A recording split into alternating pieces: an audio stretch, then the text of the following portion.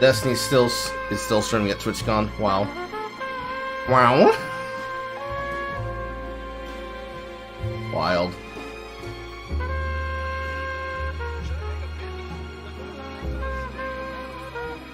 Wait, that's what they're actually Yeah, I know what you're talking about.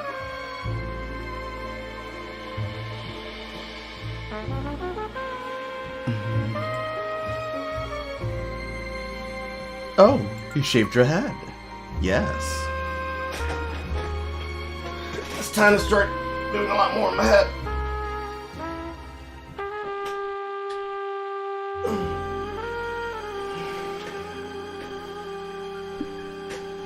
Although that's like old news as of like September 27th, but people don't pay attention a lot, so I don't blame people for not knowing already.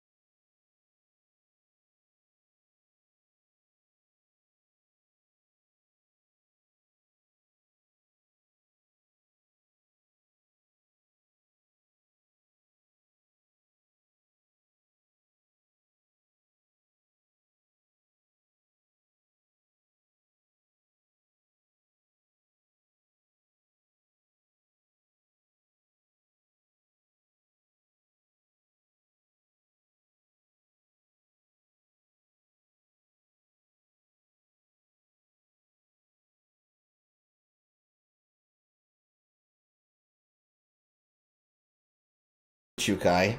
Trying to see if you can be able to get to do 2 jobs, one after another, so I'm practicing staying up for 16 hours. What a great time to do so. You can definitely learn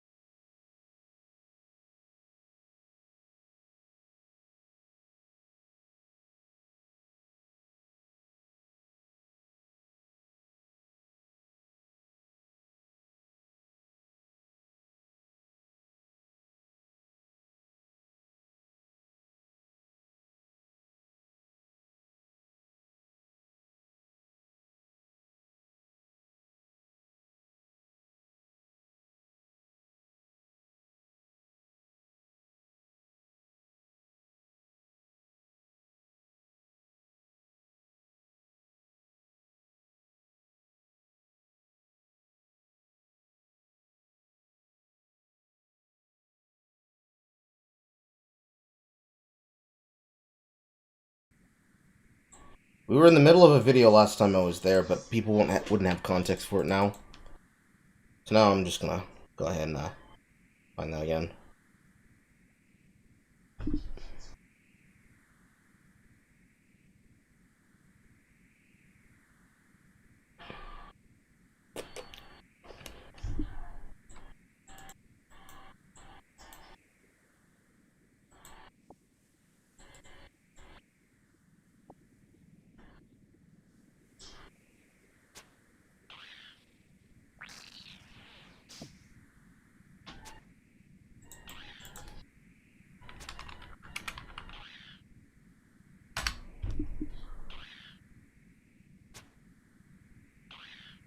There we are. Schemes, that's the methodology they use. So I would be very surprised. Like, if you're one of the people who's owed money, I would even go so far as to say you would be doing him a favor to report it to the police, because I don't really feel there's been many consequences right now. Like, as we'll get to, the people that have felt the worst consequence because of Slicker's gambling addiction are probably train wrecks and XQC. That don't make sense. Anyway, the threat of the strike. I'll just say that all due respect to Mizkif and Devin Nash, although actually I probably shouldn't say all due respect to Mizkif, given recent news that I'm probably not going to get into. But if Pokemon comes out and says she wants something on Twitch, she is going to get something on Twitch. She can leave. She can go anywhere she wants. She is one of the, most valuable assets Twitch has left in terms of people in streaming.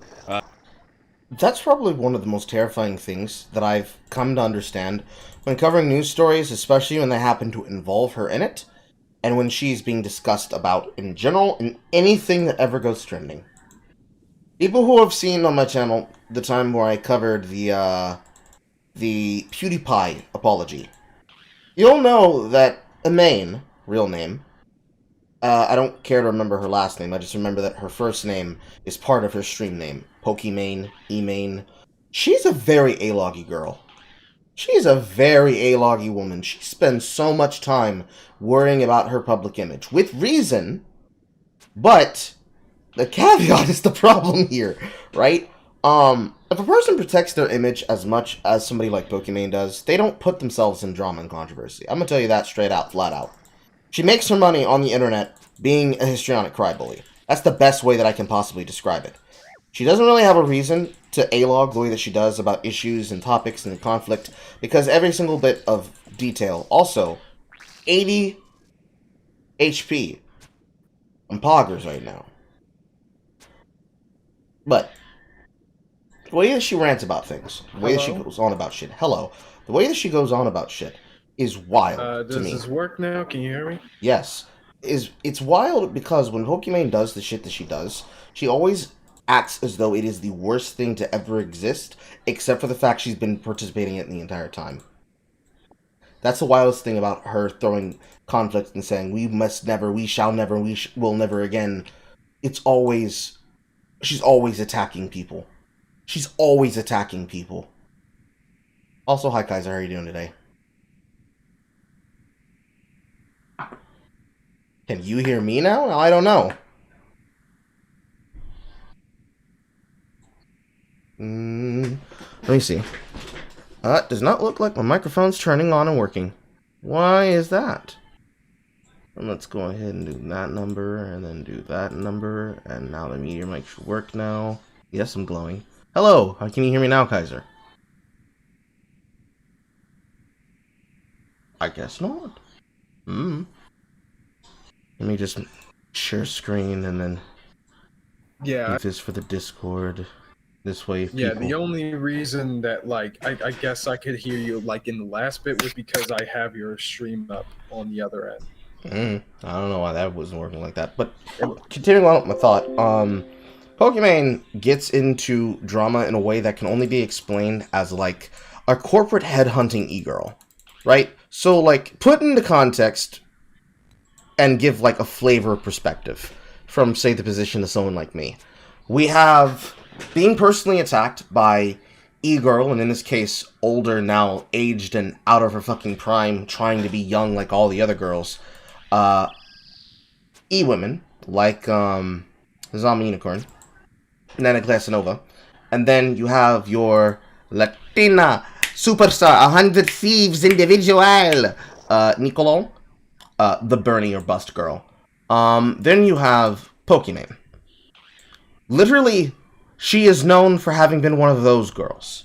And by those girls, I mean she's the kind of girl that way back when, would say the N-word. She would try to speak street.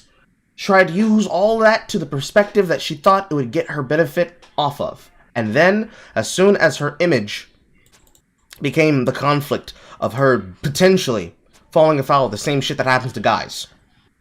The coochie privilege. That coochie privilege snapped right the fuck in. Anytime anything that could ever happen on a platform concerning men or women doing bad behavior, and not just behaving badly, but bragging about getting away with it because they're women, she somehow skirts it. Because people say, no, she could never do that. She's one of the good ones. And then smash cut into every single bad thing she ever did. Harassing a guy on stream and taunting him while trying to have a joke video removed and excoriated because she can't deal with the Pokimane fart compilation. Personally attacking It's a Gundam and trying to fuck him out of his sponsors. And succeeding. And not being given the kind of attention that was given to pretty much any guy who could have been accused doing the same thing. Why would you? Because It's a Gundam is one of the bad. I don't know really anything about It's a Gundam. So, but whether or not it would, he's a bad person. That's definitely not justified at all. It had more to do with, from her perspective, it had more to do with, here's a guy who's making money off my image, I want to personally attack him and insult him, but I can't because he's VTuber, basically. That was literally when Ben, yes, this is right when Ben gave him his new avatar that he doesn't even use now, but he still uses the iconography of it, which is even more iconic than him being on camera or having a VTube model. She gets upset about that, then starts using VTubing herself. For the clout, because this is right when Project Melody popped. This is right before the Project Melody, which I should say the group behind Project Melody, and the identifying agent that represents that project, which, by the way, guys, that's a Fed. I hope you're happy. I hope you're happy with putting another Fed up on money. Wait, I'm sorry, what? Yeah, that's a Fed. That's a honeypot. Project Melody is not a single streamer. It is a project house that is managed and incorporated by a woman-led team, with the voice actor Melody being the person that draws in the money to the project. Oh yeah, no. That I understand. Just the Fed psyop thing. Well, that's what people mean now when they say just a Fed. When I say they're supposed to be a Fed, I mean they're an actual Fed poster. They're an actual agent working on behalf of some group, or in most cases, the FBI themselves. But usually, what it really means when most people say a Fed nowadays is it's supposed to be a honeypot. It's supposed to be a trap. It's supposed to be a person that's not what they appear to be. But that's not really that shocking because we're on the internet and motherfuckers just keep misusing information. Yeah, but that was a Fed, and people allowed them to get away with this, that, and the third. That was wild.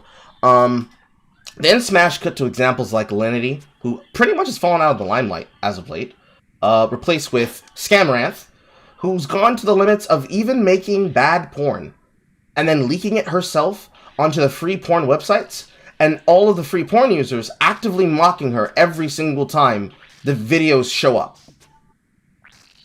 And it's wild if anybody's ever seen a screenshot of it. When I posted seeing it, Carl, you're admitting you saw porn. No, shut the fuck up.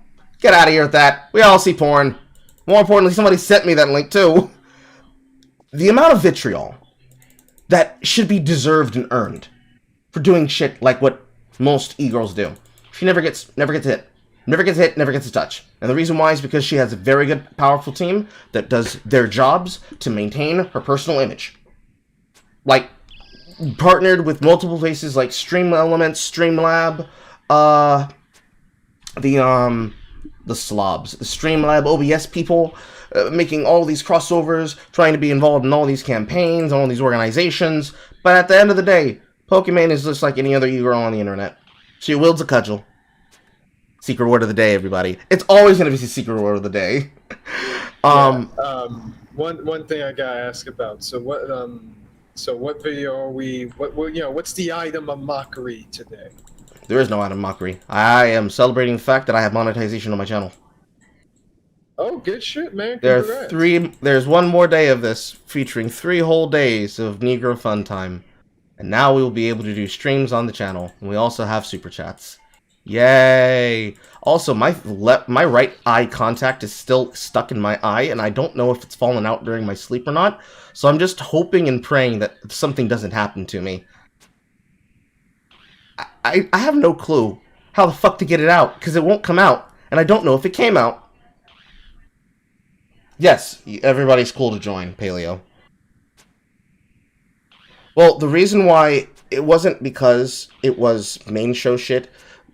So I had a discussion with Jay the other night while we were recording She-Hulk shit, because the first video that I wanted to go over from Fictional Darling was the one that she deleted off of her channel, where she doxed the guy because she didn't like his opinion. Oh, are you talking about that chick that freaking EFAP covered? Who, Yeah, like, EFAP covered it, Jay covered it. Yeah. Oh my god, that chick was insufferable because, like, okay, I know, like, I own everything I know about She-Hulk because it seemed like it wasn't worth my time. Was about like the people I trust who do see it and talk about it, right?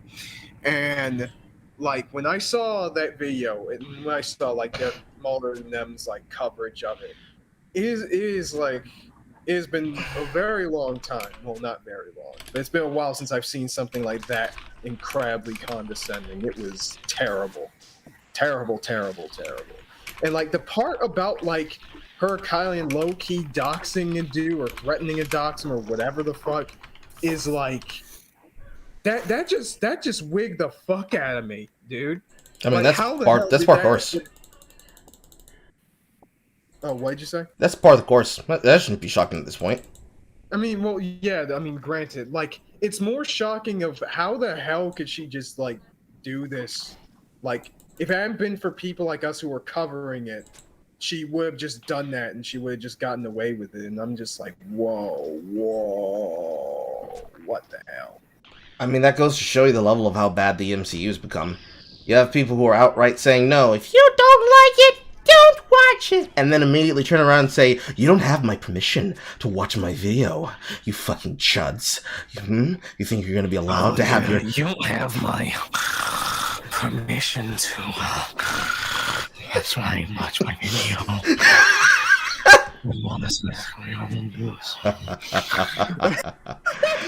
I'm sorry. I'm so sorry for that. It's like, you just come out here like, who do you think you are, coming around here with your bad opinions, huh?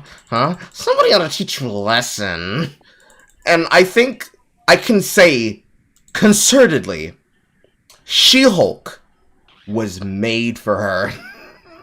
Oh, yeah, absolutely. Like, it's just the perfect cocktail of everything that would bring on these sorts of discussions. Like, I feel like at this point,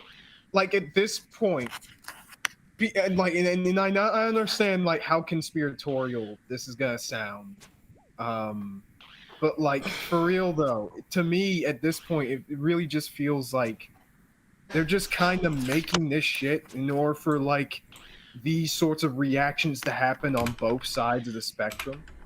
Because like what I always hate about these sorts of discussions around like these shows that like introduce like some woke elements, whether they are well written or not, is that like this I keep thinking in the back of my head that this would not have happened if what was the initial push of these properties were about what the story and characters were about, rather than the things that they know for a fact, and presenting them in a way that they know for a fact is going to be like unnecessarily polarizing. You know what I mean? Like, I feel like I don't know, in some way, shape, or form, it has to be on purpose. Like, there is nothing wrong with making shows about female empowerment or anything like that, but like when you do it like the Batwoman way, like the way Batwoman does it, for example. Did it? You forgot. Don't forget they're canceled. Yeah, they got canceled, right? Yeah. But it's like they should have expected that after the bullshit that they were already pushing with the show and the way that they were, demeaning the people that were rightfully critical about it, So it's like, I don't know, man. Just from a business perspective, it just doesn't make sense. It's one of the things that only makes sense if you consider the audience that they want to attract for the MCU now. In these, I guess, highlight recaps where I'm watching the show with Jay, because Jay's doing her own, and I have my own as well, where I'm watching it with her, because she'll probably have seen it before I did. I haven't seen any of the new ones now, but I know for a fact I knew exactly where the plot was going to go, because if I could have a nickel every single time that internet forum stand-ins for 4chaners were used with, and this was the part that fucked me up when I saw it, the Reddit-style forum board posting strategy, and they were used as the plot point for new media villains, I would have over 50 nickels. But it would be weird that I'd have 3 shiny new ones directly from Law & Order SVU. What was the other one? What was the other one where they used incels as a villain? Not the Joker. They said that would cause incel villains. Which it didn't. Frozen 2 did. They just leveled up. Yeah, they leveled up. Oh my god, I fucking hate it. The fact that any syndicated show used that line unironically. Like yeah, it's like a tense one-liner. It's just like the stinger for the next part of the episode. It's like they just leveled up. Oh my god. I have now realized that gaming is not a place for women. Based. I find it ironic the way that they chose to make it. I'm playing around with my category settings to make sure these are correct. Yeah. So these should just need to be synced now. Except for this one. I find it weird that they keep reaching for that. It's bizarre because the first problem is like, okay, so incels are the villain. That's weird. That's super weird and doesn't make sense.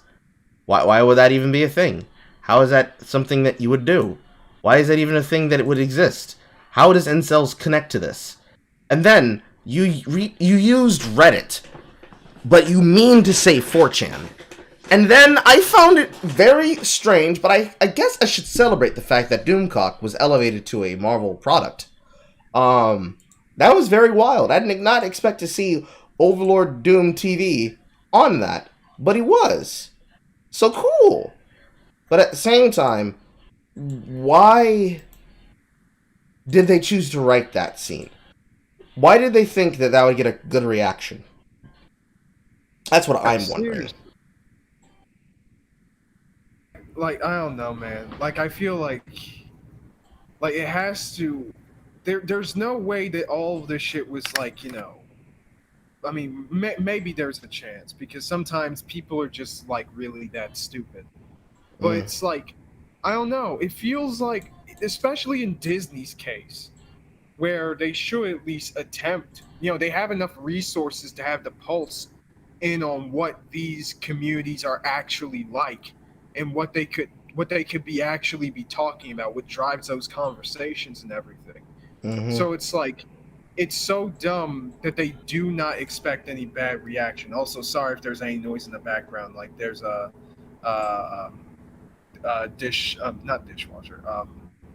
It's why I'm muting myself also because I've got a train track outside my window and it's far too hot to be closing it.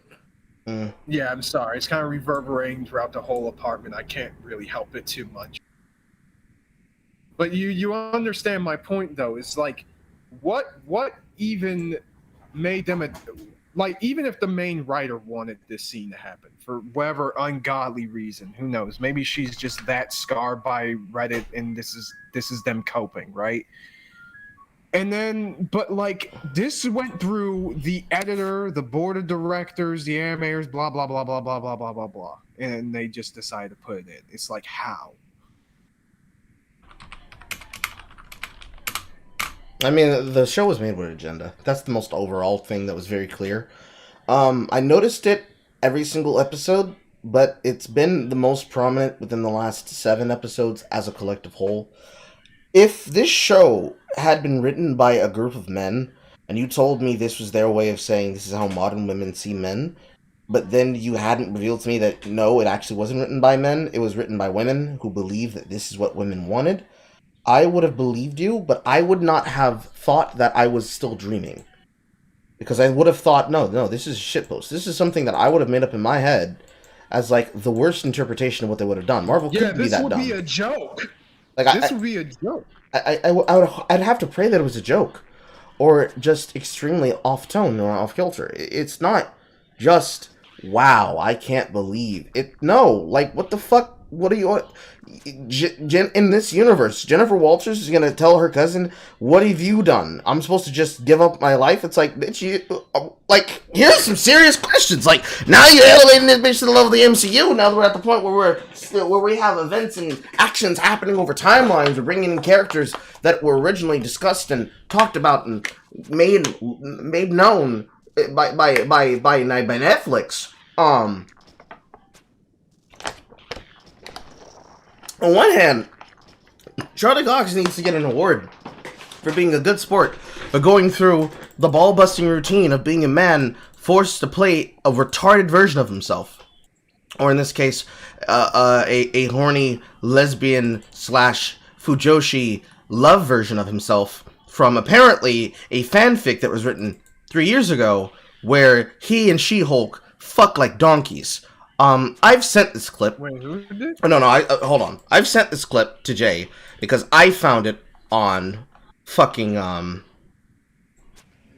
fucking internet. But, I was thought you were going to say a website of culture there. I was like, oh, Christ. no. Oh. Shit, that is not the one.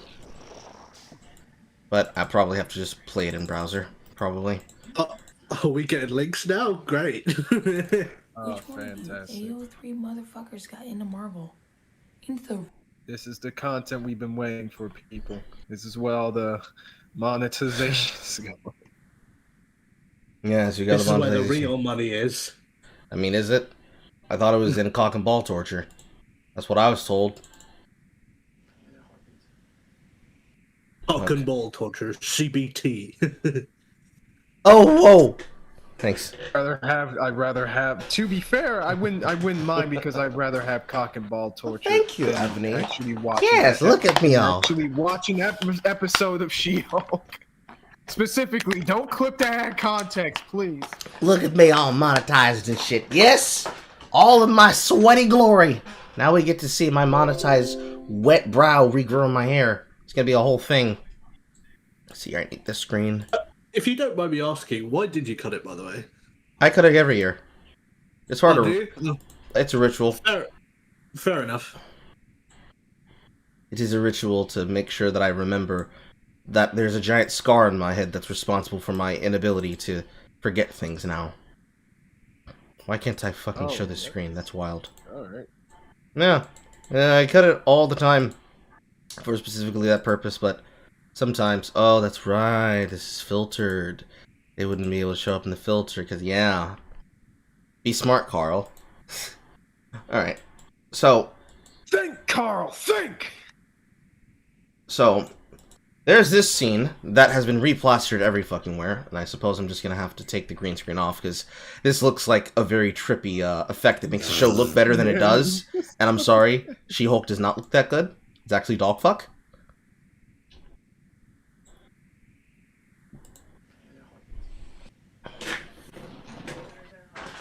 I've been getting a huge influx of friggin' Lord of the Rings memes on my timeline, and it's making me exceedingly happy.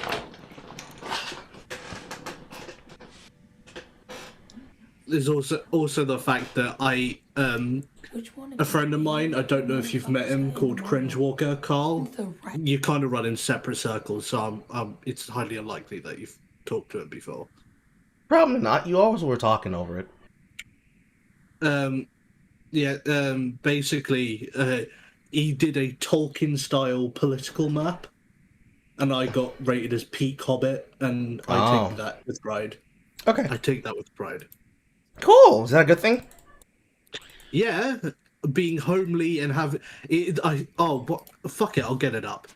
Sorry if I've interrupted something. Feel free to continue while I look for this shit.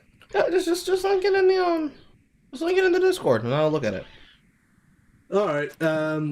Yeah. So basically, he took a bunch of like people from Polititube who he happens to personally know, and he put them on a Tolkien-style political compass map.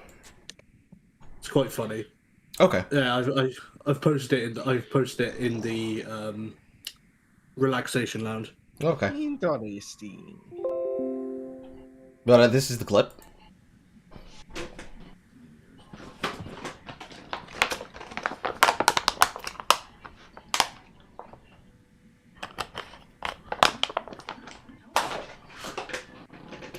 Which one of you AO3 motherfuckers got into Marvel?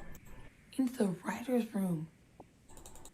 I've read that scene at least 3 separate times in 3 separate Daredevil fanfictions. One of y'all got through. And you put it on my screen, God bless. So, people who don't know what AO3 is.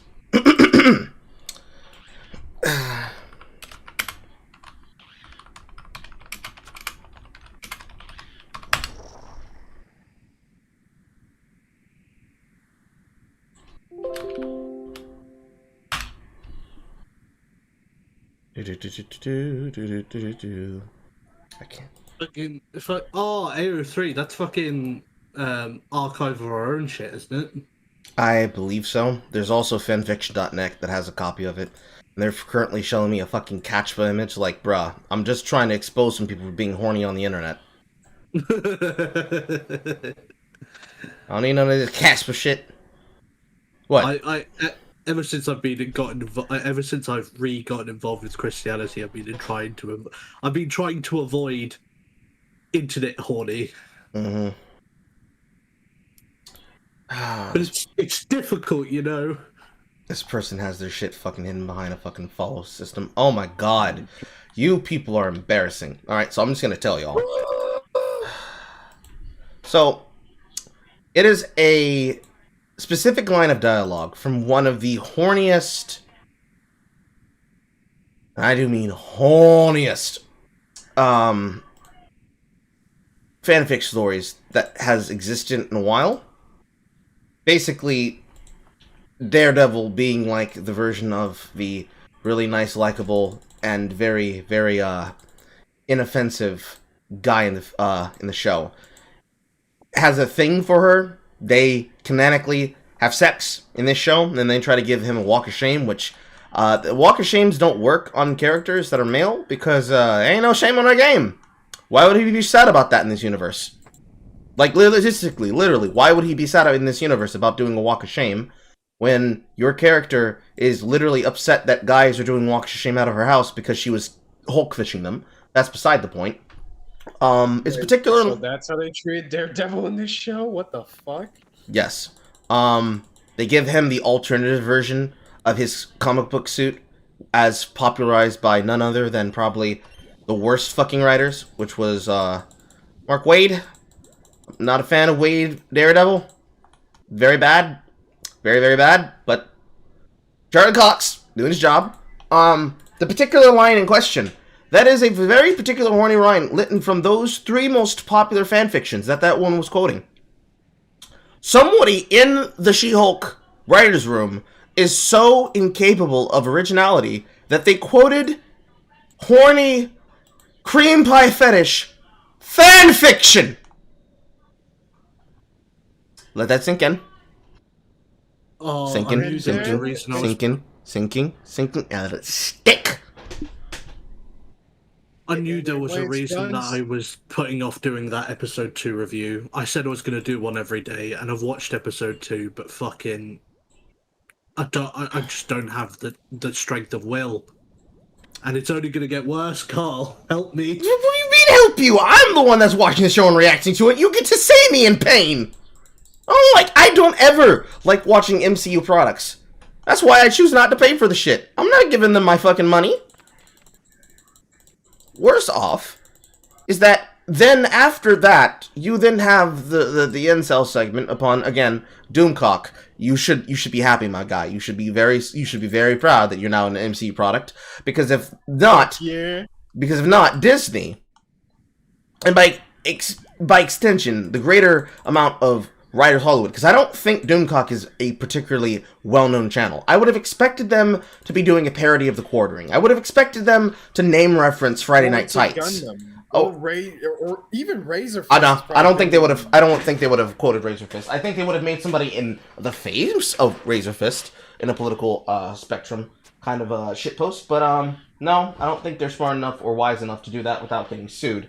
But if that's not just you coming up with one of the worst ways to say, oh, look, it's a group of people who are dedicated to worshiping the Hulk. They don't think that she deserves to have his powers because look what she does with them. That doesn't make sense. That doesn't make sense at all. Not for a villain plot.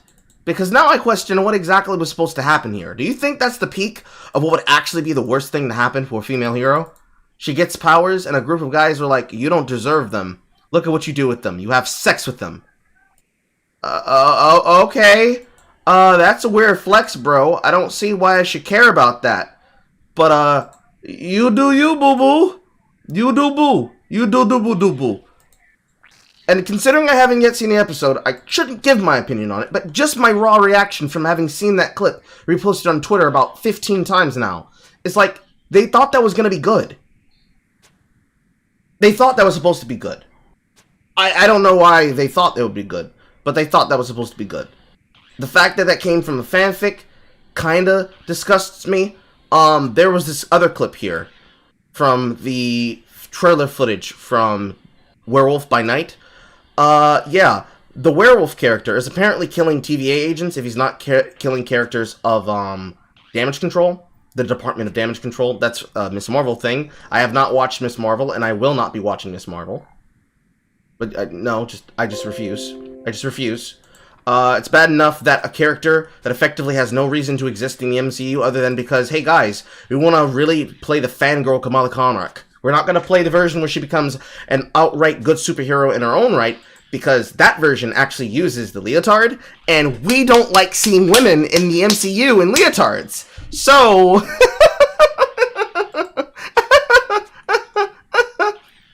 yeah, no.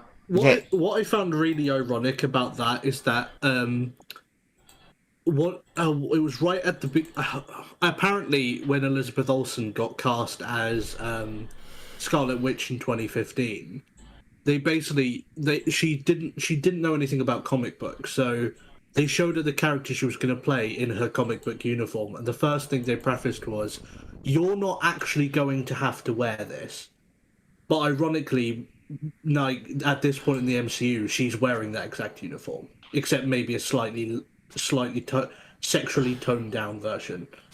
But they are currently made to wear that version as a homage in the show. So it's okay that she gets to have a different uniform because it's a practical. Thank you, Redditor that lives in the back of my head as a straw man. That's a great addition for you to call out. That is also part of the reason why it was such a fucking sin to see them do that. Because what the fuck is the point of you making an all-new version of her suit? We did not like the Bryan Singer X-Menification. So why are you making people experience it again? That was dumb. That's probably the worst thing that came out of that, other than you failing the Dark Phoenix saga twice. Oh, let's not get into that. We should never get into that. Those films should die in the water, and you should reboot again and find better actors. And because you guys have done Days of Future Past, you're gonna have to give the older actors a paycheck, because what else are you gonna have fucking Stewart for, Okay, you guys already ruined Star Trek. Go back to animation. I'm sorry, I'm fucking Star Trek ended in 2003 for me. Mm-hmm. Or was it 2004? I don't know when Genesis was or First Contact, but yes. Well, early 2000s. It ended in the early 2000s for me. And that's not even mentioning the fact you guys are then going to ransack the carcass and corpse of the old X-Men show, bringing it back as X-Men 97. The entire point of that show is that it was made in its time. It's like you trying to tell me I should enjoy other versions of X-Men, but I should also write out the memory of X-Men Evolution from my brain. I'm sorry. Rogue is too fine. I can't do it. I'm sorry. She's stuck in there. She's stuck in there. Was this the comic that they did, or is this a show? No, this was the animated television show. All right. Well, they've done a comic called X-Men 92, which is basically the same concept, but they're basically taking the 90s lineup of the comic, and they're basically like, basically it's meant to take place during the same period, but they're basically modernizing that era of the X-Men. That's not that shocking. In a way, which on its own, principally speaking, would be an interesting idea to do if it wasn't current Marvel. I mean, take a look at it. Look at the past. It's never coming back. It's theirs now. More importantly, all in all, She-Hulk is bad. Wait for my videos on it. They will be good. One of these men here is one of the editors on them. You're gonna like his style. And trust me, you're gonna cringe the way I feel. Anyways. Shit, I can't wait. Large. Technically, 1 and 2 of them are already done. I was waiting on the 3rd one to be finished. Are they all? Is all the editing done on it? Is it good for release? I'm not doing episode 3. I did episode. Oh no, 2. the episode 2 is that good for release? Is that the final product as is? That's the final. As long as you're cool with it, that's the final version. Okay. Did you have a thumbnail already made for it? I did not. I didn't realize that was part of the project, but I can have one made. Oh no, I'm just asking. I'm just asking. Did you want to make one? I can, but I just need to confer with Oyster that whether he wants to do it consistently or not. Yeah. Because I know you don't particularly care about consistency between editors, but it's always nice to check. Well, I figured that you guys would care about the thumbnail since it's going to be one of the first things people see and then hear. Well, yeah, I would care about it, but ultimately it's your channel, your video, so that's why I didn't assume. This is part of you guys'. This is part of your rights. I'm just making sure that your rights are affirmed. Here on SinglePlayerCarl's channel, we have channel editor affirming rights. I try to give them as much leniency and as much understanding to problems and issues as possible, and I pay them. Sometimes lacking because Carl has been out of a job for a bit and was hoping for things to get better, but they weren't, so I had to take a job, and that's a whole thing right now. But I try to pay them better than a fucking communist, everybody. It does, and I this is why I genuinely enjoy being his editor. It's actually one of the more enjoyable aspects of content creation is being someone else's editor, because I never actually know what I'm going to work on unless I'm given a project. If it's just in between projects, then I can just work on any old shit, and that's generally quite fun. Yeah, like the Neurality series, oh, yeah. which is ended now. Yes, it's ending now. Is that final version done? Oh my! All 3 videos have went out. Okay, I'll make sure to push those to the main channel, and they'll also be on the SinglePlayerCarl live channel. Yes, the videos that brought me to this channel in the first place. I have you to thank for that. Thank you. What, the Neuralities videos? Yes. Oh, sweet. Yeah, honestly, I know I probably talked a shit ton about this first couple times I was here, but I don't know, I just really needed to state what an interesting experience, the Neuralities saga was when like the 3 videos that everybody complained about came out. It was an interesting time. Not always a good time, but an interesting time nonetheless. Because, like, I don't know. I mean, the best way to describe it, to save you words, is like, morality is what people like fictional darling become. Deadass. That's what they become. They start out as women-loving women sapphics that just want to watch their wonderful lesbian anime porn and then listen and watch all of their lesbian products. But then, men, not men's opinions, not the tropes that are normalized by things that were made by women and men, not Japan, not Japanese, not weeaboos, men, and their desires and their wants, the fact that they usually pay the most money, just gets in there and just fucks with all their shit. And they gotta tell you, they're gonna let you know, come on, the way that I see things is right, you're wrong. And then they get entitled, and then they get angry, and then they get tired of seeing your comments, because there's never enough praise. No matter how much praise they get, there will never be enough praise to blank out the fact that men disliked their opinion, and they can't just silence them on the internet. So they think to themselves, well, what am I gonna do about that? And then the sick idea in their head pops in, and they're like, I'm gonna cancel them. I'm gonna cancel them. I'm gonna say that they're a fucking weirdo. And then they become fictional darling. They become consumers. It's sort of sorry. No, I was literally just gonna say these are the types of people who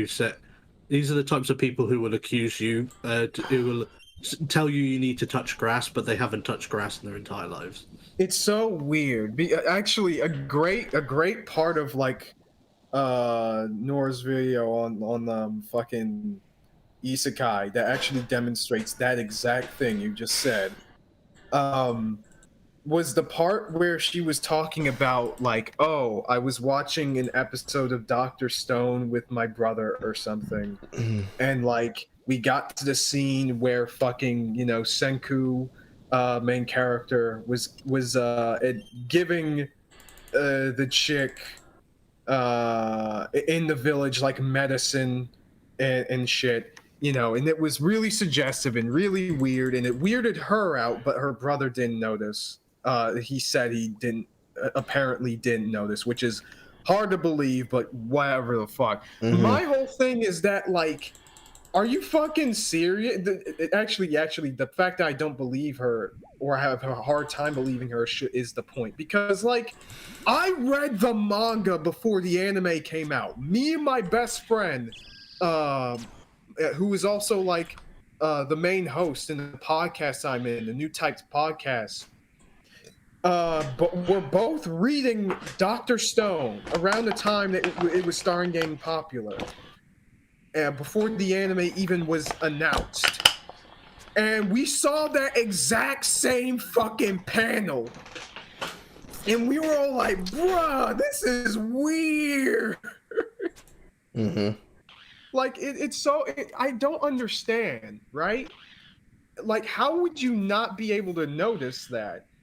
And it just makes me think that it's a lot of, and this, Nora's part of the reason why I'm just so tired of watching, because every other time, a lot of the things that Nora says isn't new, right? Her complaining about how women are treated in anime and all this other stuff, it's nothing new that we haven't heard before, whether they are backed by any sort of like actual evidence or not. It's fucking whatever. But I've gotten so tired of it. Like recently, I think in the past couple weeks, there's been like this video, I believe, of somebody, like I think the thumbnail was like "anime hates women" or something like that. Mm-hmm. And I'm just like, dude, I am so sick and tired of everybody. Like, I haven't even watched it, but I can already tell just from looking at it, that's just going to be the same tired points about the same shit. Number one, it's not about anime in general. More than likely, they're complaining about the fucking 7 shonen anime they watched, and they projected that shit onto the entire medium without knowing a single goddamn thing about it. Number 2, they ignore all the seinen shit that have little to no fan service. And number 3, like, they don't go any deeper into the topic. It's just baby's first complaints about this stuff. And I'm just like, bro, for once, I want anybody to have some kind of I don't know, maybe maybe not everybody needs to do this, but some kind of documented, like not even like trying to shit on the concept of fan service in anime, but understand, like trying to understand where that shit comes from, why it is manifested in this way, and how it relates to weeb culture. Like that's something that we need, because that's a conversation nobody wants to fucking have. Well, can you blame them? They only ever watch things in Crunchyroll, and they were told by Funimation staff that this is a bad thing to do. It's great for them to want to be able to do it while they're doing gag dubs for things like Dragon Ball, but that's them, and you're you. Well, and you wouldn't dare cross Christopher Savat and Monica Jean Rial, would you? Oh yeah, there's no way you should do that. Just ignore the fact that they're fucking making a season 2 of Panty and Stocking of all fucking things. And God. And just remember, everybody, not only are they covering up for the current allegations that are not allegations, they're dead ass real, against people like Damon Mills, please just remember, sometime back in the 1990s and 2000, she was stir up in the spread eagle position underneath Victor Joseph Winona, and she said to herself, one of these days, I'm doing the back thrusting to emulate how she was getting plowed. One of these days, Vic, your ass is mine. My name will be on the top of the Escaflown DVD. My name! My name! My name! And also, recency bias is probably the #1 poison that is responsible for so much shit that has to do with almost every single fucking thing inside of all of the common talking points. It's so fucking common that it can be seen even in shows that themselves would have source material that they can reference, but they don't reference because they're fucking stupid. Any person who was looking at my Twitter account when Futopia, which is basically a continuation season of Kamen Rider Double, that's Kamen Rider Double, Masked Rider Double. My best friend just finished that. Yeah, he says it's good. A bunch of people started talking shit, saying, well, this shit was always going to come out, and it's like, listen, you can't just jump into Futopia and say, well, this is a new thing, we've never seen this before. I've seen Kamen Rider before. Any person who knows anime also has seen this, because there's no way that you would have not seen these things, and at least not heard the name Kenshiro Ishiro Mori. There's no way you wouldn't have not heard about it. And if you did, that's weird! How did you miss that side of Weedom? But that's cool. To give you a basic rundown, it's a series that went off the air with its TV final version. Full-run TV show, and a bunch of movies, bunch of spin-off, video game media, the normal Japanese shit. It's a Toei product. The thing is that the manga of Futopia is from what we call the SIC Spirits arcs of manga books. Basically, you take... actually, no, not even basically. Any person who has heard of Boom Comics and Power Rangers, that, but Kamen Rider. You take the serialized version of the character popularized in the show, and you do shit with it. You're able to make them do things and have further adventures in their time. You don't just cover the period of which the show covers. You're actually able to do original shit, like what was originally done with the Kyle Higgins Shattered Dimensions Lord Draken arc for Evil Tommy.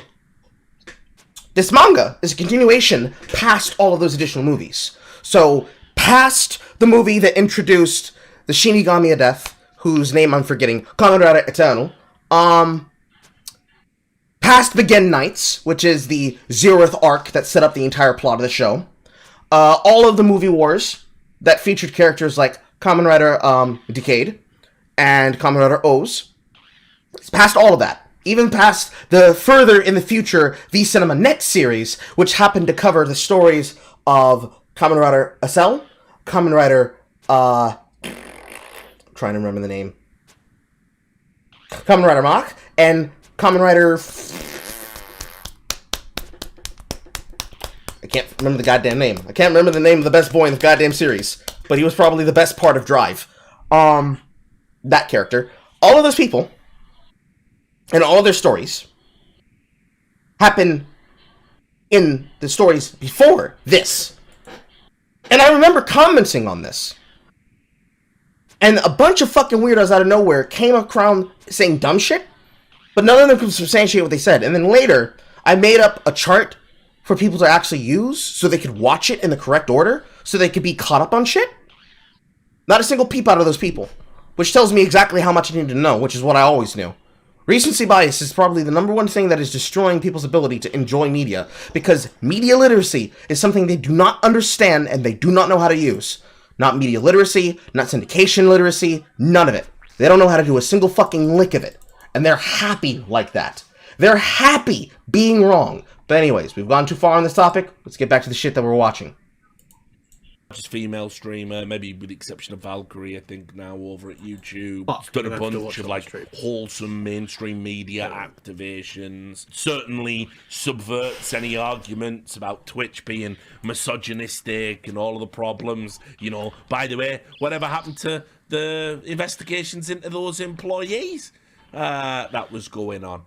Interesting. Yeah, anybody who remembers, you remember that this was something that not only I covered, but also Gundam covered. The good old Hassan, not Hassan Piker, although the only reason why he cares about women is because he has sex with them. Unironically, don't look up the brothel story. I'm just gonna warn you, don't look up the brothel story. You will be disgusted. You'll be disgusted. Okay. You know fine well that you're only fine well that you're only invoking the Streisand effect there. I mean, if they look, see, I'm not like Poe. I'm not gonna trick you into looking. I'm gonna tell you, there's some crazy shit that you're about to click on this link. It's up to you if you want to see it, but your curiosity gets the better of y'all. So that's not my problem. That's not my fault. Good thing I'm not Poe that gets- curious. Poe fucking gets off on tricking people. Yes, he does. Horrible shit. Yes, he does. I know that our young Poe has yet to become Carl. He shouldn't become Carl. This Carl sucks. The worst thing I think I've ever seen him think was it's the video that he's posted several times of the white woman getting he's like, she's clearly about to get railed by two black dudes. Yeah, And the two black dudes, they basically start messing with her kids, and she does nothing to prevent it. Wait, what the fuck? Yeah, it's two guys that go into a room while her kids are sleeping while they were just about to fuck in the other room. And they go in and they fuck around with the kids and basically wake one of them up, or if not both of them up, saying, "Oh yeah, we fucking around. We in your mama's house. We in your mama's house." Probably the most disrespectful niddritry things. I can't say actually, no, I can say that word. I'm on YouTube, but I'm not going to say that word for respect for members of our audience like Ebony. Although technically, I'm not giving her what she wants, but I know that if I say the word right now, there's gonna be one of these haters that's watching the stream. Hi, haters! Hi, haters. Wave to the haters, everyone! These bitch motherfuckers think that they safe, but they're not. Your mom gay. If I say it, I know they're gonna try and get the stream taken down, because they're not happy that I have monetization now. And you can suck my dick! You can suck my dick. Big and wiggly. And if I say it, they'll say you're hanging around with racists. Yes. Hey, as you know, we got two black passes over here. Okay, we're good. as you know, ladies and gentlemen, it's only considered truly racist if a person who has a British accent says it, as we clearly have demonstrated from Sargon of Akkad. They can only be communists, and only ever are they allowed to do it if they then say that it was a power move, right? Unfortunately, I don't give. Yes, that is exactly what Vosh did. And I don't even have like British Caribbean a British Caribbean accent. Mine is like purely Queen's English. But regardless, it is wild that that came and went, because realistically, they also knew the same thing that most people in those situations know. It wouldn't have mattered if they had had blood for it or not. They fired one person instead of the groups of people who were responsible for it, who were taking bribes under the table, while other people claimed that people like Trainwrecks were taking bribes under the table because, look, the reason he's doing all this shit and giving money to people is because he's gambling, not because Trainwreck donated money to a person who died. You know, very smart internet sleuths and internet reporters. Totally should be respected. Totally understand what the fuck they're doing, guys. I promise. They're just like us. Anyways. That thought. Once she said she was like against it, I'm pretty sure that, along with all the negative headlines, the stuff in the press, the fact that this has been talked about time and time again, yeah, that would move the dial. I made a point about it, which I won't bring up the tweet, but the way they delivered their statement when Twitch announced they were banning gambling, which I'll show you in a minute, they didn't explain why now. They didn't explain why they'd ignored it before, didn't clarify what protection banning it was going to bring to their community. They didn't talk up about other similar tangential sponsors that they've allowed on the platform. And keep in mind, it is certainly a can of worms when the likes of Activision Blizzard and fucking EA have what European courts are increasingly calling unregulated gambling built into the fucking games, right? So, Loot boxes. Probably got a few things we need to iron out. But this is what was really strange, and that was this here. XQC said in his usual block capitals, "We are aware about the Slicker situation and the victims who were scammed out of their hard-earned money. Heartbreaking. Me and Ludwig, everyone's favourite streamer, will be trying our best to get money back to those people. This is about the victims, only them. This will take time. It's close to $300,000. So here's the thing So the first thing that's weird about that is, why the fuck would I care, Felix? It was streamers like you finessed out of money, and your audiences. Yeah, that's you. You shouldn't have fell for our confidence, Trickster. Dead ass. But when you say it's about the victims, okay, cool. Why are you announcing this? Why are you telling people that you and Ludwig are going to get people's money back? Is it because it's for press? It's because it's for press. just say On a slight side note, as a certified Britbonger, I can say with confidence, just from this guy's voice, that he's a cunt. Oh, Richard Lewis? Why? Why do you say? I don't know. He just. I don't know. It's just the accent. I associate it with a very cunty British content creators. I might be being very biased here. I will. If Go ahead. as we go into the if I go into the video, I may further rescind my claim. Well, see, I asked because he's probably one of, if he's not one of the most, in my personal opinion, the most. Him, number one, Thorin, number two, and Richard Monroe, number three. Nick Monroe, excuse me. Would you say cunt? I don't know, it just feels nasty coming out of my mouth. My American hamburger cheeseburger mouth. When you say it, you're describing an adjective. When I say it, I am saying a misogynistic slur against women. That even in the context of having the person on screen, as I say it, pointing to it, saying, listen, guy, everybody, the word I'm about to say, this word right here, refers to this person in this frame. This person right here, right here, right here. This person right here, refers to this person right here. And then even after that, there gets a frantic knocking at the door saying, FBI, open up! Okay, the fact you actually knocked over your camera made that a lot more convincing. But yes, I trust your word that he is of. I'm surprised he's a my man of desk is quality. still put together after how many times I've done that joke. Oh fuck! If I started a new world on this game, I didn't mean. Oh well, I didn't get far in the last playthrough anyway. I'm actually surprised his webcam hasn't broken eventually. I think that's the 5th time I've done that so well that it fell on the floor. I guess the bias that I'm trying to describe is the fact that every cunty British content creator I've ever heard has that accent. So again, it's just a personal bias on my part. Mm-hmm. Also, keep in mind, my headset was out that entire time, so I have no idea what you said. I said it was a. The reason why I said he sounds like a cunt is because every cunty British content creator I've ever heard has that accent. So it's a personal bias on my part. Okay. And it sort of looks a bit weird, actually, that you guys are taking it on yourself to pay the money back.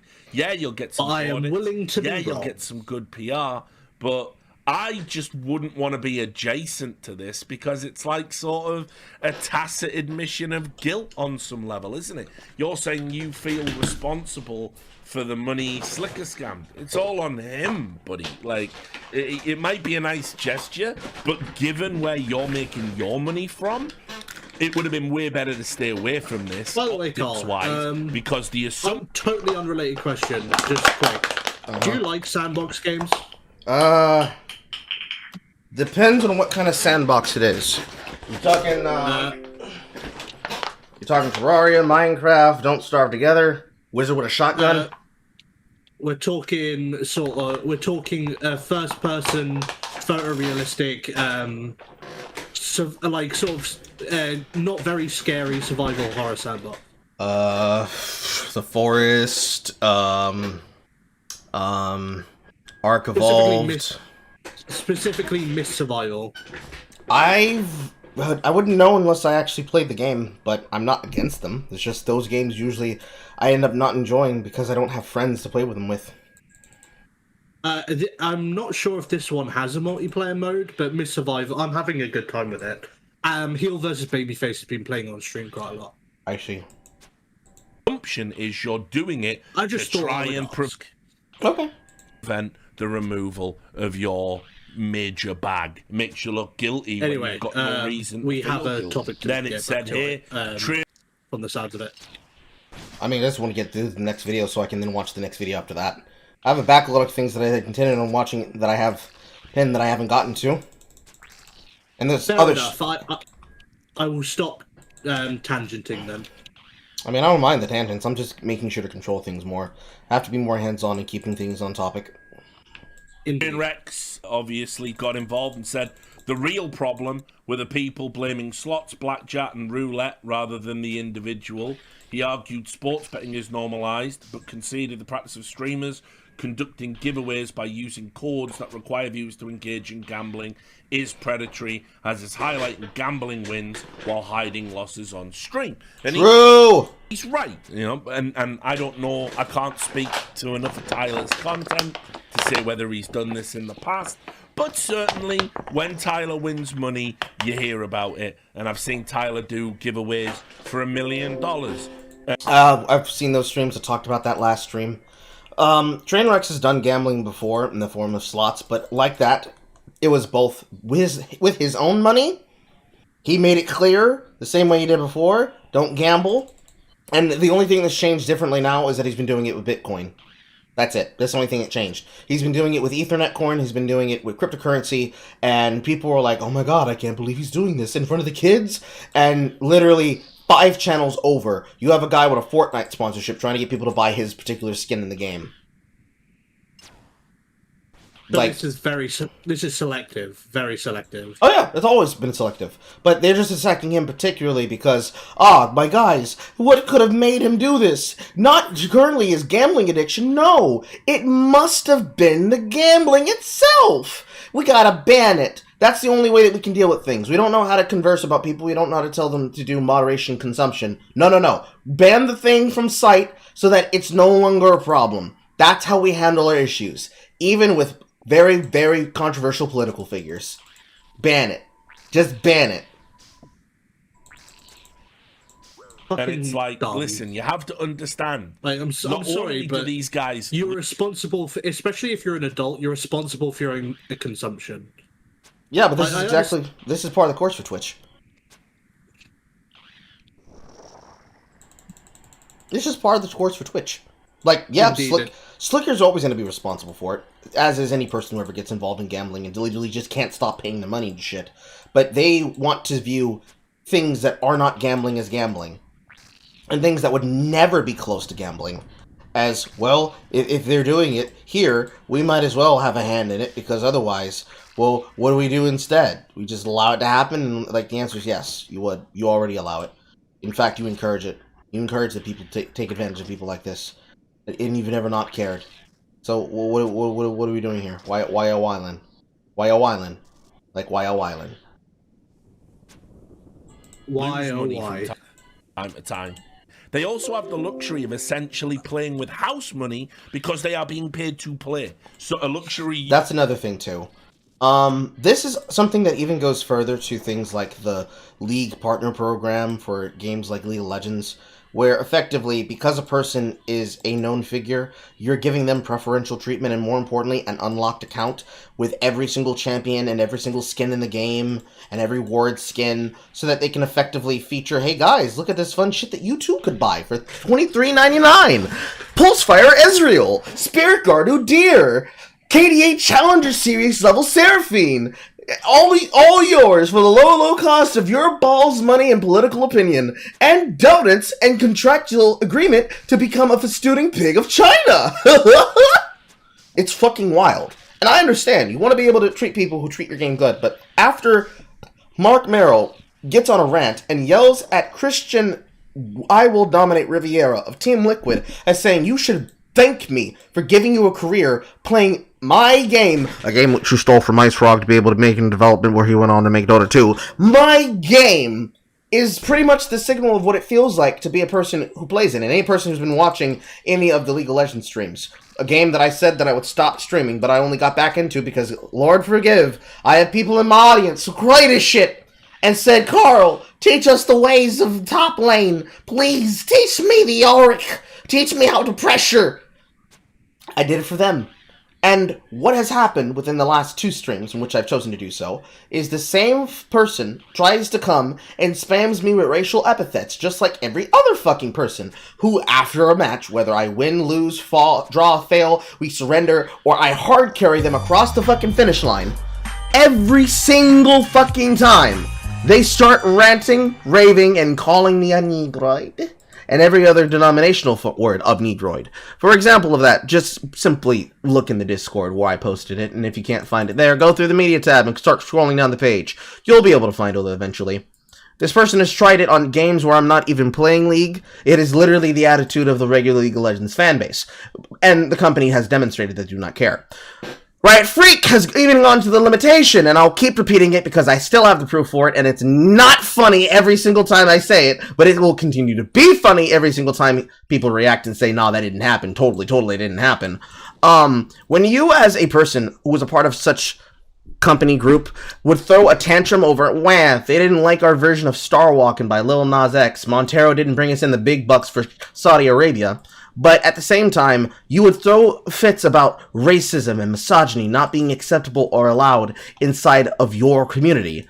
And a minority streamer of any veracity or any kind comes up and shows proof that not only was a Riot employee downplaying racism and harassment in your game and your game environment, demonstrating that your moderators for years, ever since Cut the Western shit, have been doing this kind of behavior, even to the point that they can prove verifiably, oh no, they were saying it on air, they then went to that person's contact in social media, tried to spam it across their screen, then tried to antagonize them by then trying to put verifiable takedown claims onto their account after posting the offensive footage in that person's Discord themselves, and then DMing it at them when they couldn't be able to get that to work, and then saying everybody should false flag them while being a member of a particular user's Discord of she who will not be dead named. I'm not sure that's what you want. I don't think that's a very smart move, because what it makes it look like is that it doesn't matter until you're made to care.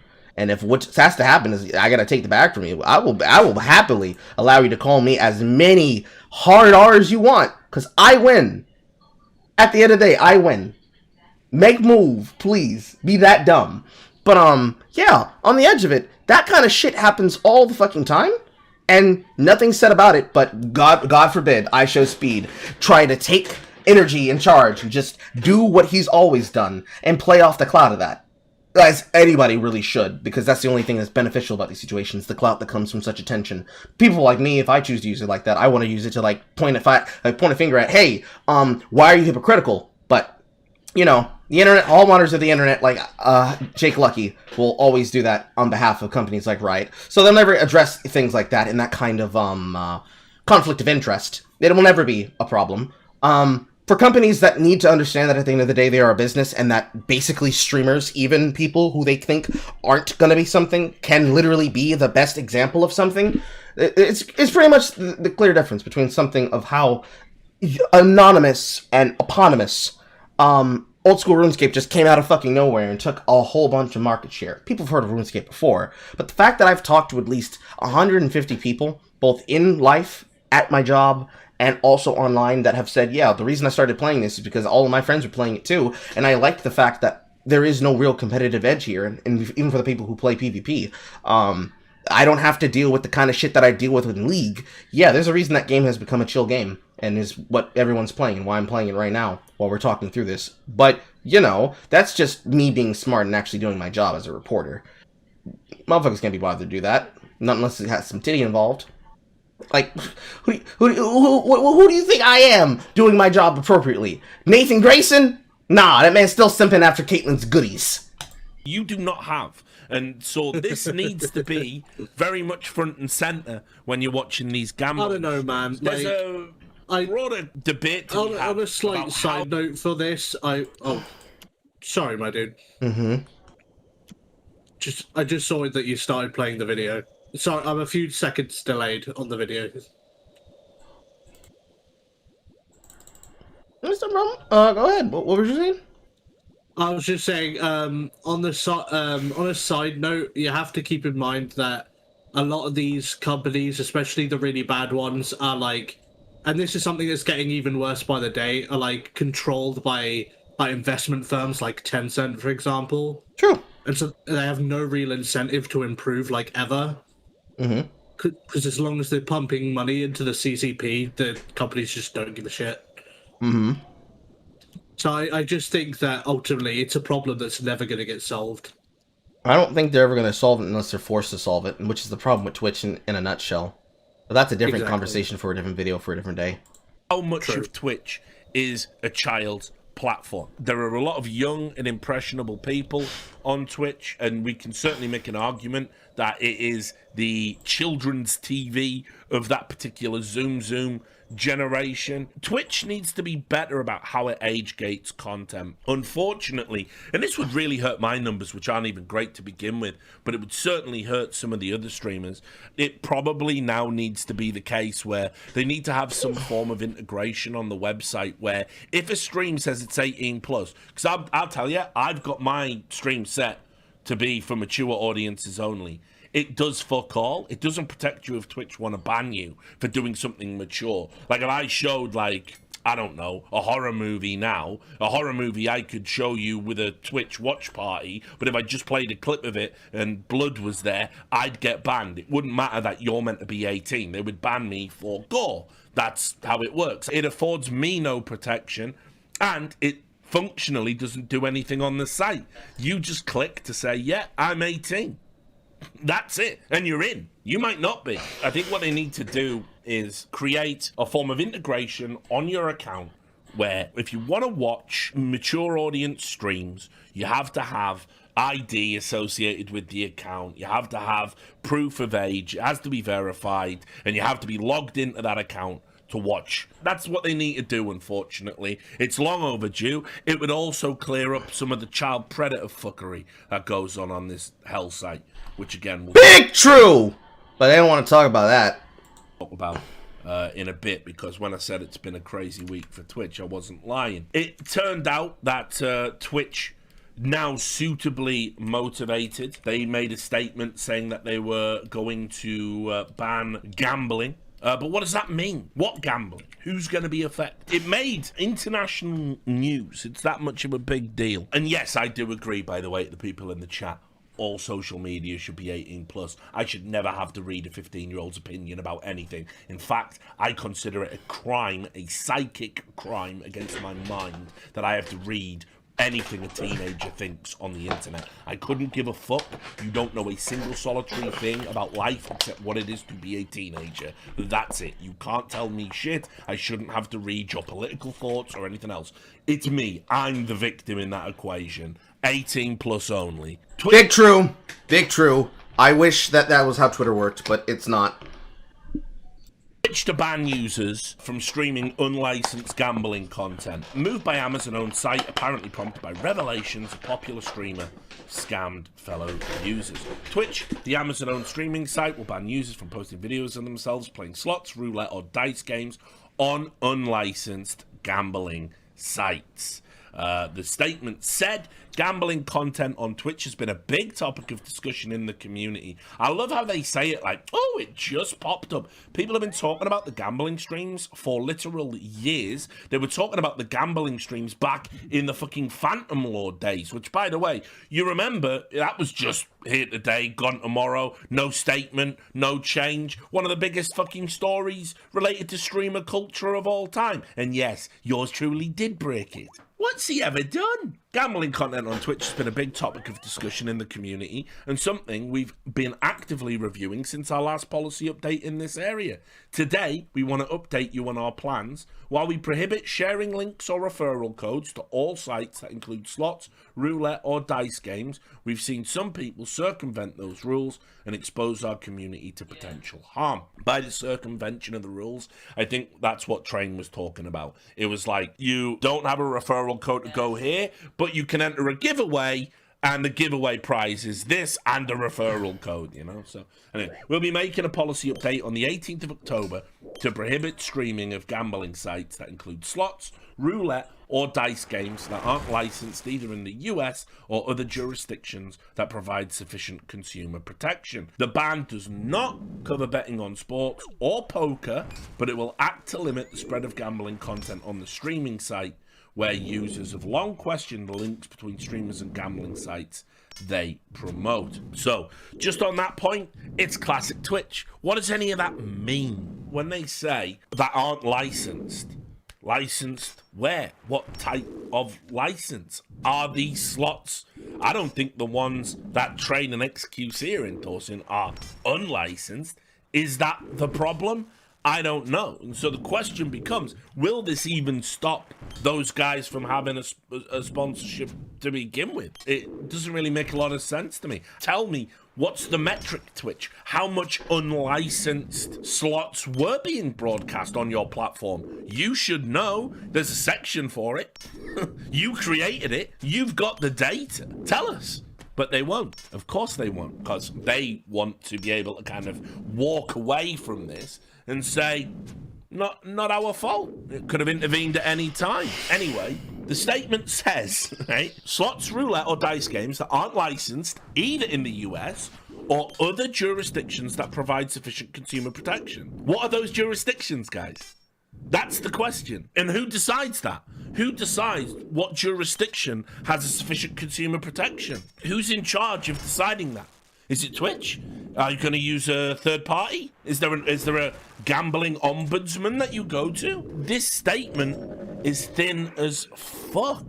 It's thin as fuck. It doesn't really mean anything. And then this other statement here that I don't know if Guardian's paraphrasing, but they will act to limit the spread of gambling content on the streaming site. What does that mean? Like, if you're creating a rule, and if you adhere to the rule, it's fine. You're saying it's fine. You're still going to allow it. Why would you limit it? In what way will it be limited? And what that sounds to me is, once again, we're going to create this vague fucking gray area so the big guys can get away with it, and Twitch can say, well, look, you know, it's all above board, and other people can't, or anyone they don't like, anybody they have a problem with. The only reason to keep rules vague is because you want to bend them. That's how that works. Big true. That's why almost every single media company that is now cut to pretty much all the people that we dislike and know are evil people on the internet all have the exact same issue. It's probably the biggest thing that was revealed when it revealed that Brianna Wu was directly responsible to some of the bullshit of rules and ideas that had been tried out on Twitter. Like, it's not a shocker. They all abuse the system because they want to rig the system in the favor of the people they want to rig it for. They want to rig it for themselves and fuck everybody else. Boofu, by us, fuck you. It's just as common as man bad, woman weak till the ends of the goddamn earth. To steal a phrase from George Carlin, it's one big club and we ain't in it. Mm-hmm. It's And then the article effectively how goes that on. works. If you're not part of the club, you get you basically get treated as a pleb. If you are part of the club, then you effectively have free reign to do whatever you want. The rules are not applied consistently, so don't even try to make logic. Don't even attempt to make logical sense with them. And please, for the love of God, if you're a content creator, Carl and I know this already. Always err on the side of caution. On to bring up FaZe. Weird that as well, wasn't it? How Twitch skated on all of the fucking casinos where people were running casinos and didn't disclose ownership and had access to the back end and didn't operate provably fair systems. Weird, isn't it? Weird how Twitch never brought up in any of that. Just got to walk away from it all. So, gambling is banned. Streamers then got upset about that in terms of the optics of the Twitch community and their top-end streamers. Man alive, everybody chose this time to just reveal that they were a piece of shit. XQC said Pokemon was only doing it for clout and cited an instance that, yeah, it's sort of a good point. He said, I'm not picking a bone with Pokey because, of course, nobody wants to pick a bone with any of the top streamers if you yourself are a top streamer. Feuds are only fun if you get content out of them. If you're risking getting deplatformed for having one, yeah, whatever. It's all fine. It's all great. Nothing but love, right? I was also surprised seeing her in her free time watch gambling from her close friend, which I don't know who he's referring to, but I'm sure people have put clips on live stream fail, and there she is, and she's watching a gambling stream, and she's fine with it, and doesn't say anything about it. And of course, because we all fucking pick and choose our battles, and we're all biased as fuck. She went so hard at the big two gamblers or whatever, while still actively watching a close friend do it, and never mentioned her name in any conversation about gambling ever. I think that's genuinely a problem. I think it's a bad look, that's all. I don't know what to tell you about it. So, anyway, meltdowns start happening. For some reason, all of the Twitch streamers just turned on each other. I don't even know if it's just the Slicker thing that lit the torch paper, but man, it just went fucking crazy. People were leaking DMs. Ice Poseidon came out, whoever the fuck he's been, and leaked some DMs. There was like fucking racist DMs, homophobic DMs. Basically, streamers, you know, they're not original thinkers a lot of the time. They just do what's popular. And it seems that what is popular right now is ratting out everyone else. Because here's what I don't get. They all go to these things with each other, and they all enable each other, and they all pretend to like each other. And they all talk to each other privately and pretend they're friends. Now, just, again, I don't want to, like, ruin the illusion, but we're all old enough around these parts to know what's going on, right? Also, keep in mind, ladies and gentlemen, Carl would never do that to you. All the situations that I've been involved in where people have told me that I had the greatest chance, the greatest opportunity to take advantage of people, and I actively did not. I don't know why people keep saying this lie. I mean, I know why, but come on.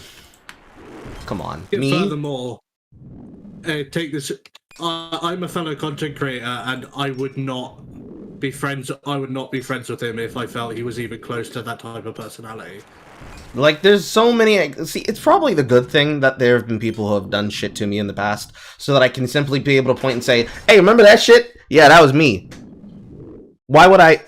Are you stupid? Get out of here! It's the best thing ever, because you can't say, oh, literally, who is that? It's like, okay, let me take 5 seconds to go on to Kiwi Farms. Oh, look at that. My name is right up there next to fucking Ian Miles Strong.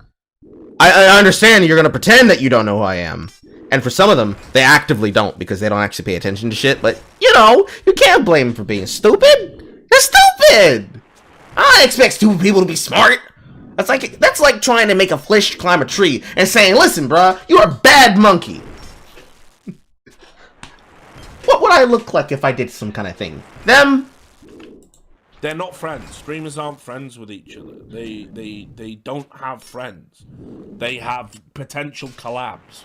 That's how they think. That's how they all think. Their friendships are so tenuous. It's all predicated on what they can get out of it in a moment. But they go to these events with each other, and they do meetups, and they do live streams, and they all enable each other. They all get drunk, and they all go to parties. And again, these people are living like Z-list celebrities all getting hopped up on fucking coke and goofballs and fucking going to events and getting unbelievably drunk and having very inappropriate behaviors and just all doing it, and they're all living like it's fucking Hollywood for morons. And Party drugs, goofballs, hard liquor, mixing hard liquors that they should never do, girls going in the bathrooms and ending up seeing one streamer giving another streamer a blowjob. What else? Several times where a woman has found herself in a baby trap with another streamer because she got pregnant from one of these parties and couldn't figure out who the dad was because she's hooked up with so many guys that night. The majority of them from the Zoe Burger Host Squad days, specifically only being involved in things because it would bring them good controversy, good clout, and things to talk about and do with other people.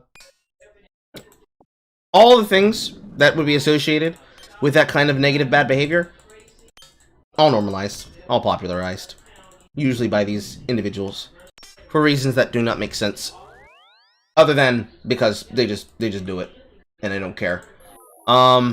Shit that end up coming to my ears, ironically enough, things that would come to my ears, and that when I repeat these words that I saw and I witnessed, people saying, "Where did you hear that at?" And when I tell them, they're like, "No, you're lying to me. That couldn't have possibly happened." And then when they find out, it's like, "Oh my god, I couldn't believe it." And it's like, "But you called me a liar, though." But that's cool. That's okay. Shit like that's normal. Shit like that's normal, and it'll continue being normal.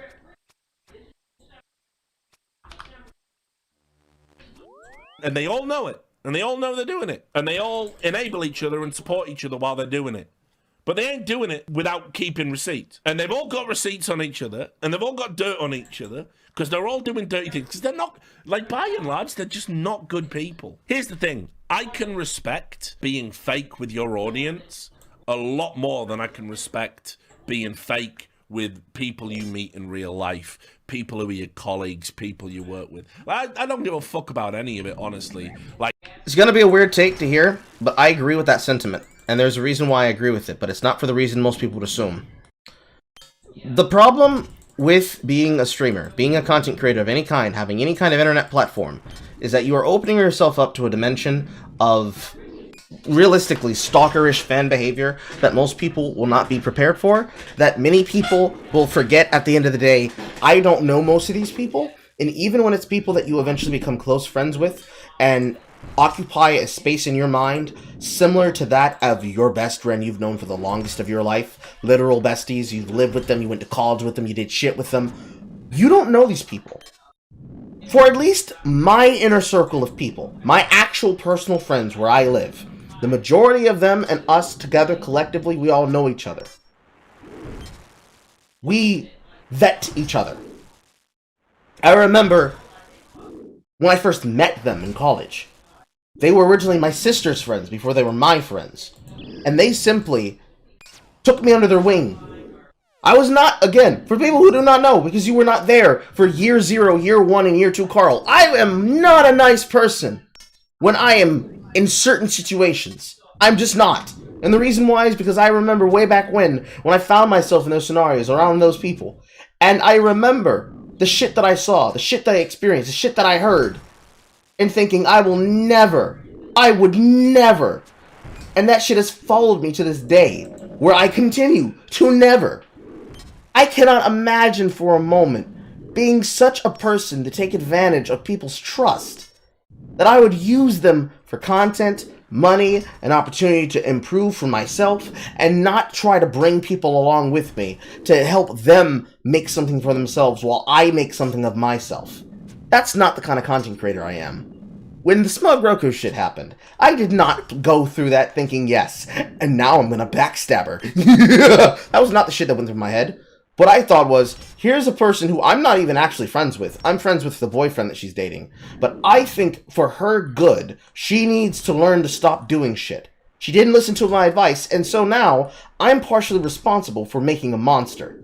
I will not let that be on my conscience, nor will I allow them to use what I've taught them for evil. So I destroyed it. it being them in their career. And then they did the exact same thing that was basically allowed to by people like Kevils, which was trying to get rid of Kiwi Farms, which inadvertently, because it was now less accessible, and the person who originally made the one and only video doing a full rundown of everything, new content on that coming soon, it meant that they were able to get away scot-free. Shit like that, I'm not like that. I don't do shit like this. I'm not interested in that. It's cringe. I don't do cringe shit. I play video games and obsess over anime women on the internet. That's enough for me. Like, being a popular streamer is like, it is a popularity contest. You are a child's entertainer. So you have to come out and you have to say to your audience, yeah, I love you. I love the community we've built. God, it's such a great community. I love all the community. You have to play the video game, pretend you're frightened. You have to be there 8 hours every day, questioning your sanity and thinking, is this any better than working a cubicle job? Oh yeah, of course it is, because of the money. And you do it and you just live the fucking lie and you live the bullshit. And eventually you have fuck you money in the bank. That's the thought process. Fuck you money in the bank you've paid. Big true. That's another thing about this. When I mention people like Pokimane, the reason I would harp on somebody like her as much as I could and do is because the amount of money that they have saved away is obscene. A lot of you would think, oh, well, of course, they're just helping. No. Multi-millionaires. Multi-millionaires. These people are multi-million. Some of them getting close to becoming multi-billionaires. Multi-millionaires. Amaranth's buying a gas station to reinvest her prices because she figured, I should copy Couche-Tard. Those of you who don't live in Canada, that is the Circle K gas stations here in America. Trying to get on a deal with ExxonMobil. Trying to get into oil. She's going the way of a true Saudi princess. Pokimane making a media empire alongside people like Devin Nash. And granted, Devin Nash is one of the good ones. Unironically so. He is one of the good ones. But at the same time, he still does business and represents people like Amaranth. People like Ludwig. People like XQC. All of these big names. Pick a name out of the top of your hat, of the top 100 if you happen to be a Twitch user. And if you happen to be a YouTube streamer, and you know of YouTube streamers, throw up names like iShowSpeed in there as well. Don't put up Destiny, though. That's a girl's name. But put all those names up on the list. Take a guess. Just based on what we had from the original leaks that came out when the information was leaked to us. Take a random guess of what you think that number is in your head. And I can promise you, that number is a much higher than you probably thought it was. That's just what they make on Twitch. That doesn't show the sponsorship deals. It doesn't show the ad deals. It doesn't show any of the shit that you should actually be concerned with. And they're never going to show you that shit if they can fucking help it. That's why they threw such a giant tantrum when they did. Because they did not want people to know how much money they make off of you giving them money. They wanted it to be nice, pure, and simple. You stay stupid, you never ask where the money is, and say, oh my god, my favorite streamer said this, and they're in a video made by Howie. So if you know they're in a music video about shit like Caterino, you know they're one of the good ones. They would never betray us. No, never. Yes, they would. And they do. And they did. And they do it every day. And they do it a heartbeat, and they do it again. Because it's better to be relevant than to be a fucking loser in their minds. And in their fucking mind, direct words from Soda Poppin', a very popular Twitch streamer. If you're not above 50 subs, if you're not above 50 viewers, 100 viewers every stream, give up on your career. You're never going to make it. You might as well give up. There's no reason for you to exist. Kill yourself now! Where's the meme? Where's the meme? Hold on. Low tier God, help me.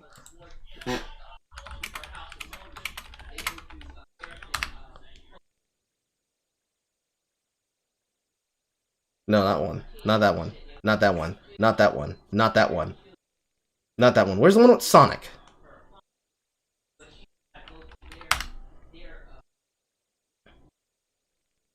That's not it. That's not it. That's not it.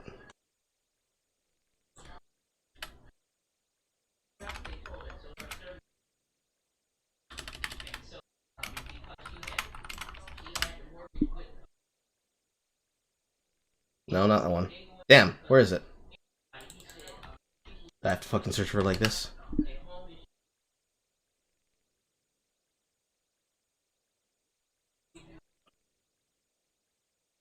Your life is There we go. Your life is nothing. You serve zero purpose. You should kill yourself now and give somebody else a piece of that oxygen and ozone layer that's covered up so that we can breathe inside this blue trap bubble. Because what are you here for? To worship me? Kill yourself. I mean that with 100%, with 1,000%. That is how they feel. That is how they feel about themselves. That's how they care about other people. That's how they feel about anything to do with any kind of streaming content. If you aren't getting clout, and also I want to make sure to save that this time I don't have to go looking for it. That's how they feel. That's dead ass how they feel, and they will never not feel like that. And I'm pin that. And I'm a pin that. Thank you. Thank you, Hunter Avalon. I'm about to refresh voice really quick because I'm refreshing Discord. Though the stream will still hear me. They don't care. They don't care. Being a clout chaser and being relevant is more important to them than anything else that would matter. And it will never change. Because they can't change. They're stuck like this. They went all in and they don't have anything else to do now. Some of them decided to get into sex work because they knew they would get the money, and now they can't get out of the sex work. They gotta keep doing shit. And this is in Amaranth's case. Some of them got in and moved across the states to go do the streaming thing. They were able to make it, but now they're stuck in these groups. So they have to protect it. They can't get out now. They just can't get out now. All of them. They're all gonna be like that. No matter what. So as long as they get money, that's what helps them sleep at night. That and nothing else. Taxes on so you don't get stung on that, and then you go and do something else, and you've got a real short window to get it done because the streamers who what you started saying to get biblical, and then I didn't hear anything else. To get biblical, they sold their soul. I mean, yes, but technically you could say that that's part of the job, and that's a very heavy statement. Carl, what do you mean by that? What do you mean they sold their soul and it's part of the job? You're selling your soul? No. Part of yourself, every single time you go live, you are giving away a piece of yourself. And every single piece of yourself that you end up giving away, you're not really going to get back. It sucks because of that fact. It sucks that it's like that, but it's like that. It shouldn't be like that, but it continues to remain like that. Let's see here. I'm double checking something for the Slayer task I'm currently doing. Protecting fire, protect from magic, and anti-fire. Okay, so I don't actually need the anti-fire shield then. Let's find out. But they have to sell a piece of themselves every single time they go live. It's just something that's a part of the game. You don't get to do this shit without having to play the game like this. And it's not to say that it's a game, everyone's playing it, and you're just not a part of that club. That's a different problem. This is specifically and exclusively, they know that they are stuck doing what they're doing because they have to go all in. In the streamer environment, to back down is the worst sin. It is more sinful to be seen as a person who's not willing to while with the rest of them than to say to yourselves, you know what? I don't need to be associated with this shit. I don't want to be around you. I don't want to be near you. I don't want to be near them. I don't want to be near any of that. I just want to be able to have a nice, quiet, peaceful stream, be a chill streamer, and never have to worry about that shit. They all know that they would rather be in drama. They would rather be in controversy. They would rather do this.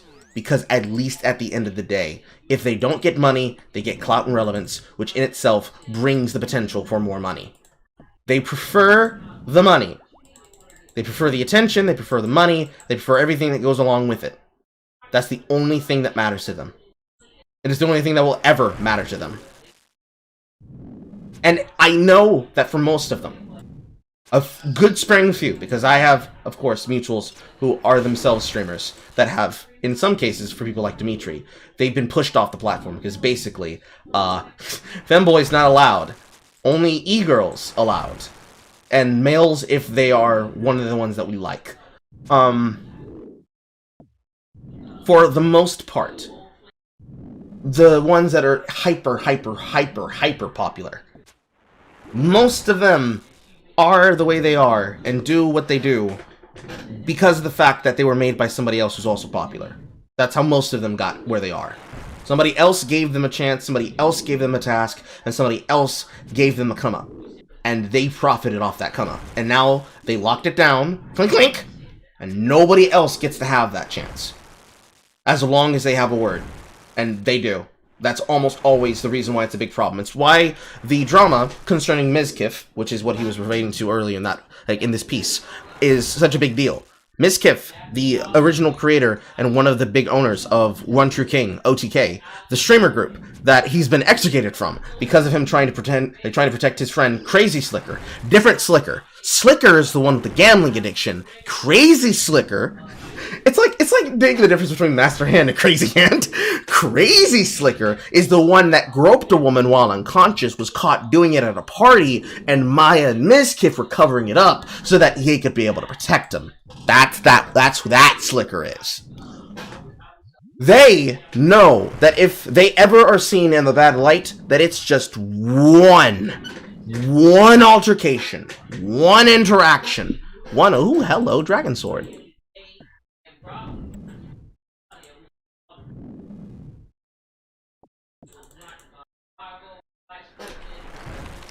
Thank you. Thank you very much. I'll take that Dragon Sword all day. It takes one situation, one altercation, one bad Dexerto article, one bad talking point from Nathan Grayson talking shit at Polygon. Takes one article of all the people who were basically put in the position of power, like Jada Jackson, at publications like that of Kotaku and Rock Paper Shotgun and Polygon Destructoid, the Waypoint websites that simulate the exact battle plans and tactics of Gawker. It takes one article written by one person with verified story information from one of these streamers, from one of these parties, with a good picture or chat logs, Discord logs, anything, to then destroy your life. And they all know it. And they're all waiting for their opportunity to do it to each other. So in this situation, that's exactly what they fucking did. It's as slimy and as disgusting as you think, but for them, that's their bread and butter. They would rather do that than simply not be involved in it. And they don't have any other choice because that's how they make things happen. That's why you don't see me in drama, because I don't care to do that shit. Anyways. And I say I hate trans people, and then people... Wrong video.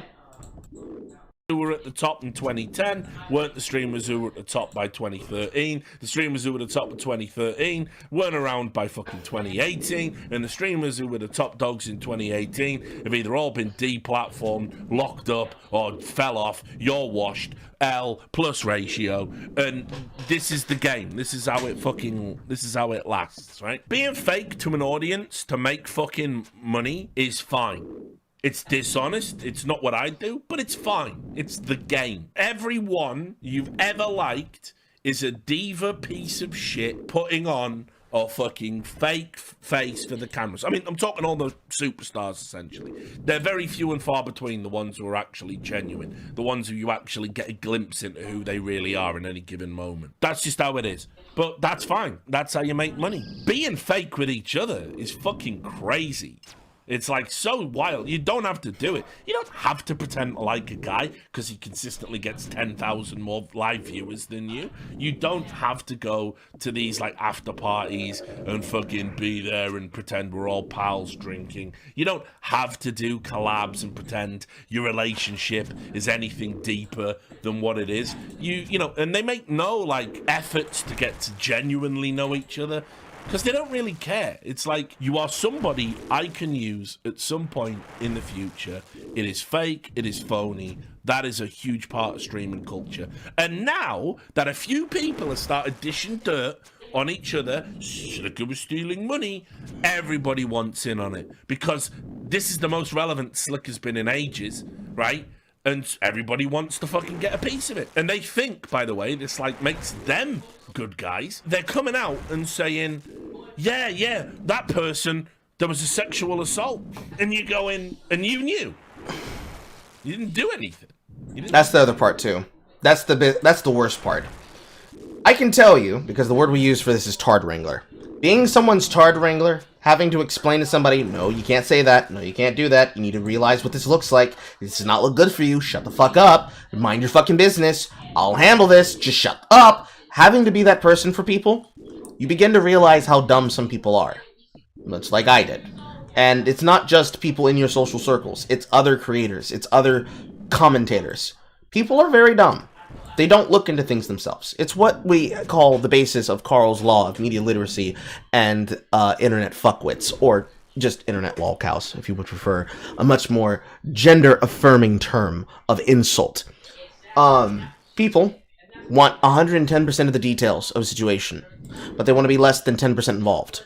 So that when something wild happens, when accusations, when aspersions, when controversies, when outright conspiracies are starting to be plotted, hatched, and formulate in front of your eyes, they want to be as far away from it as possible to be able to say, damn, that's crazy! And then immediately disappear out the back door, and it's like, hey, weren't you there though? It's like, nah, bro, I was too busy, banging girls! Yeah, that's what I was doing. Frantically looking around the room for both an exit and for somebody to save them. That's almost all streamers, in some capacity, sometimes. More than others.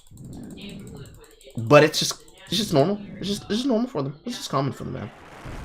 That's just what we do here. It's just what we do here. No cause for alarm. Never. Never. And that kind of shit eats out at you from the inside, right? A lot of people would think, well, if they don't like that, why don't they just not do it? And they don't really have a choice, like I said. But it's worse than they don't really have a choice. It's that they know that they're culpable, and that's just what we do here. They know that if they were asked and pushed for question, they can just simply say, I was forced to go along with this. I never thought it was good. Guys, you gotta understand me, please. You gotta know. I never knew. I didn't know. And it plays. It works on some people. It works better for the female streamers than it does for the male streamers. But it's a bop. It's a bop that they reach for. A lot. Kind of shit that they do it. But they do it. Often. It could be better. It could be worse. It could be better in the fact that they could just simply not do that. It could be worse in the fact that if that's how things happen, if that is how things are, who's going to put in the work to stop it? I don't even need these. God damn it, I should have taken those out of my inventory. And no, I don't need this shield.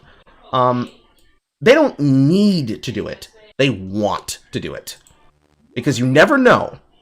If I leak this story, and I position myself as a good one, an innocent, good little goober who doesn't do no kind of predilection on children towards people, and I get ahead of a story, and I make myself look better in comparison to the person, maybe I can steal their audience.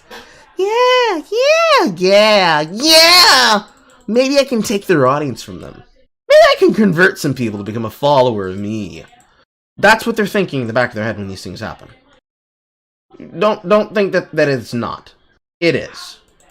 They know for a fact they want to go in hard and make as much as possible off of controversies and situations. But it's more about protecting themselves and looking out for them. As Taraji P. Henson characters in pretty much any ghetto opera ever tells you, I gotta put me first! They gotta put me first! They're so sorry, but they gotta put them first. Which is wild when you think about how much money they have. Because what are they putting first? The bag? Yes. But also, reputation. You can't undo a lot of reputation ruination when you get to that level of money. Because, if you really wanted to, you could just pay money and make it go away. But people, they only watch things that are made to be popular. And you know what's very popular to talk about when it comes to situations like this? The drama. The details. Always has been, always will be. So, Didn't say anything. That's not a good look for you. And then the accusers of the other, who's saying that person definitely did something bad. Turns out someone then comes out and goes, yeah, well, you abused me. And you just sat watching it all. You're like, all of these people are fucking sick. It's so fucking crazy. Imagine trying to one-up each other with topics like this. The look that this creates, like, oh my word. I'll bring up the big one. I'm not gonna go into each one. Fuck that. Destiny's done that. he can have that. I don't even want to wade into it. Within moments of like, oh, we should get rid of gambling and it's bad. Allegations towards Mizkif, who was front and center on that, being lauded as like a good guy. This comes out. He was accused of helping cover up a sexual assault, and then went on a stream and talked. There was a clip pulled up, and he, in his own words, seemed to impugn his own reputation. This report is just crazy. So anyway, as if Twitch wasn't in the news enough already, the platform is again making new headlines following yesterday's successful campaign by top broadcasters to ban gambling from the live streaming service. However, instead of money problems, we're dealing with issues of sexual assault and harassment, as personalities like Maya and Mizkif have been accused of encouraging the covering up of an abuse victim's traumatic experience. Now Mizkif is facing the repercussions. Adriana Lee is a just chatting streamer who occasionally plays Minecraft and Valorant, a chill content creator. Adriana Lee came forward in June 2021 with a Twitlonger post detailing a troubling experience she said she had with another gaming broadcaster during the 2020 birthday party. While allegedly drunk, she recounted an incident in which this other content creator followed her around, tried to and allegedly did kiss her, touched her neck and chest multiple times to check her pulse after she passed out in one of the rooms. Great stuff. And by the way, listen, I say this all the time. You would have to be out of your fucking minds. Like, you would have to be out of your mind if you're just like a regular streamer, a regular person, to go to any of these fucking after parties at the moment. When it happened to Evo, I was like, you know what? Like, we gotta have that fucking conversation at some point. Like, the fact that there was someone going around like an Evo spiking everyone's drinks, and somebody literally tried to pick up a female colleague I know and like just carry her off to a room thinking she'd got one of the spiked drinks. Fucking mental. But that's where we're at. Though Adriana Lee clarified in the initial post that she is now saying she was somewhat coerced, that the streamer did not rape or assault her. She noted his actions did not make her feel comfortable. The creator made a Twitlonger post of his own not long afterward, apologising for making her feel uncomfortable and being drunk, but nothing came of it. More recently, the allegations resurfaced. Now, Adriana Lee has taken to Twitch and Twitter to elaborate on the situation, saying that the original Twitlonger post she made was a diluted version of the story that was proofread by Maya and others. And then she went live, did a 2-hour live stream, and said Maya and Mizkif had pressured her, saying something ASAP, so the two didn't have to kick that content creator out of the house. But in pressuring her to speak prematurely and requiring approval of her tweets before they went live, Adriana Lee said Maya and Mizkif helped downplay the accusations by having her paint that content creator in a more favourable light. So essentially what you got going on here is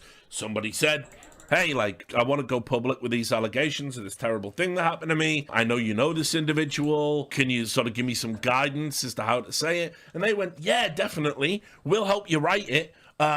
Take that line out. That sounds a bit bad. Take that bit out there. Take that bit out there. And then I'll change that word and then do this. And yeah, put that out. That'll be okay. And obviously, by the way, if you look at the time frame when all these bits and pieces were coming out, all these allegations, this was like at the height of like, there was fucking an allegation every hour because there's just so many creeps in the esports gaming and streaming industries. Just so many entitled, greasy, grubby guys. It probably would have got lost in the noise, but also because of just how humans are. The most salacious and sensational are going to be the ones that get focused. That's not fair on victims. Just is the reality when you get all these mass movements. It's why when people dilute it with, you know, like as I've said many times before, like the Aziz Ansari meme. Aziz Ansari, Me Too in general. Just pick out any person who has been canceled for sexual allegations, and it turned out actually this was consensual. Even Andrew Tate falls into this, with people trying to use that example of him and his girlfriend having rough sex.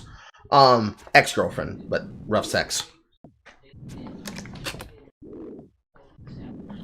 It's one of the weirder parts of being a male streamer. I can at least attest to this because of the fact of myself having been a sex worker in the past. Yes, that's another piece of Carl lore. Carl's been a sex worker before. Just imagine this fucking gyrating on top of you. At least 5 people now have that deep in your brain, and you're welcome. The weirdest fucking part of being a streamer, and you ever have to talk about allegations, sexual assault, your voice doesn't matter. Your voice will be silenced. No, this is a woman thing. Women get to have the opinion. They get to have the final say. They get to verify whether or not your opinion is acceptable, allowed, or is even relevant. And if you have been a victim of sexual assault by men or women, I got the privilege of having it happen to both genders. The only time you're allowed to speak is when you're spoken to, and then your opinion will be used by them to verify something else that they want to say. And then, at the end of the day, you don't even exist as a victim. You're not allowed to be a being. You're not allowed to be a man who tried, failed, and walks away saying, well, I would like to have sex. You didn't want to have sex. See you next time. With a fucking outro, fucking blaring to big trumpets and horns and everything. Like, that, you don't get to have that.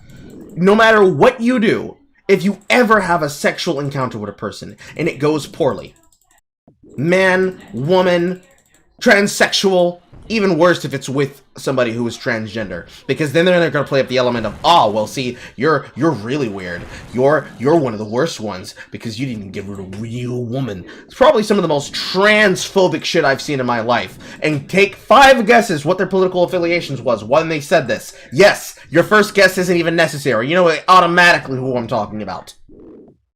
They are the worst. The worst. And yet they somehow have a control on the narrative. They have lock, stock, barrel control of the narrative. And not a single person calls them on the shit until the last second. And then and only then, and maybe twice on Tuesdays and once every other Sunday, do they ever take consequences for the actions. Most other times, it gets covered up because it gets lost in the noise. Because a man being a victim, we don't care about that. Not unless it's one of the good ones. Woman being a victim? Even if what she's doing is telling a lie? Oh, that's front page news, baby. That's front page news, baby!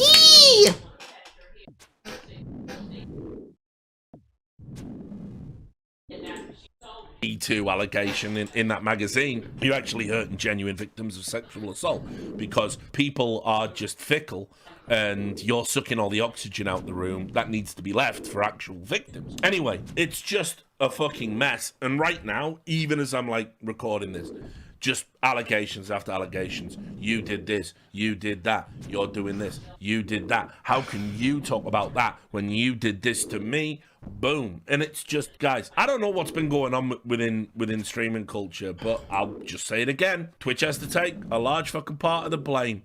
A lot of these things are happening at after parties and meetups, which are all sanctioned, at Twitch cons. Put it this way, there's no like, I don't know what they were. There's a word for what he's describing, and it's called sexual tourism.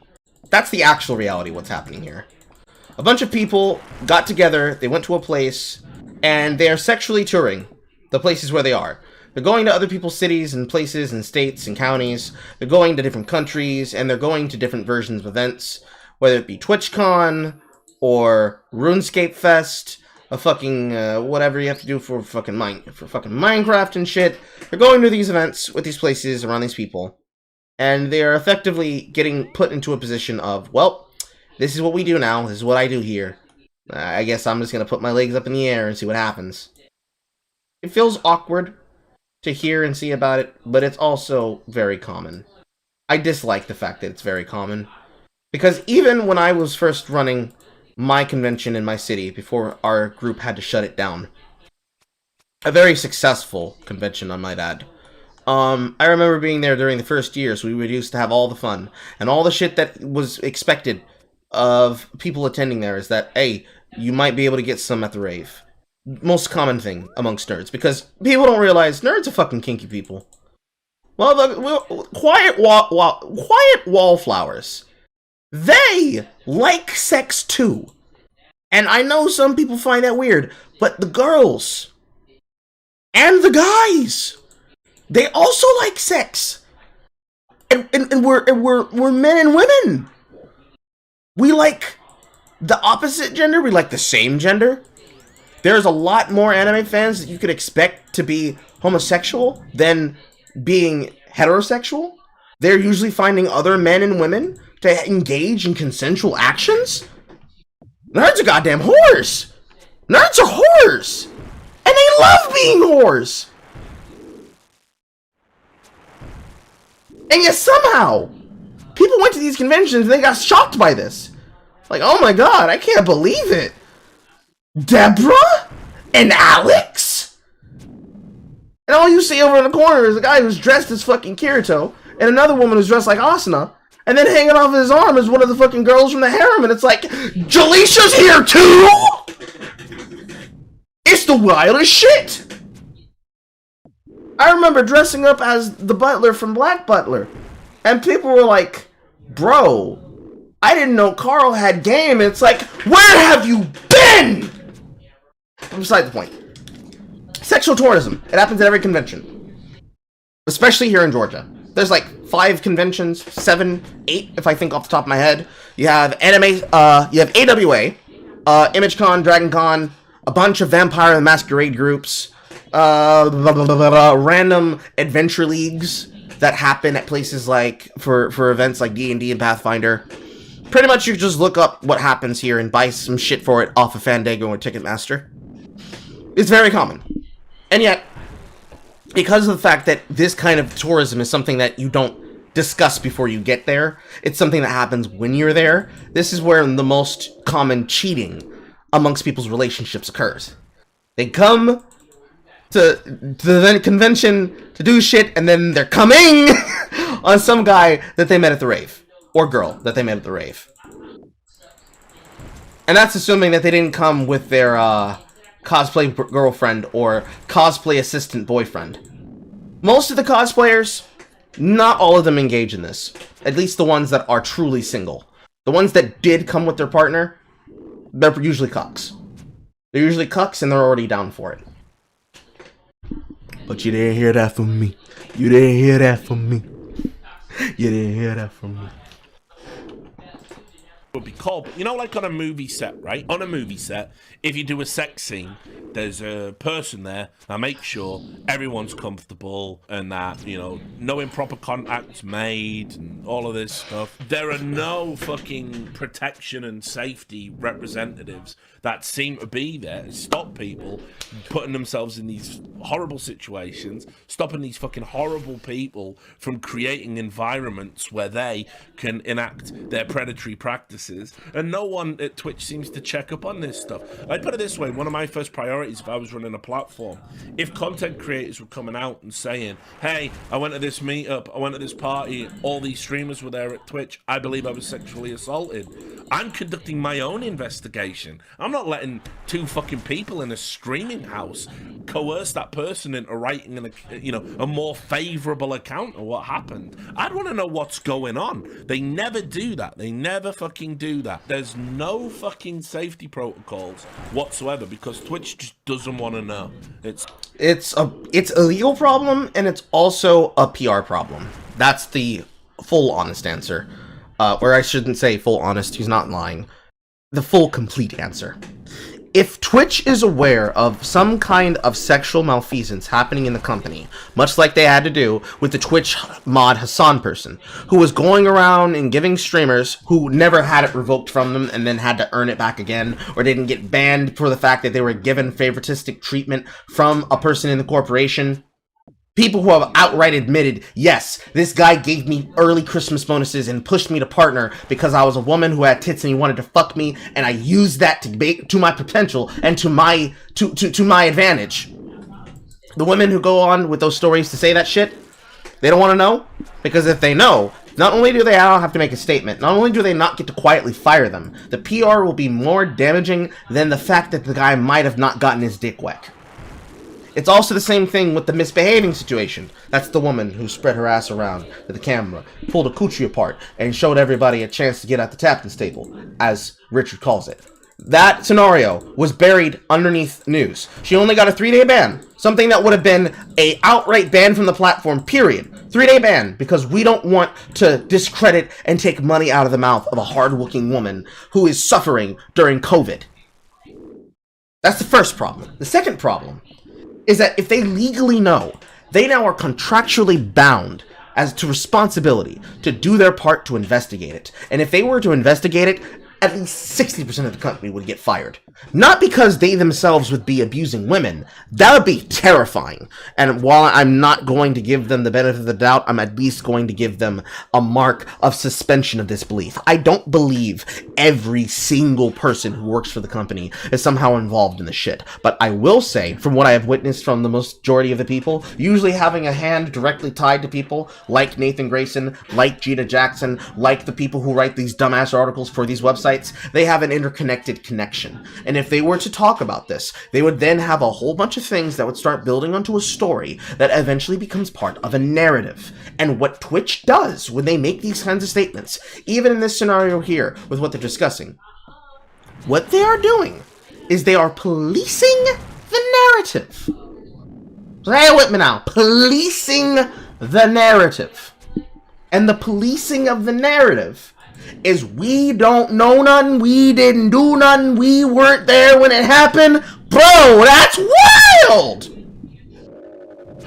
So, when the statement does come out, they could say, alright, we're gonna step in here and take part of the good things. Never fear, dear citizen! Twitch staff has arrived.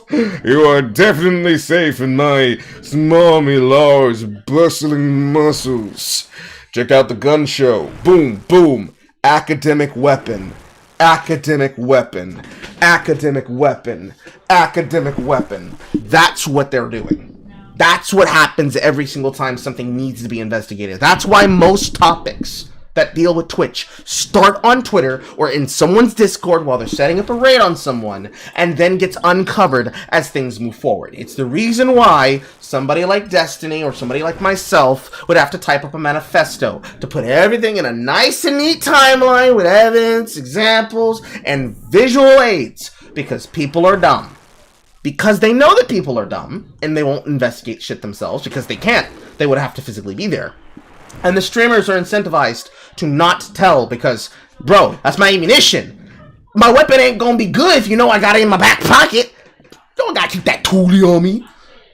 If they reveal what it is that needs to be said and done, if they were to just, with a conscience, say, listen, no, this is beyond the pale. I cannot be a part of this. The people gotta know. The people gotta know. Twitch would fall as a company. It would lose so much market share so fast. And that's a consequence of having made the kind of society that we live in. That's your fault. You guys are responsible for that. Will you take accountability for it? Probably not. But hey, what do I know? I'm just some Negroid. It's like, yes, we're giving you all this money, we're giving you all this status, we're giving you all these platforms, we're giving you alcohol, we're allowing you to come to these meetups. If anyone does anything bad, we out of here. We out of here. Streaming culture right now just looks like fucking absolute toxic ass. And it just makes me sick. It makes me sick. I'll keep using Stephen as an example. We actually reconnected recently. We had a little quick conversation, which will probably be a preamble. I'm probably going to go on his stream at some point when all this drama's done and he's got nothing else to fill the content with. I'll use Stephen as an example because his ban is outrageous. I thought his when he got unpartnered, I thought that was outrageous, frankly, because I had heard other political streamers say far worse things. And with referring to Hassan, referring to Vosh, referring to Demon Mama, referring to Kira Chats, referring to pretty much all the fucking BreadTube streamers and all of the Twitch debate lords that sit on the platform, one of which was responsible for Clone Vosh trying to make a pass at me, named Sansol. Potentially provable knock-on effects. For example, if you say, oh, people should go and attack ICE detention centres, and then within a week, somebody has been shot attacking an ICE detention centre, people should probably look at that, right? You know what I mean? But nobody did. Nobody cared. So there's these unbelievable inconsistencies and double standards on this platform. It makes me so... Anybody who wants to know who that name was, that's Willem Vance Bronson. Willem Vance Bronson tried to attack an ICE center, I think around the area of Portland. Detained, got shot, had to be shot, died of his injuries and wounds, and then these motherfuckers were cheering him on social media saying rest in power. Because he was a commie. Because he was a commie. You know, Big old the norm. communist boy. fucking. I hate the fact that we're in this type of YouTube environment. I say YouTube, sorry, Twitch environment now.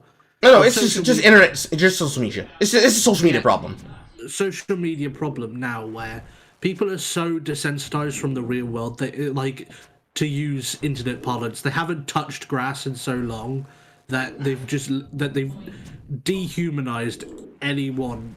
Like, if we're talking about comedy specifically, to the right of them, like, and they just have no empathy. Like, they've like, in a limited respect, they've turned themselves into sociopaths, political sociopaths. Mm-hmm. They just don't feel empathy for the victims of the victims of their so-called ideological champions. It's disgusting, and it's also why I will even if I did get to the point where I was streaming and making videos full time, I would still treat it as a hobby, because I'd rather have a small audience and do this as a hobby and have fun than do this as a job and be part of that culture. Fuck that. When it comes to my opinion on it, it's a part of what has become part of the culture, but that doesn't mean I partake in it. And my particular position is a bit different because of the fact I have the unfortunate experience of not only having my information doxed, but also to have people try to hold that as though it's a weapon. The fact that I've worked as a Fed, and I understand the kind of background shit that goes into all of this, is extremely concerning that our American government system, I don't think any system of governance, except maybe the British system, but you guys kind of have to uncuck it from what it is, especially if the EU's involved. God, just thinking about the European Union gave me a fucking aneurysm. Oh my god. Yeah, I won't pretend that statement is necessarily incorrect. Like, I'm at the point now where, even though I have nothing particularly against people in the Republic of Ireland, I would rather have a hard border with the Republic of Ireland than compromise on sovereignty anymore. I am full scorched earth, anti Good Friday agreement at this point. The threat of the IRA doesn't even faze me anymore.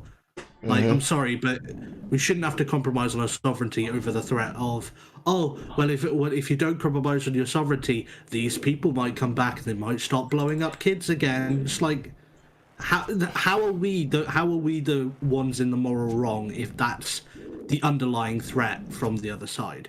That's like watching the actual Jane's Revenge group go around blowing up the abortion facilities after the ruling on Roe v. Wade was repealed, saying, look, we're going to keep doing this. It's like, oh, so we're turning back to the hardline position of second-wave feminists. I see. And then people saying, well, you have to understand where they're coming from. It's like, I know where they're coming from. I don't care where the cum's going. And for some reason you want me to care. Like, I thought people have the rights. I thought we're pro-choice.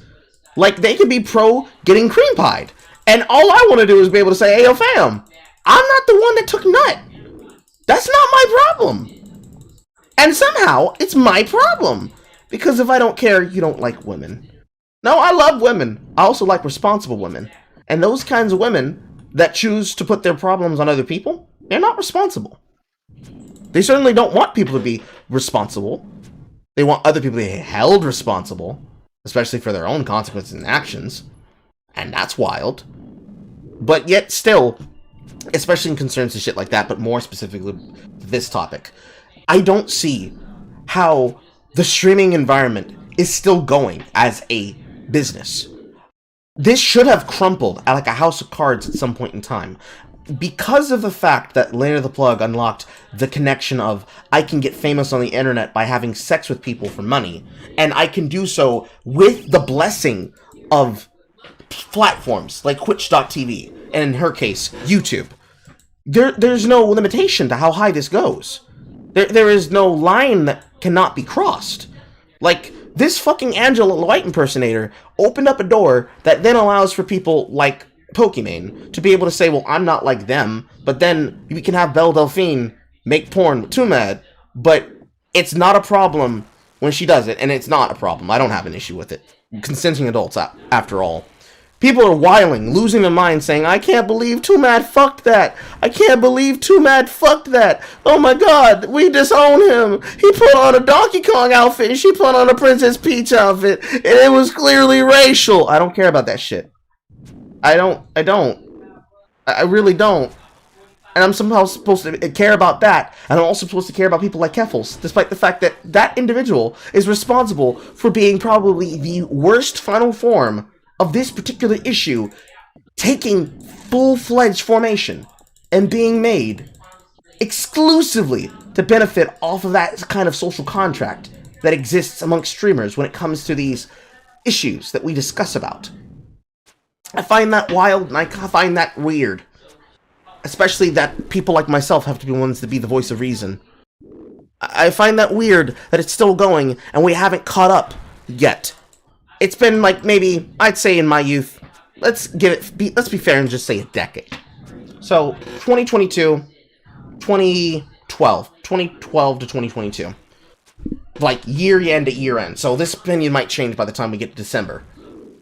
I have not seen such worse shit in the last 10 years of my life, from when I graduated high school to now, that can only ever be explained by, well, it's some internet bullshit. Because it really is some internet bullshit. I can't imagine being obsessed with an internet forum and checking obsessively every single day to keep up with what they're saying. And I know, because I've been on community forums before. I was directly involved with Weeb Wars in the Vic Monona case. I remember writing and still having that copy of the first draft of all the tweets collated and written. That's a lot of effort. That's a lot of work. And you're expecting somebody in your audience to do that for you?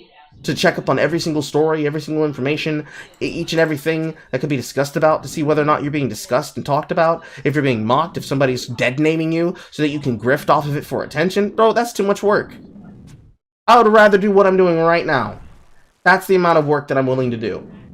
And even then, watching someone else's content, or when I cover the story myself, because I actually take interest in things like conventions and tournaments, when I cover the news myself, somebody takes my news and uses it, I don't know how to feel at that point.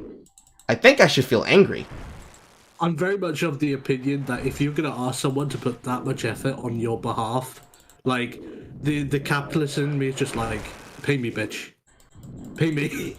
You better give me a salary.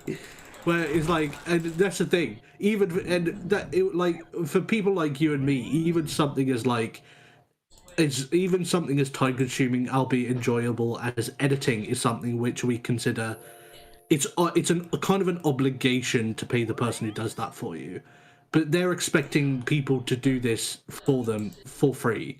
Mm-hmm. And it just strikes me as like that is a full-on 100% representation of their character as a person. At the very least, yeah. At the very least, you're like a pseudo-internet agent, and even then, it's like I'm not being paid for anything else other than exposure. Well, if I pay you an exposure, then you'll be close to me, and if you protect me, then I can protect you. Yeah, I don't care about any of that. I want you to pay me fucking money, bitch.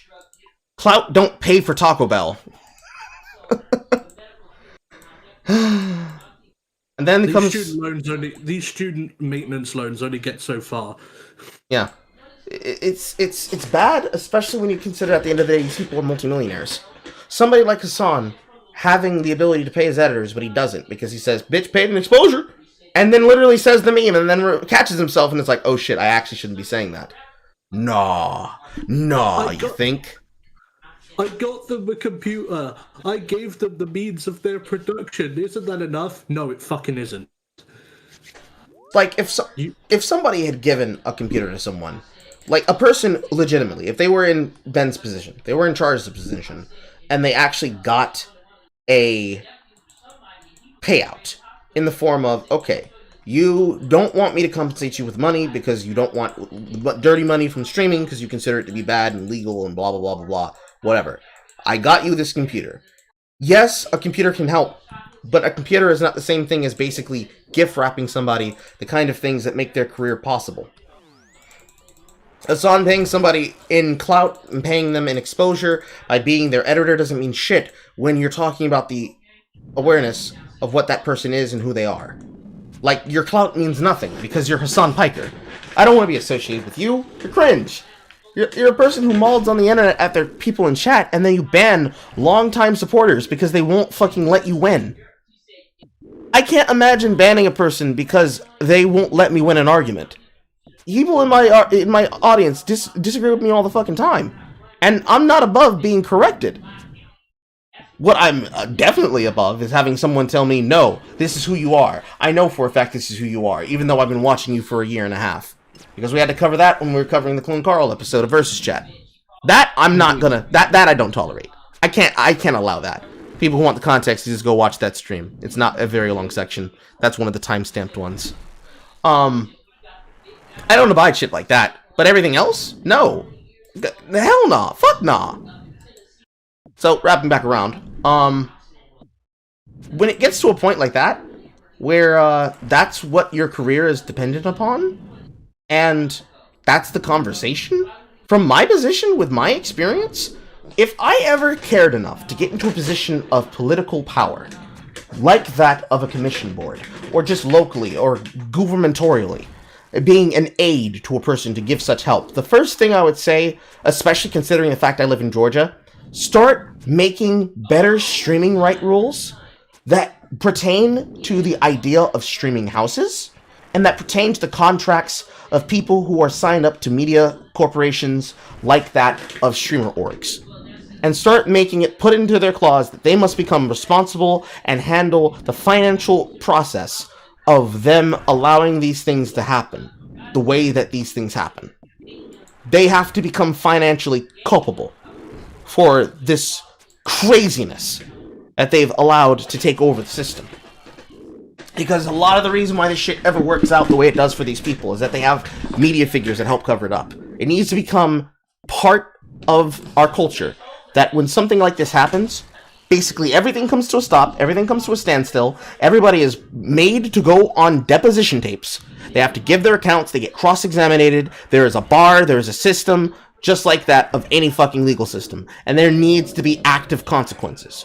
Because you're playing with people's lives here. You're also playing with attention from people, but you're also playing with people's lives here. And people deserve to know if that's what they're doing. They deserve to know if the person who they're dealing with is a predator who's taking advantage of the social parasitism. They deserve to know whether or not the content creator that they're following, or the org that they're a part of, or a company that they work for, like Artisan Builds. Oof, what a company. That goes up in fucking smoke, nonetheless, because the guy was treating his company like a liaison service to get those connections with these kinds of streamers. You have the deserved right to know whether or not the person's an honest businessman, or if they're just skimming people under the table and also giving them hand jobs at the same time, too. And you need to have a state, if not states, or a country. Germany's probably going to get there before us. Germany, Poland, the Slavic nations, maybe Japan. But that's only in terms of VTubing, because they take their shit super serious. They'll retire a motherfucker in a goddamn second and a heartbeat. And then they have to come back as a different persona with a different anime avatar and do a little bit of voice work so that they can change the voice to not sound the same. You need someone to start making examples of these situations. Because the fact that it's allowed is only because nobody gives a shit. They all know, but they all don't give a shit either. But anyway, like, if Steven can get banned for things he says on Twitter, then no joke now, all the allegations that have been made, Twitch needs to set up a task force. That's the other thing too. That's the other part of that. Cancel culture. If you're allowed to get somebody banned cross-platform for statements, allegations, and assertions that can't even be proven as true or false, and only ever get sussed out because people like Destiny are the ones doing the work, they're the ones doing the streams, they're the ones finding out whether it's real or fake, Twitch has to actually protect itself. Just on terms of the company. Not doing things as I say them, but just even as scumbags, they have to take the steps to actually protect themselves. If you can't do that, bro, what are we doing here? They need to set up a group of people with outside counsel, like, to come in and look at all of this shit, because this is fucking mental. This is like a layer cake of all different types of abuse and fucking scams and bullshit. So a lot of it's been going on at Twitch events. A lot of it, you know, it's like, come on, enough's enough. Anyway, let me show you one thing that kind of went untalked about. I'm not going to show this on stream, but here's what I'm going to tell you. I'll tell you the details. Back in July, a streamer said that there was a literal criminal investigation, criminal complaints for multiple rapes had been made against somebody that was working at Twitch. It's with the police. It's being investigated. Somebody went on Twitter and said they haven't even suspended this guy yet. I don't know. It just, you know, that feels like a no-brainer. And then, of course, because it's Twitch, obviously, this came out the same week, right? You've got predators, perverts, weirdos, coercers, scam artists, gambling addicts, right? You've got all that going on. And then Cecilia D'Anastasio, I think I got it wrong. I said she was at fucking Forbes. Bloomberg is where she's at. My bad.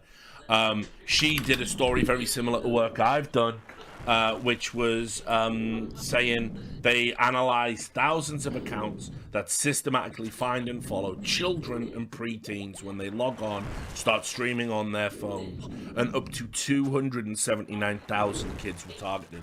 Now, when I did my report in 2019 about this, I had no idea of the that the scale was that big. It didn't seem that it could be. But here's what I'll tell you.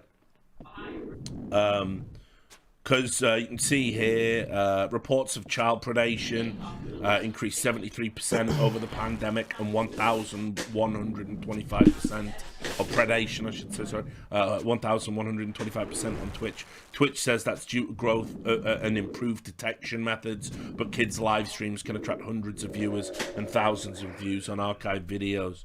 This article has a heavy content one at the top, which I'll repeat here. The content of the article includes... I'm actually confused about why young children are using Twitch. I can understand teenagers using Twitch. And I guess teens also include tweens, 12-year-olds, 13-year-olds. Them kids should be on fucking Nexon.net. Or they should be on Steam. They should not be on Twitch. They should be playing scary horror games and rewatching Markiplier. They should not be broadcasting. No fucking way. No shot. Not with all the shit that happens on that website. Parents, you gotta do better. Protect your children, please.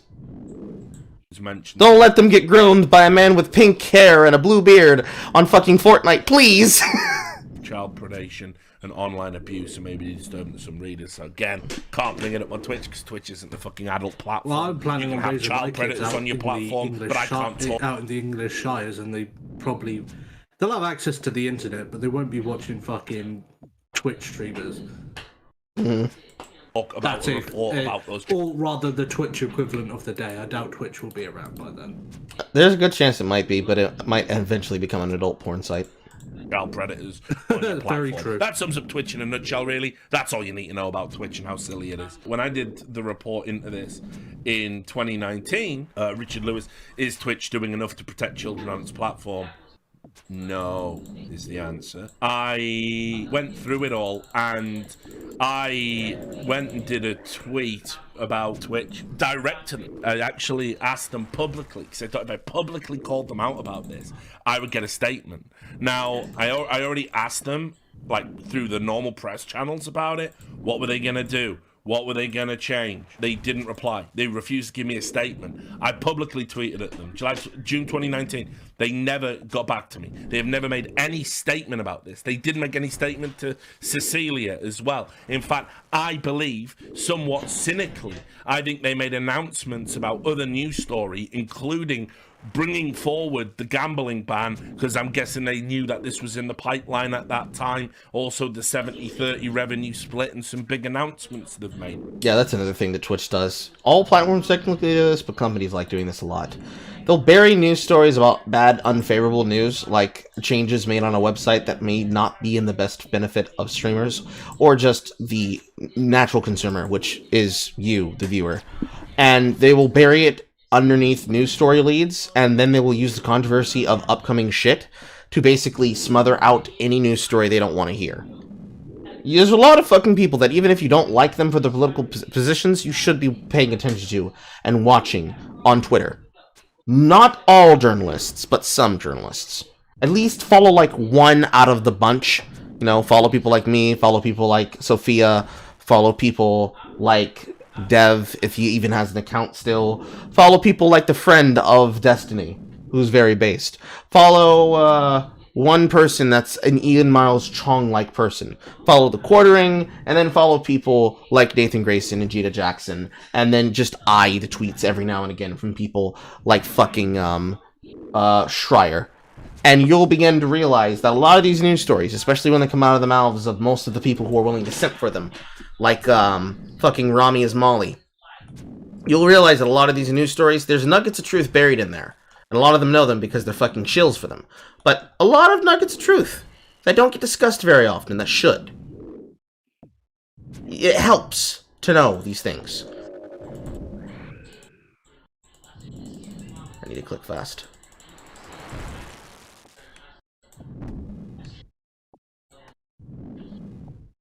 And I'm out. Before I run out of prayer. It's very important that I got that off before I ran out of prayer.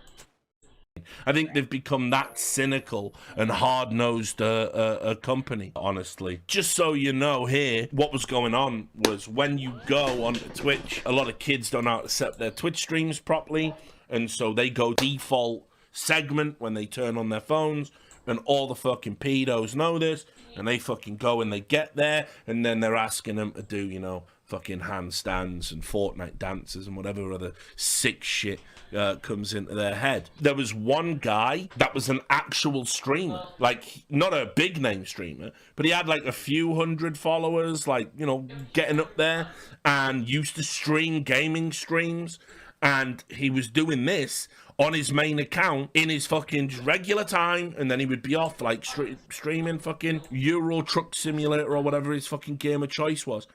And I showed this, like, it was public. I showed it to Twitch. That guy still had an account months after that report came out. You know, what the fuck can I do about that? Anyway, more bad news over at Twitch, because one of the other things is, it's highly suspected, in my opinion, that they can't really afford to run the website as it's... Oh no, there's still to this day they're running at a loss, and they always will. They're always going to be in the YouTube position of taking a loss, just like Alphabet and Google as a whole. There's no way to make it profitable, because people don't want to watch fucking ads. Dance. I don't know if you've noticed, in Korea, for example, you can't even get 1080p anymore, because the server costs are too high to justify it. Twitch, to me, just feels like it is going backwards and not forwards. I've talked a lot because I'm pretty transparent with my money, and hell, we were all transparent when we got leaked. 1811 here. At the end of the day, like, top partners on Twitch get a 70-30 revenue split on the subs. 70% of them, 30% of Twitch. Everyone else gets 50-50. That's how it's always been. What's crazy is, as well, back in the day, I knew somebody at Twitch who said, you know, I can just turn on 70-30 for you if you want. I could just put you on that. I think you had enough value with the platform, even though you're not like a big streamer. This is back in like the trash talk days, and I went, I can't justify that. I said, like, I can't justify being a 70-30 guy. Like, I'm not a 70-30 guy. I'm very much a 50-50 guy. But I wish I'd fucking got him now. I wish I'd done that. Anyway, whatever. I have to understand, people really like me at Twitch. Back when Twitch was a real community startup project, you know. I was in one of their end-of-year sponsorship decks one year as an example of, you know, interesting alternate news and radio content. Well, I can't remember what year it was, but anyway, whatever. So this is a letter from Twitch President Dan Clancy on subscription revenue shares. Hello, Twitch community. I'm Dan Clancy, President of Twitch, and responsible for the day-to-day operations of the service. FYI, this blog is targeted to streamers, but everyone is, of course, welcome to read along with us. All right. Cheers, mate. Glad. This morning, we reached out to a subset of streamers about some upcoming changes to their agreement terms. This blog gives us an opportunity to be clear with all streamers on Twitch about those changes and talk more broadly about our strategy to help streamers make more money on our service. Streamers are and always will be the foundation of our global community. It's your passion, hard work and creativity that make Twitch the one-of-a-kind place it is. To bring it back around more directly to this blog's topic, we can't run this service unless you make money. That's not a drawback, it's by design. This innate partnership is why we support all streamers' careers and ambitions like they're our own. Before we talk about what's happening next, we need to share some information for context. For subscriptions, we use a baseline revenue share of 50-50 on the net revenue from those earnings. The vast majority of Twitch streamers have these terms in their agreement. However, for some time, we did offer standard agreements with premium subscription terms to select streamers as they grew larger. This isn't something we've talked about publicly, but such deals are common knowledge within the streamer community. Historically, we didn't have a consistent framework to determine who would receive these deals and when. Over a year ago, we made the decision to begin to stop offering these premium agreements to new streamers not already on these terms. This is when they talk about all those like legacy contracts and all the sick things. Like, a lot of people assumed the reason Destiny had got away with some stuff that maybe he could have been suspended for in the past is because he was on these deals. These types of contract, with that increased like 70-30%, it came with a bunch of caveats, like not being ever able to stream on other platforms, like even if Twitch was down and stuff like this. The agreements were a lot more fleshed out than just what you click on when you first get like fucking partnership status or whatever. It wouldn't necessarily work for everyone. And also as well, retainers. A lot of people in the past used to get paid like flat rate retainers. You didn't just get the financial incentive. You got paid money from Twitch to stream on Twitch. And again, with the finances all changing, when Mixer and entities like this came in and were throwing crazy contracts around, Twitch basically, especially with, you know, Amazon Primes and, you know, the Prime subs being something that you could get, being an extra incentive to stay on Twitch, they were like sort of holding the line and saying, we're not going to offer any of these big contracts anymore. If somebody gets a massive deal on YouTube, massive deal on Facebook, massive deal on Mixer, massive deal wherever the fuck, they can go, they can take it. We believe they'll be back to Twitch. That's literally what they said. It used to be back in the day when Twitch wanted to grow, there were a lot of streamers that got paid like a flat rate just to even be on the platform to begin with. You had to hit so many hours of streaming, but streamers wanted to do that anyway. This is a thing called contracting and headhunting. It's what you usually see happen with a lot of the content streamers go around. If you're not actually aware, there's an internal system on the back end. I can't show it to you for reasons, but I can tell you about it. There are streams. It has a list of games that are doing contracts.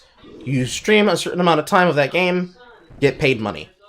So, when a streamer is a variety streamer, like say somebody like Scora, for example, if you've seen content videos from people like him concerning games like Eternal Return, for example, a game that somebody actually suggested me to play because they were like, Carl, you don't like these, but I think you'll like this.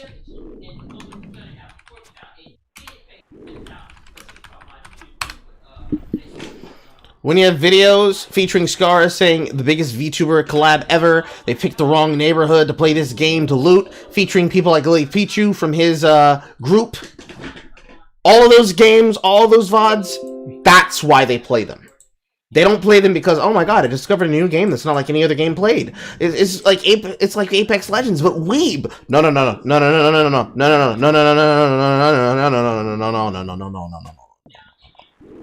Money.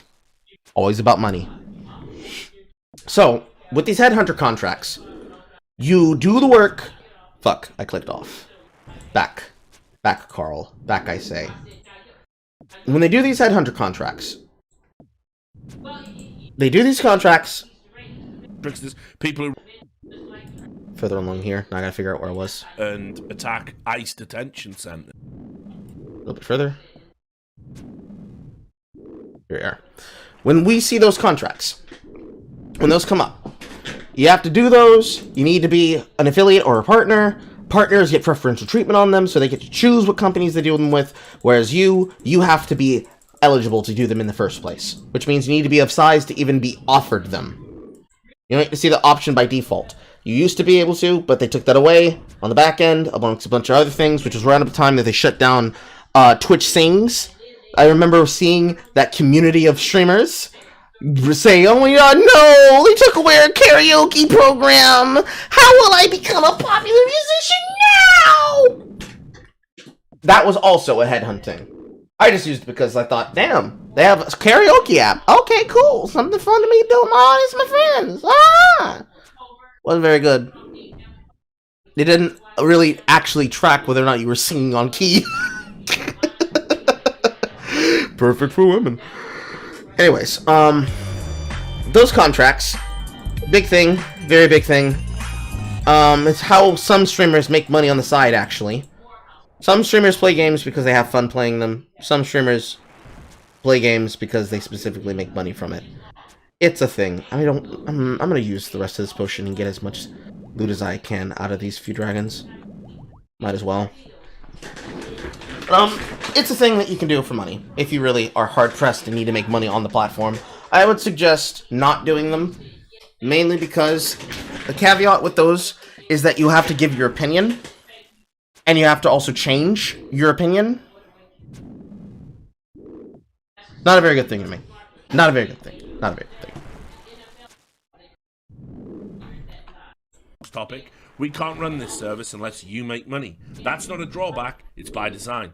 This innate partnership is why we support all streamers' careers and ambitions like they're our own. Before we talk about what's happening next, we need to share some information with context. For subscriptions, we use a baseline revenue share of 50-50 on the net revenue from those earnings. The vast majority of Twitch streamers have these terms in their agreement. However, for some time, we did offer standard agreements with premium subscription terms to select streamers as they grew larger. This isn't something we've talked about publicly, but such deals are common knowledge within the streamer community. Historically, we didn't have a consistent framework to determine who would receive these deals and when.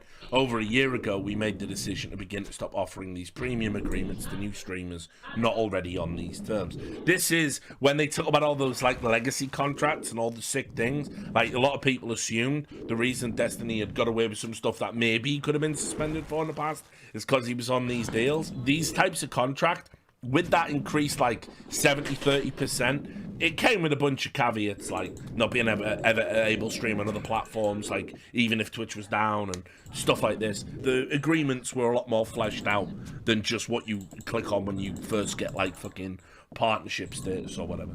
It wouldn't necessarily work for everyone. And also as well, retainers. A lot of people in the past used to get paid like flat rate retainers. You didn't just get the financial incentive, you got paid money from Twitch to stream on Twitch. And again, with the finances all changing, when Mixer and entities like this came in and were throwing crazy contracts around, Twitch basically, especially with, you know, Amazon Primes and, you know, the Prime subs being something that you could get, being an extra incentive to stay on Twitch, they were like sort of holding the line and saying, we're not going to offer any of these big contracts anymore. If somebody gets a massive deal on YouTube, massive deal on Facebook, massive deal on Mixer, massive deal wherever the fuck, they can go, they can take it. We believe they'll be back to Twitch. That's literally what they said. That's pretty much the Activision Blizzard position. The Activision Blizzard strategy. A strategy that did not work out for them. And they're still losing to this day in giant spades to Final Fantasy XIV. I did not stop to mention this, but another thing that's weird about that was that entire Mixer situation of what happened to Ninja's page while he was away, that is pretty much the caveat behind why a lot of people went to Twitch. The big streamer here is here on Twitch. Maybe I could make a name for myself the way that they did. It's, there's a word for this in media. Fuck. Not the Cinderella story, although I guess that's probably the word I'll end up falling back on. Fairy tale story? Fairy tale contract, Cinderella story? Yeah, let's go with Cinderella story. That's the Cinderella story that they sell you. You can be just like this giant streamer. I'm probably gonna run out of fucking... Yeah, I'm gonna run out of it. Fuck. See if I can get some cheap hits on the last few ticks.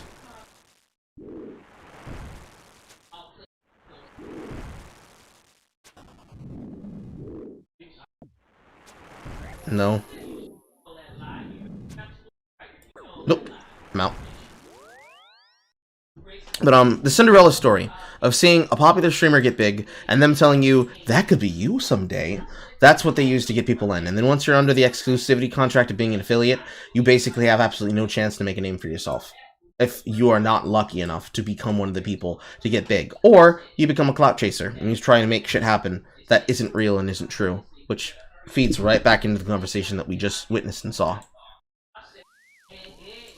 To be back in the day when Twitch wanted to grow, there were a lot of streamers that got paid like a flat rate just to even be on the platform to begin with. You had to hit so many hours of streaming, but streamers wanted to do that anyway because that's how you get your paper.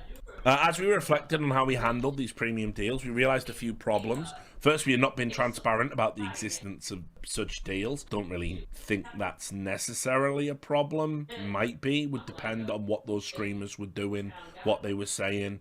Like, for example, if they were, like, actively denigrating another streaming platform and were in a contract with Twitch, yeah, we probably do need to know that.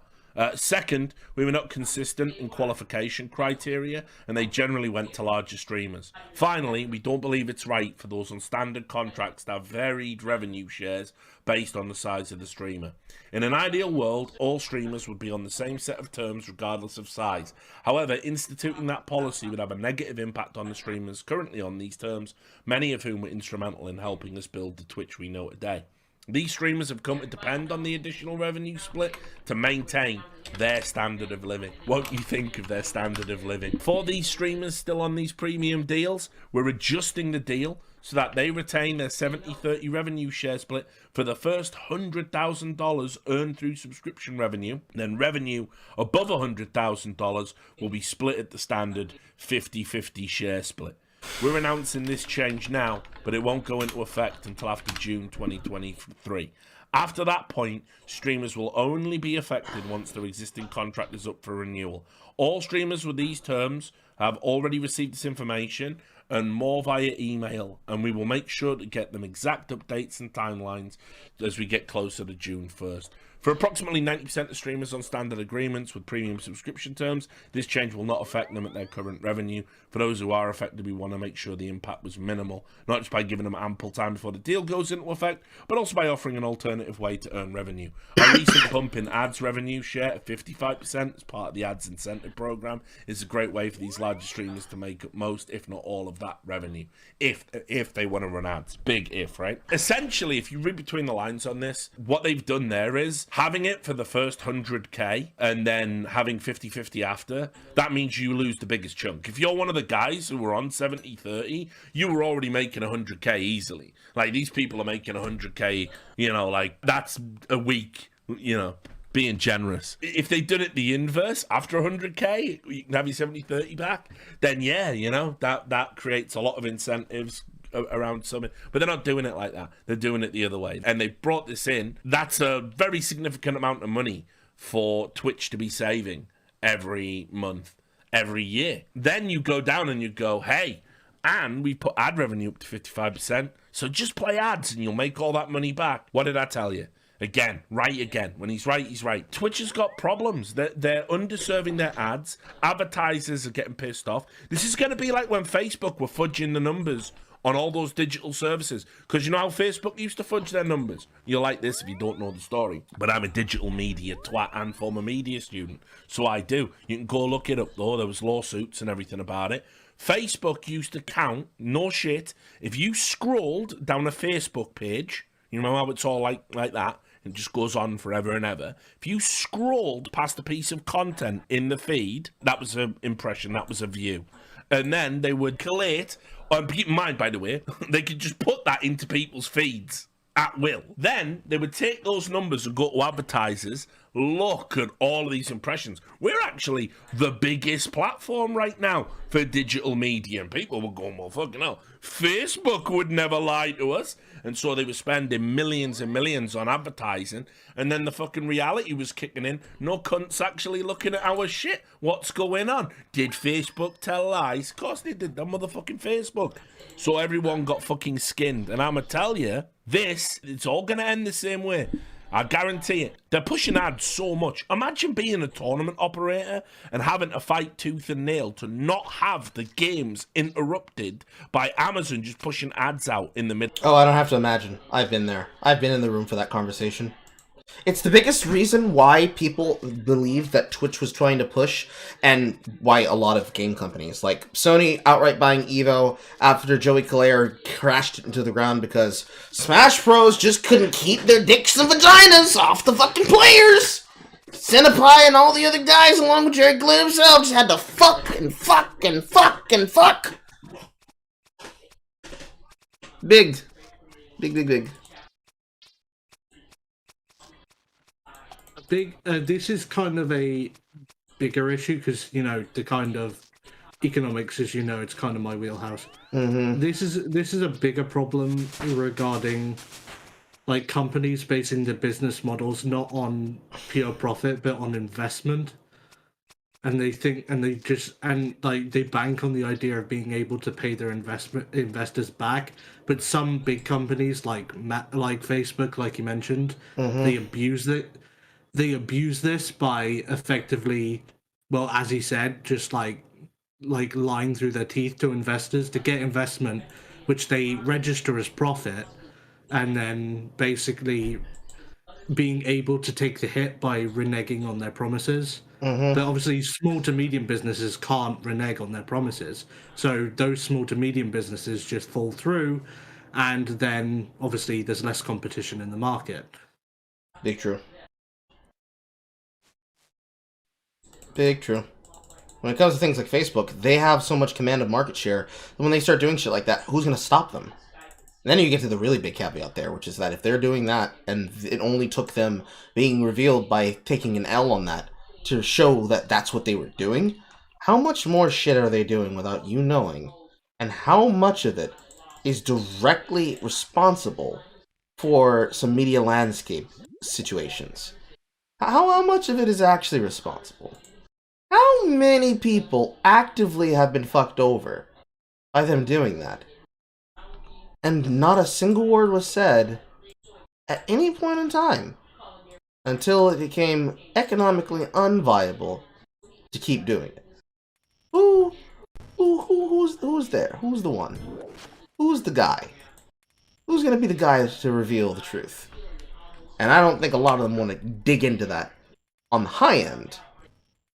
God damn it.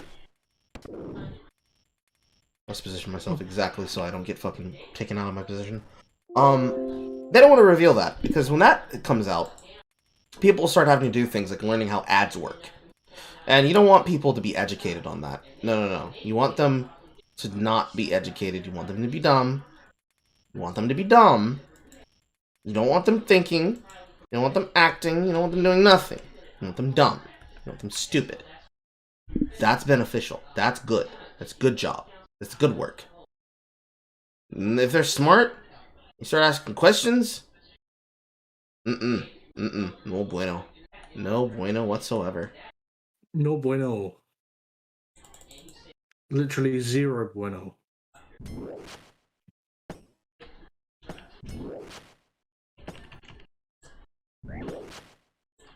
Middle of a fucking thing. And by the way, if you're a CS fan, used to happen all the time in pistol rounds, didn't it? How many pistol rounds have you missed this year because of fucking Twitch ads? There's a reason they're doing this, and the reason is they gotta serve more views to the advertisers, because the advertisers are either unsatisfied and not coming back, or they're just not making enough money to sustain the platform, so they want more and more views so they can charge more and more from the advertisers. They're the only two reasons why you would do it this way, because the ads are becoming intrusive. They're not like early internet, like, hey, smash this iPhone, you want an iPhone, here's another iPhone, meh, fucking screamers, here's the crazy frog ringtone,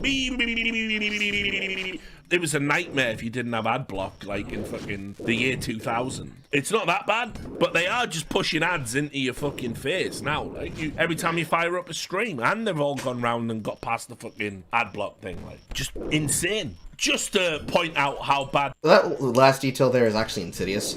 It's not just they've gotten around it. They reprogrammed the website's internal code from what it had been for years, specifically to force us to watch ads now. Adblocker used to work fine. If you incentivize supporting a streamer, you did so because you wanted to be a supporter of their channel, you liked the content, you wanted to see more of it, you wanted to make sure that they got paid. Now, you have to pay ads. And even then, there's no guarantee that you will be able to skip the ads. They're still going to force ads on you anyways. And I know because whenever I use my Twitch Prime, it's something that constantly is a problem. Twitch Prime on one channel, don't have Twitch Prime on another one. The only way to truly get rid of them is to become a power user, using what is the equivalent of fucking Discord Turbo. It's a $50 charge service. And I'm not paying $50 so I can not have to see ads. I don't even want to pay $5 so I don't have to see ads on one channel. It's egregious. And the fact that they are able to do that because they have ownership of AWS is bananas! What this is and how this could create a balance shift. This is from 2021. This is my friend Fwiz. Saw some discussions on this yesterday. YouTube subscriptions, product, channel memberships, super chat, super VOD. The rev share is 70-30 for all creators on the platform. Everyone who went to YouTube, right? Yeah, you lose the Twitch Primes. Yeah, you lose your subs and the community you built. But if they all follow you on there, there's actually even a chance you could be making more money because it's 70-30 for everyone on everything. And it's been that way pretty much since the inception of the live streaming. And with this news that came out, obviously, YouTube, a few of the YouTube people and a few of the industry people were like, listen, 70-30's on the table for anyone that wants to like go over and stream on YouTube right now. I mean, put it this way, we've already seen a pretty decent-sized exodus of people from Twitch to YouTube.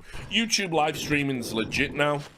I think I saw a clip of Destiny saying that actually, like, being deplatformed on Twitch hadn't financially hurt him at all, but I don't know if that's true. At the end of the day, I feel like it's come a long way, the live streaming. It was basically where you went to sort of die career-wise. YouTube live streaming back in the day, if you weren't on Twitch, you weren't really shit. You were like just an exile. But now I think it's legit. They got some big fucking names and everything else. So, and listen, YouTube's monetization process on their videos are ridiculous, but they are way more lenient as a live streaming platform. There would be no issue, for example, when we show in that Cecilia article there and having some of the quotes involved. There'd be no issue with using certain words over on YouTube. You're not going to get banned. You're not going to have your livelihood taken away. It's crazy to think that their live streaming moderation is better, whereas Twitch VOD moderation is non-existent. They just don't moderate your VOD. If you get away with it, whatever it was, it can live on the VOD indefinitely. So it's wild. And it's actually backwards now because people can still get well, it's always been like this. You can always still get dinged for it if somebody basically tells them that it exists and they have the exact link to it, because the VOD doesn't disappear off the servers until it's deleted off the servers. So if they want to go on the back end and attack you for something that they claim happened, even if you have already taken the VOD down, it doesn't matter. That's why all the e-girls, whenever they were told they were in trouble, they were just like, just take the VOD down, and we'll handle it from there. But it's worse than that, because realistically, I have a nice little neat feature program, which was responsible for me being able to pull off VODs from people like Scooch, for example. That's why I still have that stream. And if I was ever to revisit it again, for us to watch it again, all the way through this time, that's why I have it. That feature directly works in the API backend. Yes, it's a Fed tool. No, you don't need to know what its name is. No, you don't need to use it. But, yeah. The back end of Twitch is very exploitable if you know what you're doing. And it's not even a form of gray hat hacking. It's just, literally I have a program that hooks into the API. And it's something that people have always known how to do. But the only people who ever abuse it are people who use it to look for news stories. So, take that as a grain of salt. As one might access. And past that, also, the worst part of that, YouTube shit. The better monetization feature of YouTube is the fact that I can be able to stream and then people can go see my content for my videos. That's really the best advantage of this site. For the majority of most issues, it was a social thing that people wanted to be on Twitch. The social potential that it had capital that was viable, and now it's not viable, so now it's ass. That's really all that comes with it. It was shit before, now it's not shit. All that really matters.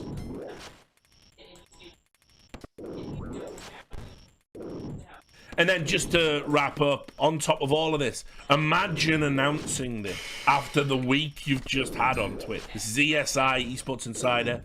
DoorDash announces $35,000 restaurant-themed multiverse tournament, the Battle of the Brands, presented by fucking DoorDash. How this is going to work, right? Through DoorDash, all these companies, including FaZe's own sandwich, you can taste the corruption, right? FaZe's own sandwich is going to be part of this. What they're going to do is they're going to put 10 Twitch streamers against each other, representing their brands of choice. And it's going to be hosted by my boy, Chris Puckett, who, if you see this stream, it's aight. You can do what you want with that. I don't give a fuck. It's fine. Never calling you out. Do what you want. Get that bread. Get that cheddar. But yeah, so they're doing this huge activation for all these fast food brands at this time. Like, just imagine it. Hey, brands, want to be adjacent to this fucking dumpster fire right now? Actually, not too sure. I hope they vetted everyone. I hope they're all the cleanest, meanest streamers of all time. Because, man alive. I could pick 10 names off the top of my head, and I'm pretty sure at least 5 of them are going to be hosted by this, which, again, feeds back to what I already said. Big club, you're not in it, you're not allowed, you didn't fuck the right penis, didn't suck the right dick. This could get interesting. Didn't Like, sell if your one of soul to those, Satan. I don't know who the 10 streamers are, but if one of them was embroiled in any of this other shit that was going on, can you fucking imagine? Yes, unfortunately, you have hurt our corporate brand. Like, what was that streamer that fucking, he was meant to be, I can't even remember his name. Jericho, I think it was. He was meant to be doing a promotion for McDonald's. And he referenced the fucking Red Robin or someone, I think. Like, I can't quite remember, but like, he fucked up the whole deal. Oh, I love it. They're so sensitive about this stuff. Brands. Watch this space. Just a fucking recipe for disaster. So yeah, there you go. Twitch is in a fucking mess right now. Has been for a while. And they've only got themselves to blame. I don't think Twitch are responsible for the behavior of individuals. However, I do feel that a lot of people have known about these individuals, and therefore Twitch must have known. I certainly think Twitch is responsible for not vetting like the sponsors of their business partners on their platform, and certainly I think their response to the gambling streams needed to be more data driven, more specific in its language, and clearer, but we know why it isn't. So those are my thoughts. Comments, questions, thoughts, and concerns, ladies and gentlemen. I guess my one big gripe about this whole idea is there any way it can change? Because I don't think it can. I think the only way it can change is a scorched earth policy. Just destroy it and build it back up again from the ground up. Twitch has had its day, and it'll die a very slow and very, I wouldn't say natural death, but a very pathetic death. But that won't be for a long time. And something hopefully better will come to take its place. Mm-hmm. But this is a culture that only exists because it's been allowed to exist by the company itself. Yeah. Saying the company could come along tomorrow, institute some decent rules, apply them consistently, and the whole meta would change practically overnight. But they won't do that because it's not profitable for them. I think, as far as streaming goes, something will be done in the future, eventually. Not right now, but something. There will be some kind of super streamer who will come along and change the conversation. They'll finally say the right words in the right order. They'll have the correct attitude. They'll have the correct understanding. They won't get tripped up on fake questions asked by fucking journal bloggers looking for someone who's going to repeat the talking points. They're going to actually have positions and opinions that are real. They're going to be a real person. And when that happens, it's going to be great. But that's not going to happen yet. I don't know if I'm going to be that streamer. I don't know if anybody currently streaming now will be that streamer. Maybe it'll be a new person, maybe it'll be an old person that'll have become based after they've been fucked over by the system enough. Don't know, but whoever it is, they'll have to make sure they keep and earn that position, because they'll have a lot on their shoulders. Because we as streamers don't need to be political figures in this way. I don't want to be the person whose opinion has to be heard and understood in order for everybody else to get the context of why it's bad to fuck over people for money. That shouldn't be necessary, shouldn't be required, shouldn't even be a thing. To put it in a very old, very Gamergate terms, we just wanted to play video games. Yeah, I just want to play video games. I wanted to not mind the business of other people on the internet. I wanted to play video games, have fun playing video games, look at porn, watch porn, read hentai, watch hentai, read good dojins, and occasionally eat good food, and then good women. Eat the women out, not actually eat their flesh. I'm not Jeffrey Dahmer. No, I wasn't allowed to do that. All I wanted to do was say the word nigga on the internet. And y'all motherfuckers said, no, you can't be allowed. That's y'all's fault. You took that from me! Fun. Let's see here. Videos. I don't want to watch that one. The Unfettered Cringe of American Politics. I think I've already seen this. Nope. Looking at my feed for things that aren't BreadTube videos. And podcast ideas. Ah, yes. Here's a video from Lextorious. A deep dive into anime fan service. Over an hour long. Strap in, kids. We're gonna be here for a bit. Luckily, I'm suffering from insomnia, so I should be with you for the whole thing. Man's thumbnail is a giant pair of titties, so you know it's gotta be good. Oh, very nice.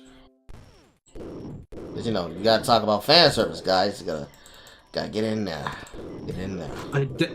I dare say, perhaps even enjoyable.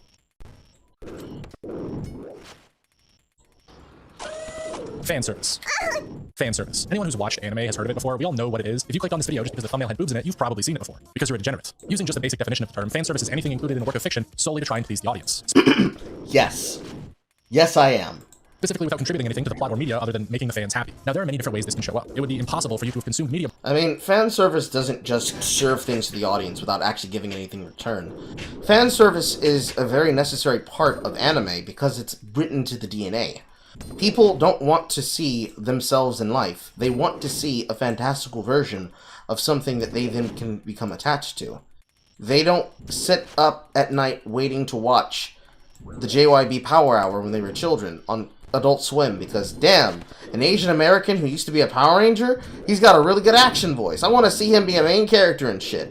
I know that's what the executives were thinking, but they were like, oh my god, the newest Bleach is coming up! And then right after that, Trigun! I love Adult Swim! That's what they were thinking. And the majority of them, they didn't care about the fan service of those two female characters, or the fact that just JYB as a voice actor is the best kind of fan service you could get, which is eventually then get crystallized into the character of Nero for Devil May Cry. You're welcome, ladies. Ruben Langdon ran so that Dan Southward could strut his shit, and so that JYB could get a piece of that cash, and then eventually be able to take over the role for Victor Joseph Bonona when he got canceled on the internet. When motherfuckers then tried to come after him because, you know, when one Asian succeeds, a white man has to take a fall, and when a white man's taking a fall, any person attached to the role of Broly, they gotta be put in their place. That's what we do here. It's normal.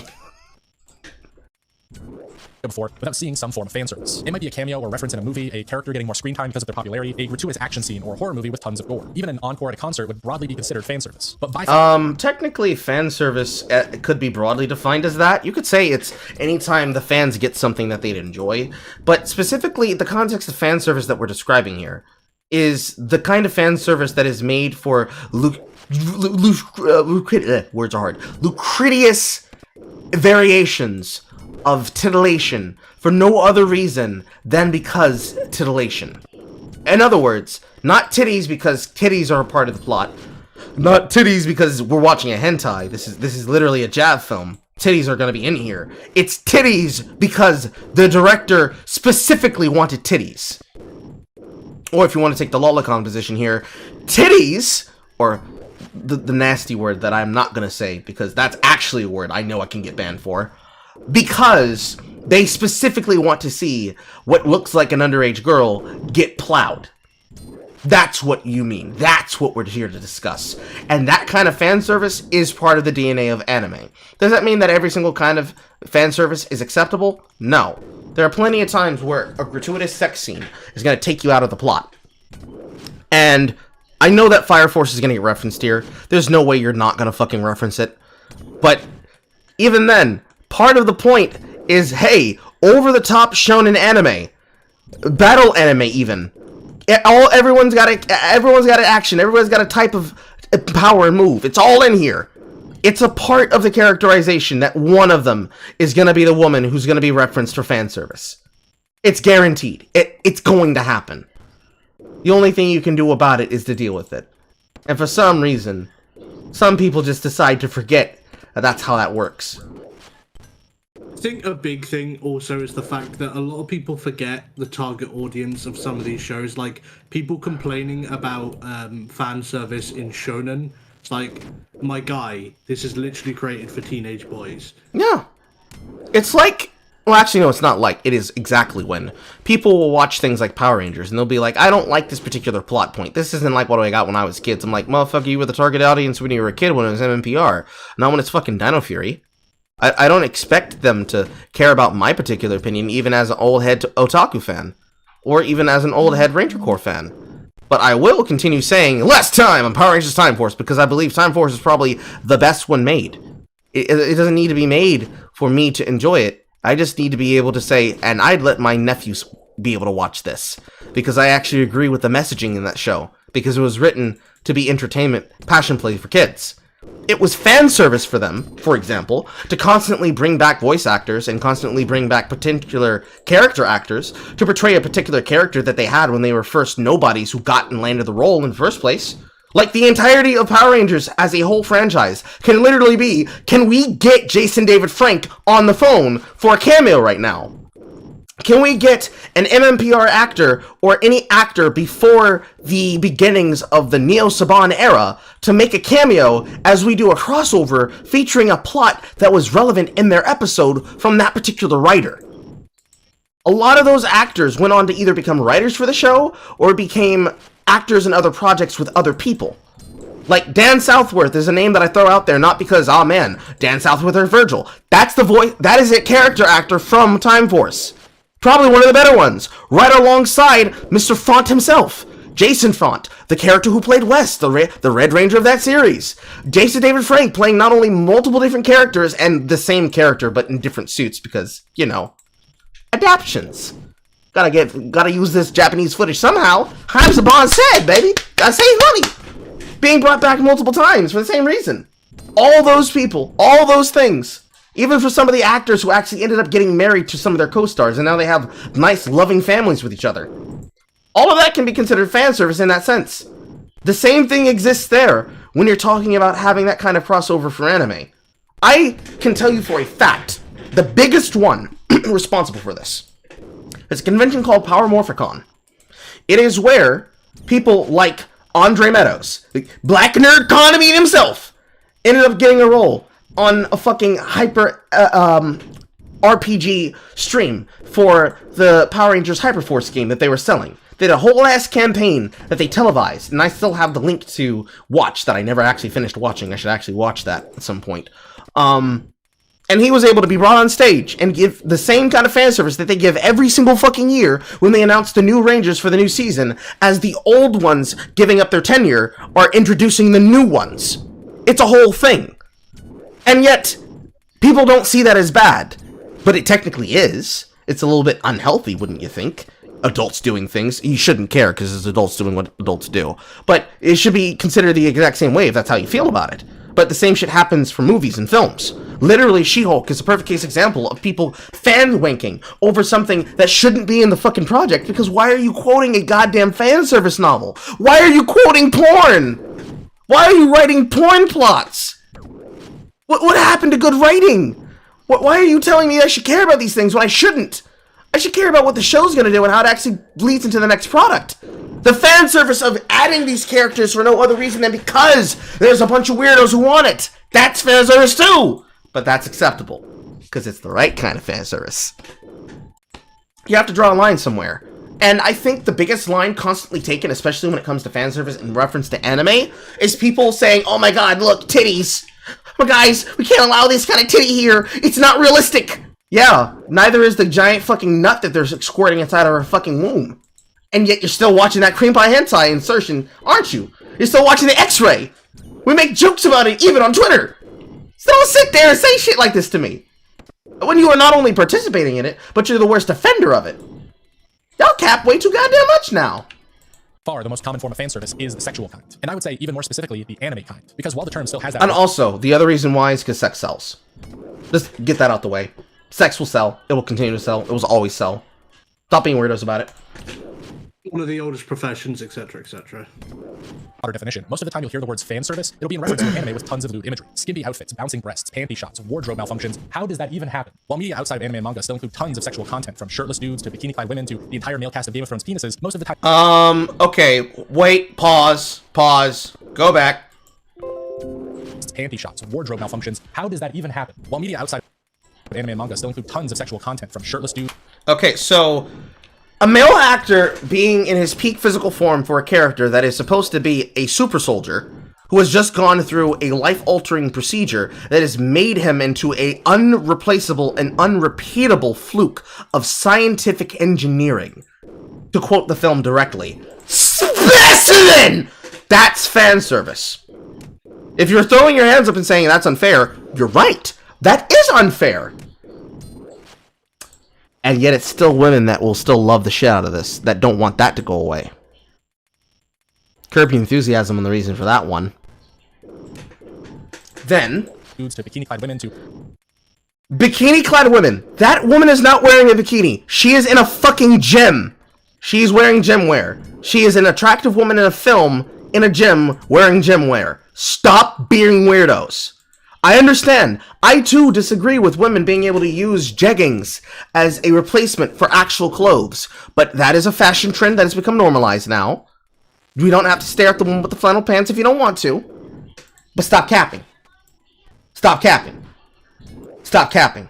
The entire male cast of Game of Thrones penises. This is a show on a premium service network that is about a universe where things are rough and tumble.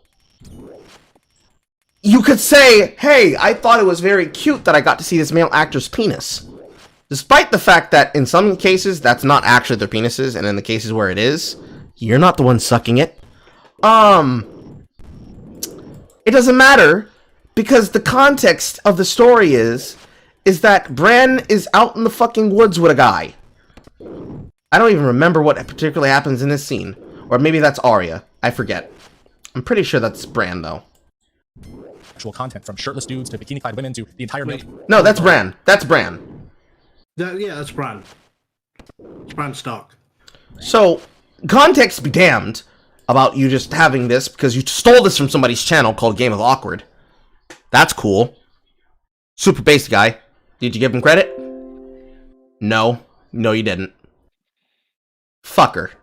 Cast of Game of Thrones penises, most of the time anime is still the only place you'll hear that sexualization referred to as fan service. And this is all widely regarded as a negative to the medium. Many people hate it. Many people hating it doesn't mean that those people's opinions matter. Who are those people? And I'm not gonna say, well, no. Who are those people? Their opinions don't matter. I will tell you myself with my own voice to their face that their opinions do not matter, because their opinions do not matter. The only opinion whose matter is the creator, is the creators who put the fan service there.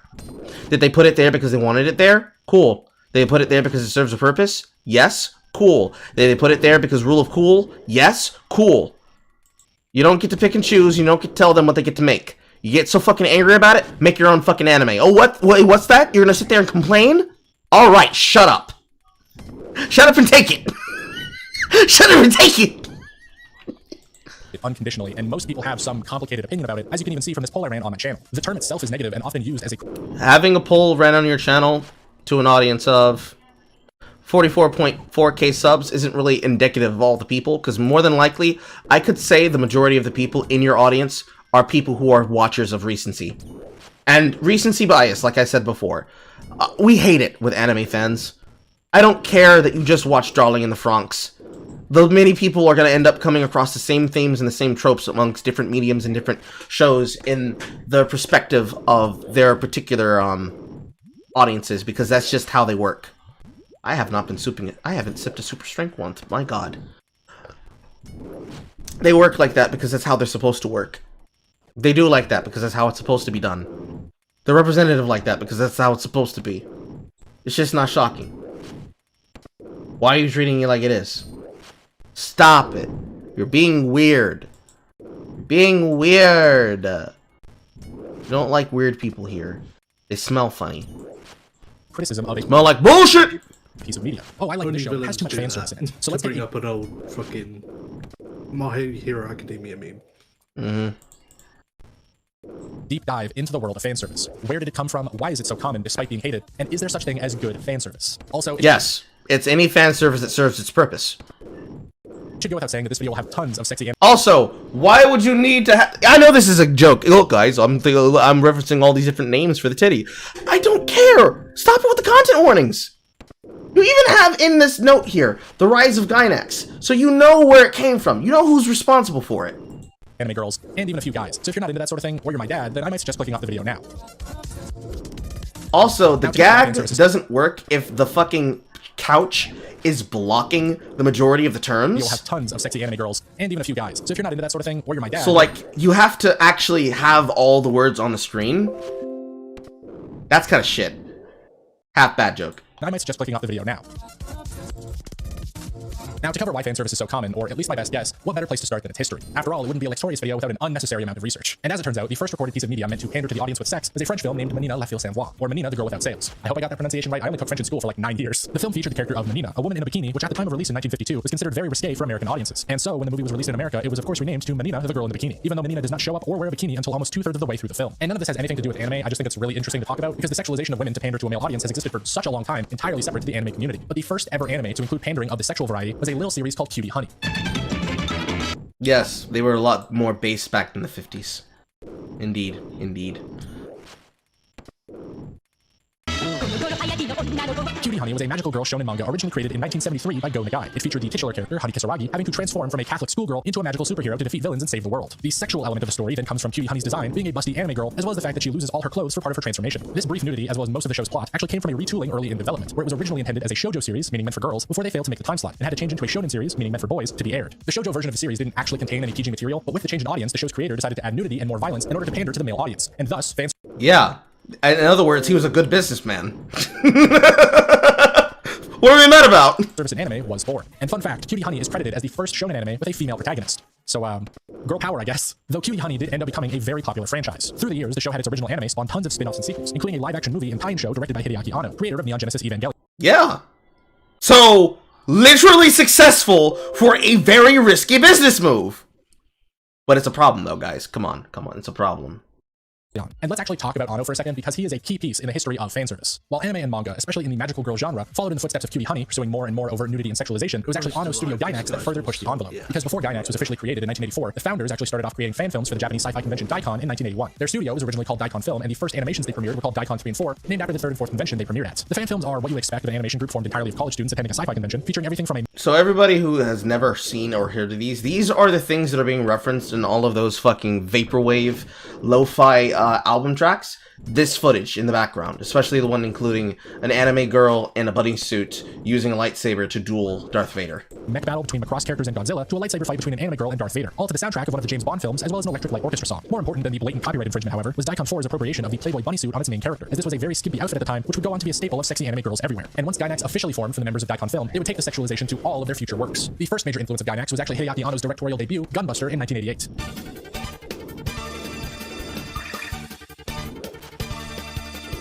The mecha anime was an OVA, meaning it didn't air on television, and was thus allowed to show more nudity and adult themes, primarily through its multiple bathing scenes and ridiculous jiggling. The jiggle was actually so prominent in Gunbuster that it inspired the term Gainaxing, or Gainax bounce, in order to describe over-the-top anime boob bouncing, typically with each breast moving independently of one another. I mean, that's how titties move. That's how titties move.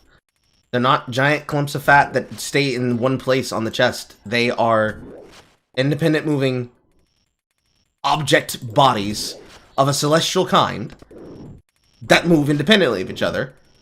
And the fact that they got that correct on almost all other medium, whether it be because they took a note from the hentais that are also OVAs, which really, you're just complaining about the fact that the OVAs popularized the fact that, oh, we don't have to play by the censor, which, by the way, is the same reason why the fan service done in current kinds of bullshit now is on Netflix, streaming services in general. They don't actually have to care about standards and practices, so they can do whatever the fuck they want, which is the reason why we're cursed by such shit like Big Mouth. Yeah, that hurts everybody, though. But yes, it's only a problem when the anime does it. It's only a problem when the anime does it. It's not a problem when you say it any other time. Only when the anime does it. Womp womp. To get on a slight mention on the anatomy part. Sorry, it's literally soft tissue hanging off a person's chest. It's literally just gonna go where it wants to go. Giant sacks of fat made to feed a child. Exactly. Like, stop being like. Here's the thing. I'm a conservative, but stop being such a fucking prude. It's weird how the people who are supposed to be the perverts are actually the most sensible people. We sound like fucking liberals. Fucking liberals.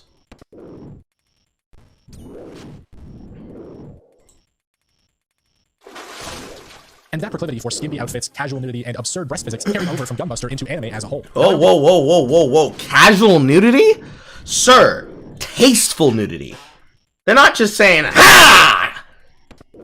It's risque scenarios. It would be embarrassing for a teenage boy or girl to be caught in. That's what makes it part of the trope. They're not just showing titty. We're thinking a little bit more on the lines of the bathhouse episode, not Bible Black. You wildin'. You lying and you wildin'. I think Gynax was solely responsible for popularity of fan service, the same way I don't think QB was. Those things is slightly concerning. Bathhouse scenes where people go to a open air bathhouse to relax, you know, the spot episode, the bathhouse episode where the boys go in one side, the girls go in another, the boys try to spy on the girls try to prevent the boys from spying on them, shenanigans ensue. That's a trope in anime. Also, Bible Black is a hentai, but is one of the first playable hentais, along things like Fruits of Crystalia, and a bunch of other well-known ones, including fucking School Days, and more specifically Summer Radish School Vacation, and Fate Night Stay. You know, things that have now been animated into well-known franchises because people are too lazy to play the anime game because it means they'd have to admit that they played a hentai. So instead, they want to get the benefit from having seen the plot of them and understanding what they are, but not actually having seen the porn scenes. You know, normie shit. Those things. That stuff. Yes. They had an entire term invented to describe. Is it fan service when you take a hentai game and put it on the screen because you know that it's popular? Or is that also, too, a smart business decision? The honest answer is it is, but we like lying here. How they animated breasts, it's pretty obvious they had a major effect. No effect so major as possibly coining the term, though. Yes, that's right. On top of pioneering anime bunny girls and bouncing anime boobs, the first usage of the term fan service to describe sexual pandering was in 1991's Otaku no Video, produced by none other than Gynax themselves. Now, I will say it is highly unlikely to be the actual invention of the term, because for as much research as I did online, I can't seem to find that information anywhere. But Gynax's parody anime on otaku culture and their own studio's founding does use the term fan service to describe sexual scenes meant to pander to the audience before any other mention of it online or in media. So what I think is most likely is the term was unofficially coined somewhere in the Japanese otaku space in the late 80s, possibly even referring to Gynax's work like Gunbuster, and then Otaku no Video is definitely what cemented it in pop culture, because it's only after 1991 that the term gained widespread appeal. Early internet users began adopting it, the definition of the term became broadly known, and in 1995, with the release of Neon Genesis Evangelion, Gynax themselves were once again using the term, with some of the characters in the show even promising more fan service in the previews for next week's episode. Which is incredibly funny when you consider just how critically acclaimed Evangelion is, that this deep exploration of trauma, religion, and the human psyche started off as a mech show with girls in latex suits made by the Jiggling Boobs guys. That's the joke. That's the joke. That's the joke. You can literally say and do anything.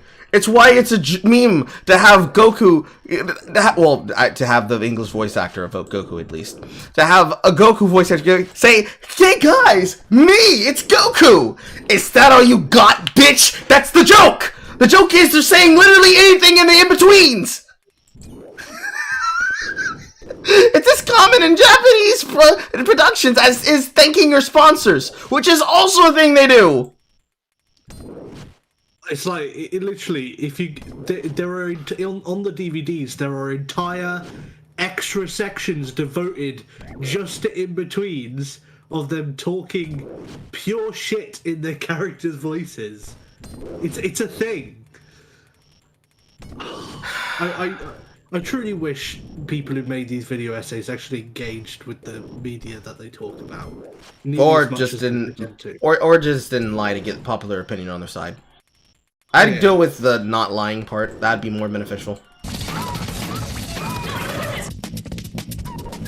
And none other than Adult Swim are you featuring this from. So, you're not even using the culture of otakus. You're not using the culture of Japan. You're using the culture of American fans that grew up watching this when they should have been in fucking bed.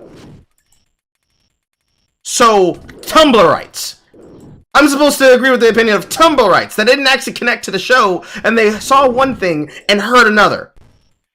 Great! How fabulous!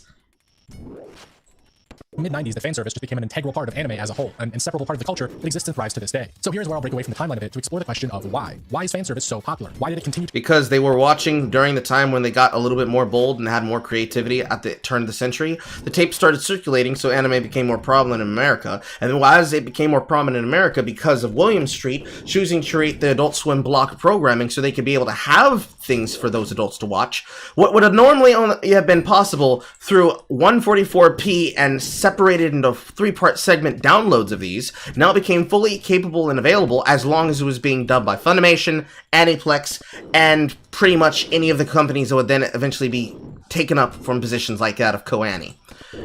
So basically, it's because of people like Justin Cook, the original ADR director and thus senior voice lead for shows like Yu Yu Hakusho, that even made these things possible, who is also responsible for giving those such individuals I just mentioned earlier, Christopher Sabat, Monica Jane Rial, Sean Schemmel, and other such individuals. Let's see here, Brittany Karbowski, can't forget Jamie fucking Marchi of all people. Can't forget the New Age people that I covered the other day on the thing. Those of you who haven't seen them yet will probably watch it tomorrow. The feature-length film, three-parter, created by our very own Paleoanglism. You'll be able to see it there, because I basically name all of them, because I have a document that lists some of them, because they were all prevalent in Kick Vic.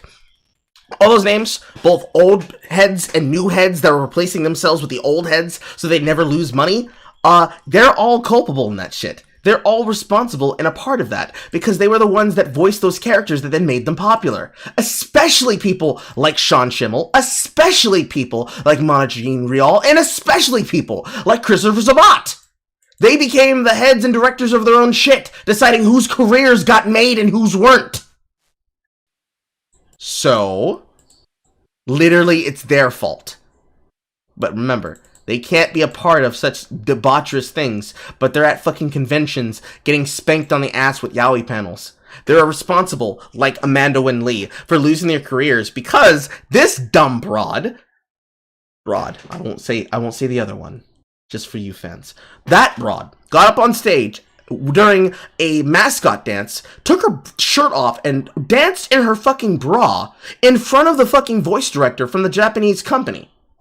And he immediately made sure she never had a job again.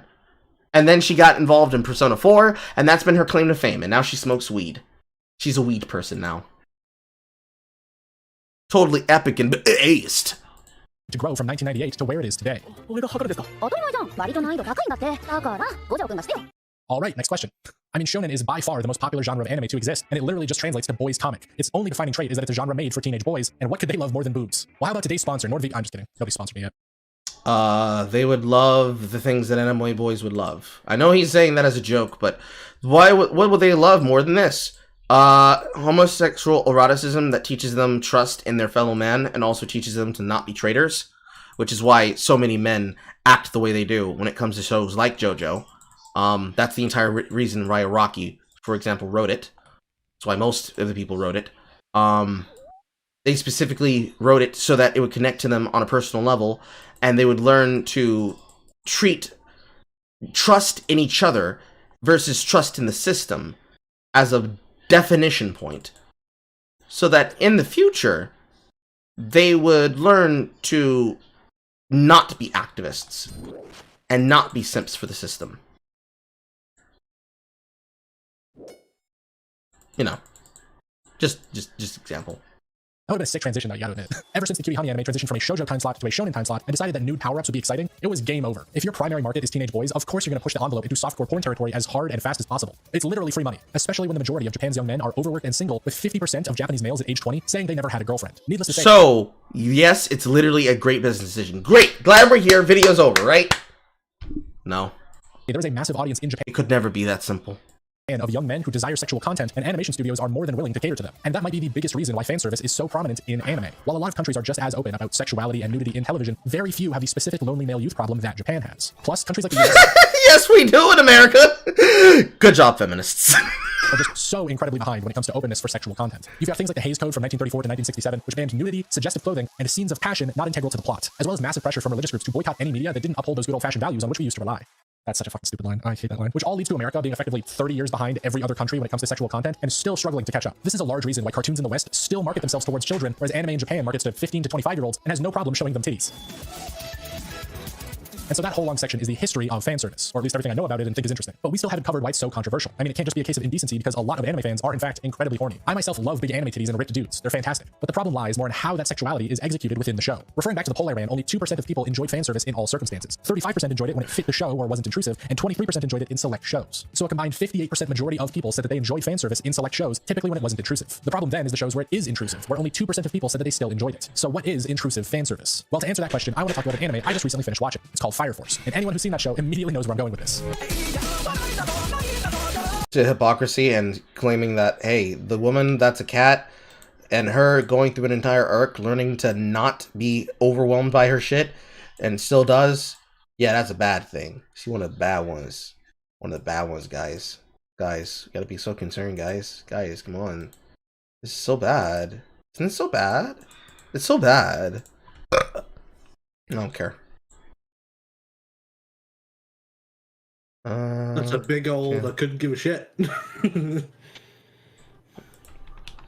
Fire Force is a great show. It's a shonen anime about a world where people spontaneously turn into demons, and a special team of firefighters with pyrokinesis are tasked with taking them out. There is a lot more than that, including a group of villains they fight, but for the most part, it's cool action scenes between people with fire powers. It's also animated by David Productions, the people who make JoJo, and carries over some of the insanely cool sound design they use for that show. However, there is a character in Fire Force called Tamaki. She's pretty cool. She's got fire cat powers, and it took me 6 episodes to realize that her and another character just named Maki were 2 different people. But far and away, the most important thing about Tamaki to both this video and her inclusion in the show is that she has a special ability called the Lucky Lecher Lure, which I believe is meant to be a play on words in Japanese that got roughly translated into English and basically means lucky pervert syndrome. In other words, she has a canonical power in the show, acknowledged by other characters, that puts her into lewd situations through bad luck. Here's an example of that.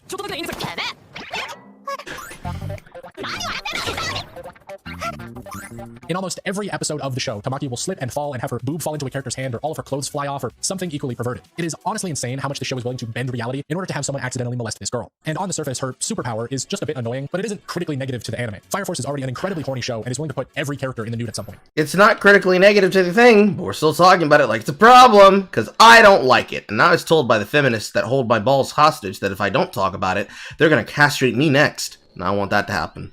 That's not actually probably what happened. But, yeah, it's not a problem, but we still gotta talk about it. Stop it. It's fucking shonen. It's for teenage boys who like action and boobs. Like, that's the whole deal. But Get over it. But young men and titties. They're doing things that I don't like. I have to stop them. They're the bad ones. We gotta stop them. Like, you remember Maki, that girl I talked about confusing Tamaki with? She's ripped. Oh, and what about the nun, Iris? Yes, they have a nun on the team. Surely nothing bad would ever happen to... Oh my god. I mean, what about a character whose only defining trait is that they are fully clothed head to toe? I mean, you can't even see her face with this thing on. What the fuck? The show even has a... That's the joke! My god. Nude firefighter calendar episode, legit, just as an excuse to get all the characters in. Oh, and I don't even mean the girls. It's the boys this time. And The I entirety have of Fire Force. shelves full of this shit, specifically because I too like action and boobs. It's so painful. And there are many a man who are also like that.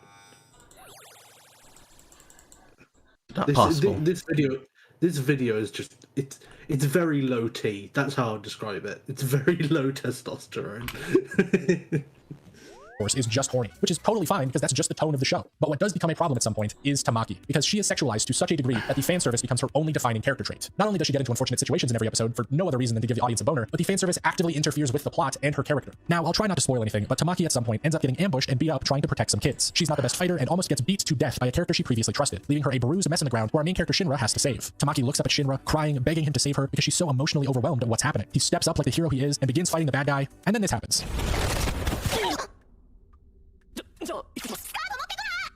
Alright, well that just deflated every ounce of tension in the scene, and that's not even where it ends. You know what also deflates all the tension in the scene?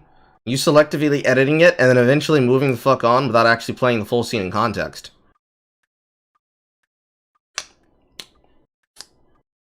I always wonder why people never call them on that shit, and I'm pretty sure the answer is because if people started doing that more, they would not have the ability of saying, well, come on, dude, it's like right there, and it's like, yeah, you can also not look at it. You cannot look at it, you cannot touch it, you cannot fuck with it. There's a lot of things you could do. But now we're doing this, huh? That's what we doing? We doing this shit? Wild, bro. Wild. So wild. Editing stuff out of context, only I'm allowed to do that, but only to make it funny. Well, me and Oyster. It's like, I can't care if that's what they do? Because, like, why should I care? Because you told me I should? I don't care. Fuck off. Can't forget the Bone Crusher. I forget the Bone Crusher way too much. It's just so dumb, and also more in the wrong helm. Just build your fucking bridge and get over it. Dude, what the fuck? What am I supposed to be feeling right now? Seriously. Because when you strategically burn all of her clothes off and have her do her cute little cat pose, I legitimately think you want me to feel horny looking at a character who was almost just beaten to death. And Tamaki continues to be in this weirdly erotic outfit for the rest of the fight. She even gives Shinra a serious emotional speech while looking like this. Which is part of the point.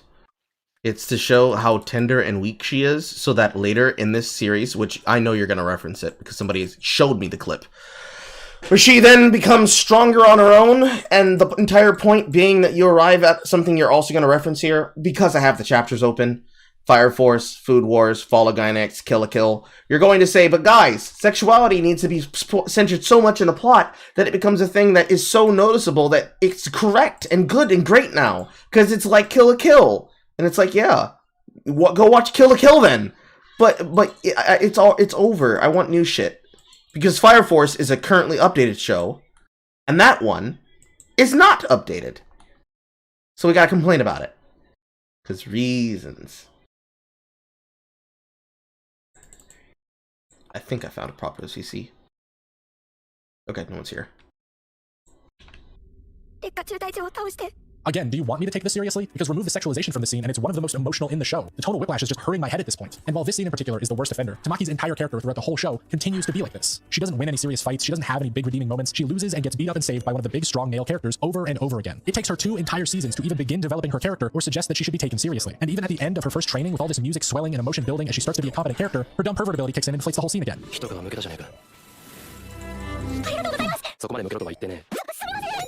Tamaki is the textbook definition of a fan service character. Her whole reason for existing within the show is a vehicle for sex jokes and horny moments. That's it. Any contribution to the plot or action she has is undermined by her sexualization. Except for one scene of hers, one Tamaki exclusive moment that might be the best moment in the whole show, including the time a guy deflected a nuclear bomb.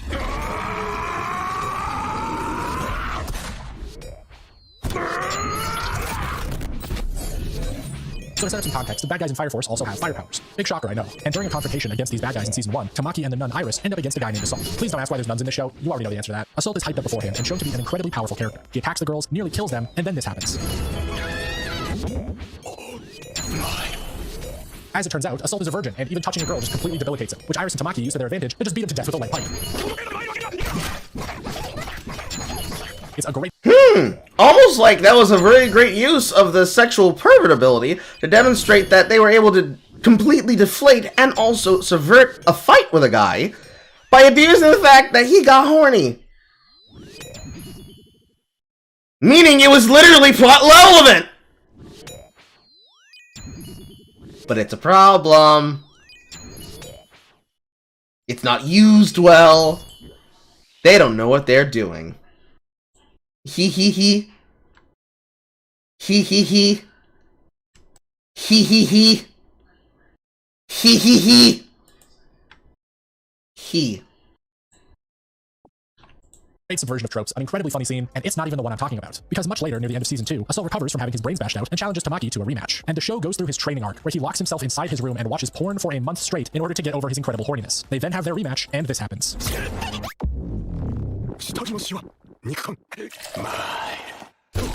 That is amazing. I love how they went 110% on the sound design of Tamaki falling like that. It's probably the single funniest shot in the whole show, and Asul just fucking passes out after it. This, to me, is what the fan service in Fire Force could be. It's funny, tonally consistent, and contributes to the plot of the show. If all of the major fan service moments were saved for scenes like this, I would love it. But they end up spilling out into the serious moments of the show and clashing way too hard to be enjoyable.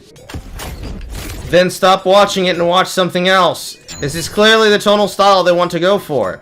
And you not liking it is a you problem, not the show problem. Get over yourself. Stop picking and choosing what you decide you want and what you don't want. You care that much? Go watch something else. Watch The Sandman. It's only got 1 season. You don't have to worry about seeing much fan service there.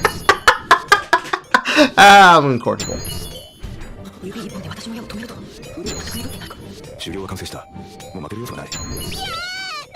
Or, you know, there's the other option. There's the other choice. And I accidentally fucked up my poll. There's another choice there that you could do. You could just not watch shonen anime. That's a big choice, you know, right? If the problem you have is that shonen anime uses fan service that you don't like, don't watch it. And if you don't watch it, you won't have to see it. And if you don't have to see it, you won't have your virgin eyes offended. Win, win, win, win, win, right? Right?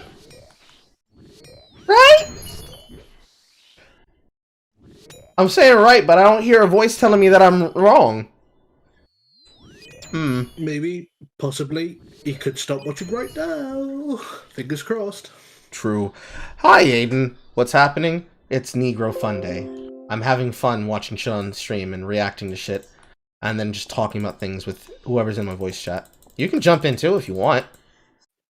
Please do. It will be fun to have you listen to this nonsense. Also, well, I say listen. I'm grabbing context cues from Carl, but the video is actually silent. I mean, you know, still gotta get in those ratings. It's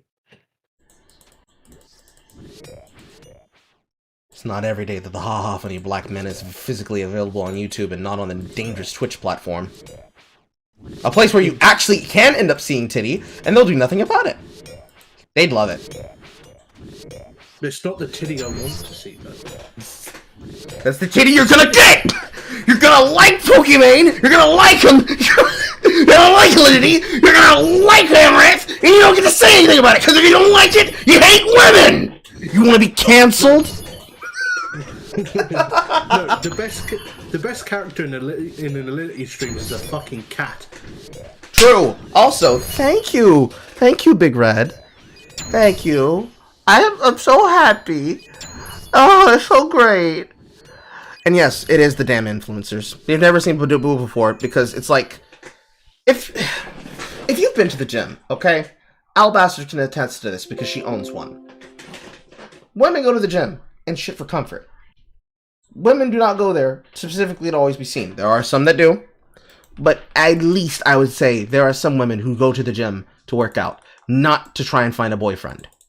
Some of them don't want you to look. Some of you don't want to be ogled. They're not wearing it specifically to get your attention. It's just comfortable. They're allowed to be comfortable. Some women, they know what they're doing, and they know that for some people it's sexualized because the society we live in made it a sexual thing. They didn't make it a sexual thing. They're just doing it themselves. Society said she's wearing the joggers today. You have to fuck her. That's what society did. Nobody said that they had to listen to society. So when you say things like, "Aw, man, I just hate that people wear normal shit and it's always so sexy," the first thing I'm gonna assume is, "Ayo, bro, if you think that it's sexy, that's fine, but, like, don't involve me in your shit." And two, that's a very oddly weird specific thing to be fucking on the bar about. Huh. I wonder why it's choosing to tell me that shit. Weird. But you know, what do I know? I'm just some guy. I'm just some guy. I don't know what I'm talking about.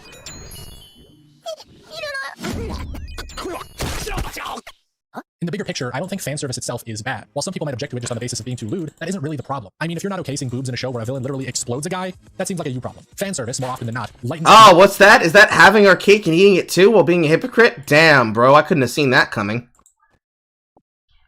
Of whatever it's put in. It will deflate the tension, it will overshadow the seriousness, it will, if done incorrectly, clash with any serious tone you're going for. You can certainly put fan service like Fire Forces into comedic scenes, because sex jokes work very well. You can put it into lighthearted scenes because it adds levity, but there are just some types of scenes that fan service like this should not be a part of. And the worst fan service elements in anime, the ones that turn people against it entirely, are when it's put into those types of scenes anyway. You'll have a dramatic or serious conversation punctuated by a middle school titty joke. It just isn't given the same level of maturity as the rest of the elements in the show, because Made for boys! Made for boys! Made for boys!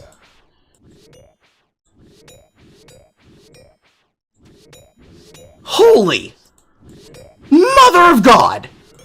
Made for boys! You keep saying the words yourself, but then you keep forgetting it and throwing a tantrum! Carl said as he yelled, made for boys. Made for boys! to a lot of people, including its creators, fan service is still childish and immature by its very nature. Discussing the history and definition of the term, we noticed... What was that? Said made for the boys. Made for the boys. For the boys! Fan service isn't added to a show for the same reason that the other elements are. It's to excite 15-year-old boys. You're not supposed to see that! For the boys! Always put in way less thought than any other element of the show, and that just doesn't work. Again, this is just a joke that's going through my head right now of a bunch of people out of fucking Muscle Beach, where it's just actually a bunch of gay guys that are actually protecting each other from being lured on by the women who assume that they're not gay. And it's like a case of the very gay. Like, girls, stop looking at us. I know you want to ogle our bodies. It's just for the boys. The boys!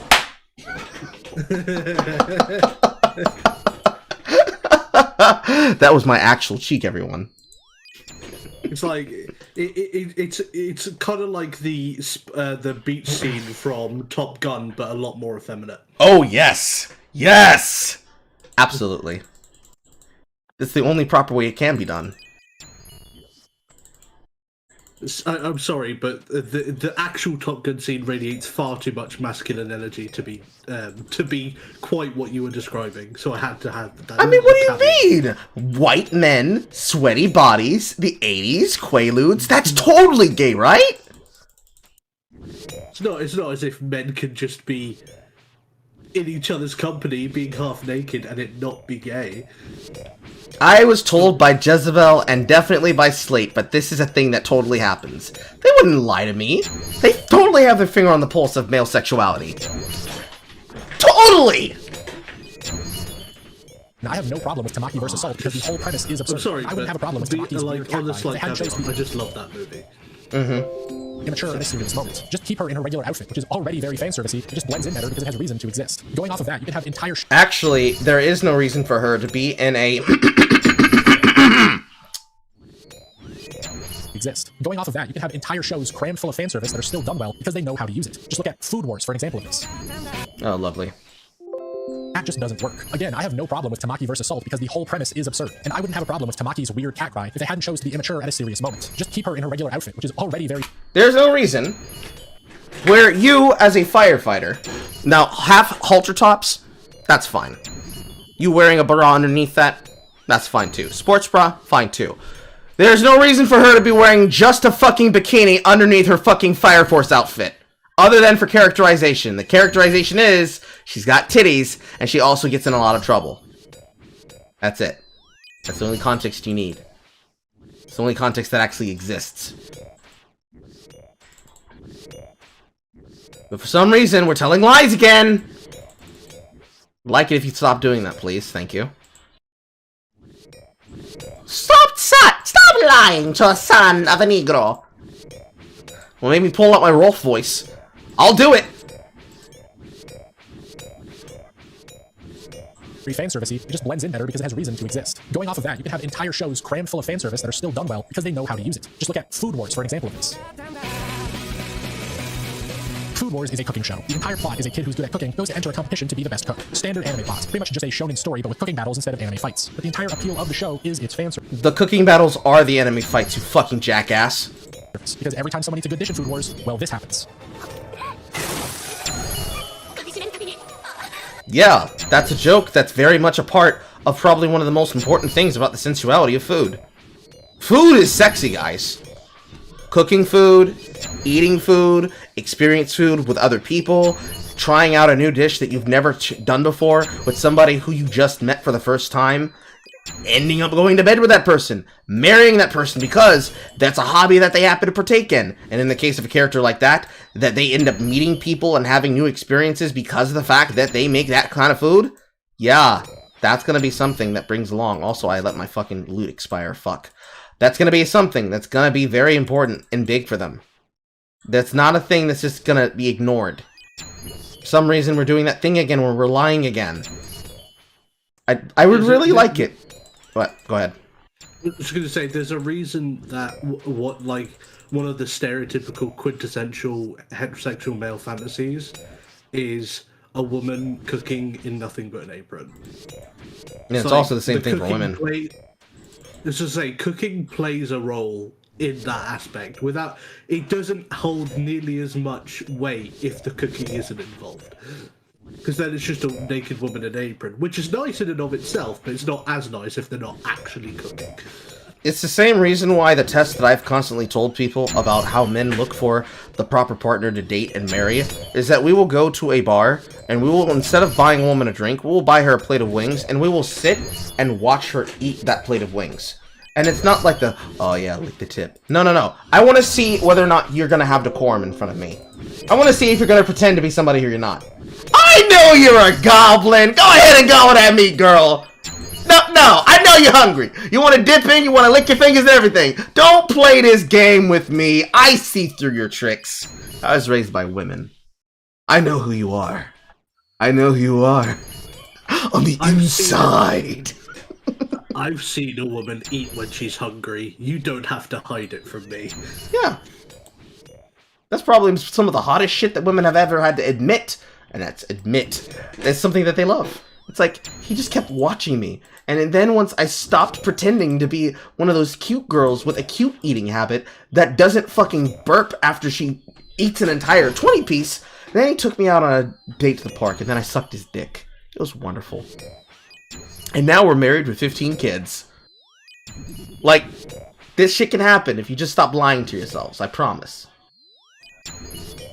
Promise. No, when you said married with 15 kids, I just instantly thought Reddit story. I mean, for some of these situations, that's how a lot of them ended up meeting their partners. They ended up meeting their partners because once upon a time, not long ago, they was a hoe. But they didn't want to be out and out about it. So instead, it's like, no, they were cutesy. No, they wanted to hide things to make it more convincing and easier. Because, you know, who wants to be the thirsty one? Nobody wants to be thirsty. No. You want to be one of the cool girls. You want to be affable. You want to have the ability to say, yeah, I don't really care all that much. But you know that you care an immense total amount. You want to have the ability to do that. And not having the ability to do that is scary for some women. Because you don't want this guy to think differently of you. Because women do care about that kind of shit. Even when they say that they don't. They do. It's why it's always cute when the tough one dresses up for a date that she really wants to go well, because how often does she get taken out? And all of these traits that she normally has that she doesn't care about, she's suddenly super fucking obscenely too worried about. To the point it's like, did I go out on a date with the abusive country-loving goth girl? Or am I on a date with a woman who's pretending to be a lipstick Barbie when she clearly hates the corset that she's wearing because it's too tight, because she thinks that she needs to take it all the way off because she believes, for some reason, that I need her to look slimmer than she is. No, I don't. No, I don't. Dig in, Bethany. I'm picking names at random. I'm sorry if you feel seen in the audience. Dig in, Bethany. I don't care. I don't care. I'm taking it off you anyways. You know I'm going back to your house tonight. Stop it. Stop. I'll even loosen it for you now so you can eat properly and breathe properly as well. Yes. And before anybody asks, yes, that is something that definitely did happen at a convention. No, I will not tell you the details. That's for me. That's for me. That happens every time. The food in the show gives people orgasms. That's just how it works. Is that a stupid premise? Yes. Is this show... No, it's not! What the fuck? I ate food so good that in the split second, I had 5 orgasms. And I described it, as I do, to say this person has a masterful talent that needs to be recognized. But nah, totally. It's totally a weird premise, bro. Totally weird. That's why Dio's voice actor was directly headhunted for that particular voice role, because he had the kind of voice that'd be good for it. And people thought to themselves, "Is that Dio's voice actor?" I feel like that's a particular kind of service, don't you think? A particular kind of fan service. Something that has to be recognized as a part of the good, not the bad.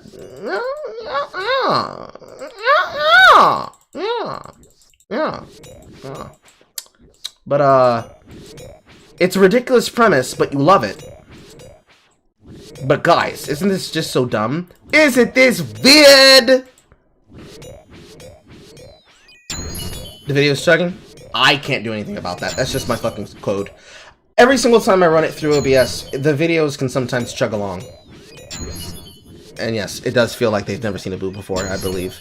You see this on Twitter every day, you're just tired. True. Big true. Oh, accidentally misclicked.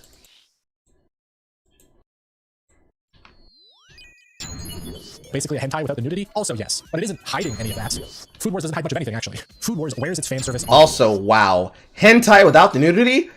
Yes, because what constitutes hentai is just the noises. It's not the descriptions, it's not the visual, it's not the in-between shots of a semi... That's even assuming that it's not censored.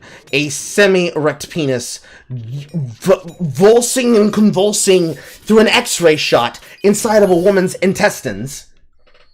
No. That's totally not how it works. Listen, it's hentai because I said it is.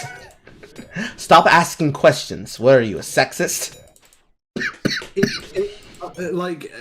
To use redo of Healer as an example, if noises like redo of Healer is only a hentai in the uncensored version. If noises alone make hentai, then even the censored version of redo of Healer is technically a hentai, which it isn't.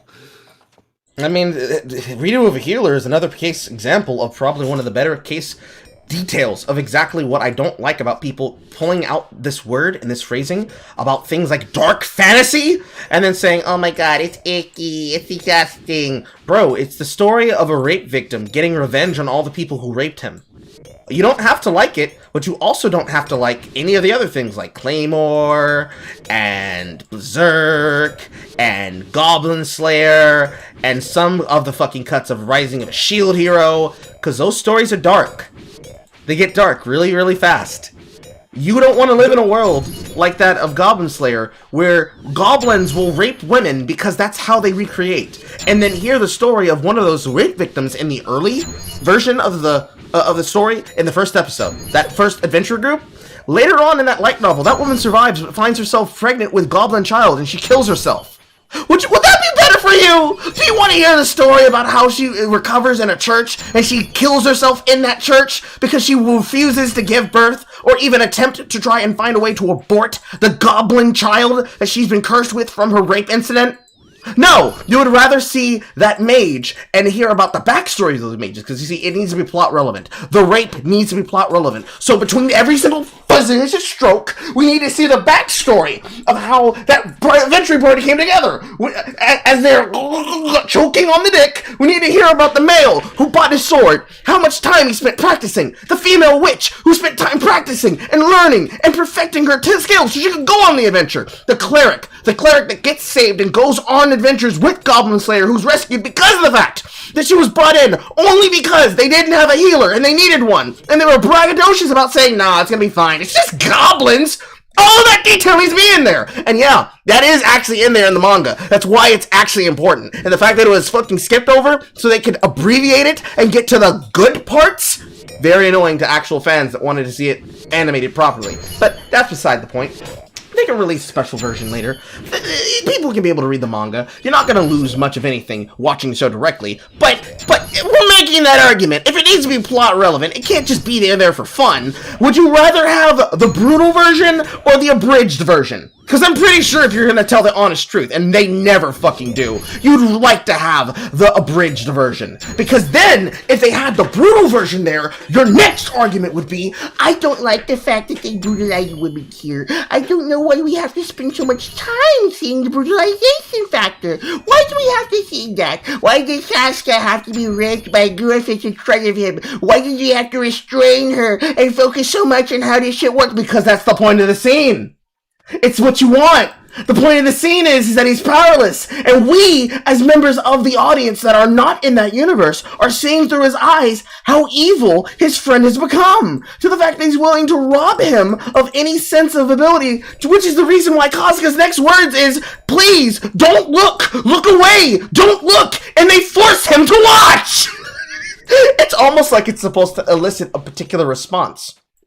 It's almost like it's not fan service in these situations when it happens. Granted, we're talking the difference between a shonen visual novel anime adaptation and one of the greater pieces of fiction, and some of the better pieces of fiction that have recently gotten adaptations. Possible, it's not SBC's reviewer, but you're acting like it is. It's part of the point. It's part of the message. It's part of the message. But no. Not even in those stories where it matters. Not even in things like School Days. Also another H-title game, just like Fruits of Crystalia, with multiple different pathways around how your activities can be had, with the sex scenes cut out, of course, because you can't have titty on the screen. All of those things, the gratuitous violence, the sexual manipulation, all of that shit's important. But because it's not fucking clanted, bad. Evil. Corrupting the kids. Alright, I'm done. I'm done yelling. Oh, fucking Christ.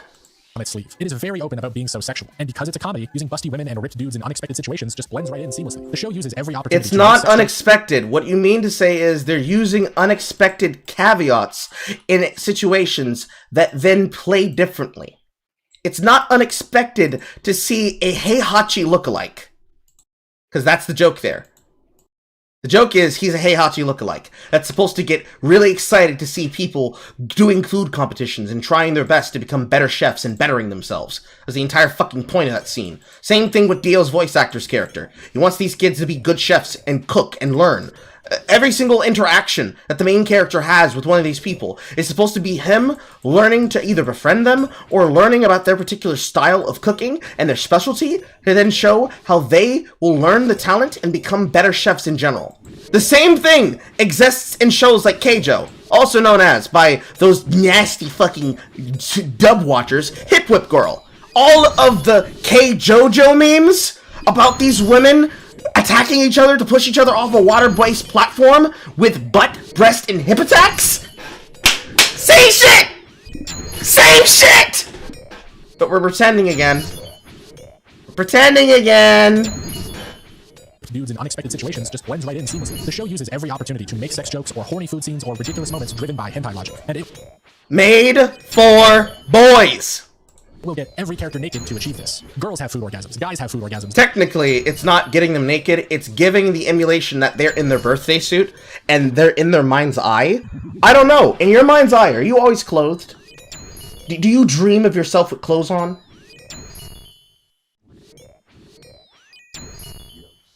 That's a rhetorical question. No one has to actually answer that. But dead ass. It's like you're making people think of this. You're making them look at it. No, they're looking themselves, and you looking. I should say something about the fact that you looked yourself. You should just be like that other streamer who got really mad that he saw titty on his screen, and you should look away from the screen. Cover your eyes. It's an assault on your senses. The female and male body. It's spooky. It's scary. I might see a penis, guys. Guys, it's gonna be terrifying. I might see an internal cream pie X-ray. It's really nasty. Don't watch it. But let me talk about it and make money off of it, but don't watch it. Talking points. Talking points. It's like watching the Trash Taste podcast, but even worse. The main character has food orgasms, old men have food orgasms. The mechanic is treated entirely equally, which makes it even funnier when it happens to someone unexpected, not just all the hot girls. This equality also dissuades any idea that any... It's equal because it's sexually equal, even though in all of these animes it's usually treated about that because these guys are not the way y'all are about sexuality in the West. Specific character just exists for their sexiness. When every character on the show is sexualized, then none of them have to exist purely for eye candy. They can all be functioning characters because the show has no shortage of characters. Not made for eye candy. Sexually attractive, well-looking young man. Sexually attractive, wearing the schoolgirl outfit of choice. Woman. But Carl, aren't you then doing what he's saying? No, I'm not. I'm actually comparing and contrasting these details. The character looks a certain way. Anime characters, whether or not you knew this or not, are designed to look more Western than they are to look more Eastern. They don't usually have Eastern features unless you're going for a Yakuza / Shenmue kind of approach. They are usually made to look American, if not at least English speaking. It is how they design their characters. They make them to look white. Boy band even. So when you say things like this, they weren't designed to be like that. I look at this and I say to you, if they weren't designed to be sexual, why aren't they all fat? Why aren't all the male characters fat? Every male character, every female character, fat! Not just in this show, but in every anime! Why aren't they body positive in JoJo featuring characters of size? They are. But why aren't they doing that? Why don't they do that in all the things? Where are my romance novels featuring my fat men? Where are the romance novels featuring my fat women? Come on! Body positivity across the scale! That's what you're doing. This is what I want you to do. This is what I need you to do immediately! Kill me!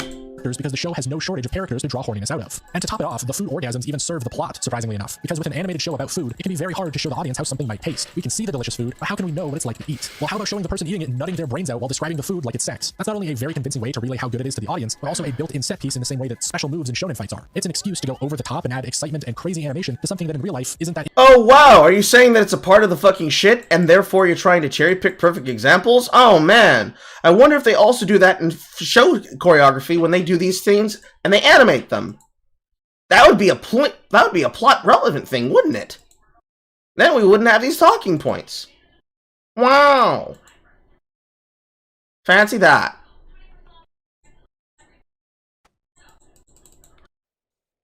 Interesting to watch. And so even though Food Wars has way more fan service than a show like Fire Force could even dream of, none of it ever comes across negative like it does with Tamaki, because it's tonally consistent with the whole show, because the whole show doesn't take itself that seriously. Food Wars... See, it's tonally consistent because that show totally takes itself too serious. With, you know, with all of the constant cutting the tension with the sexual...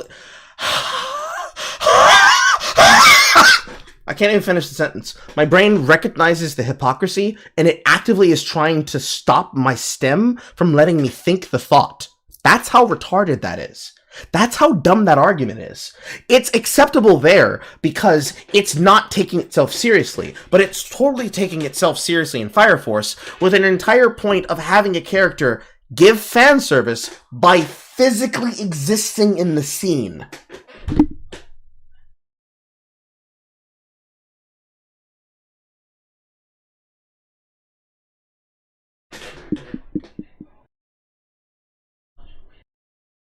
This is what they actually think.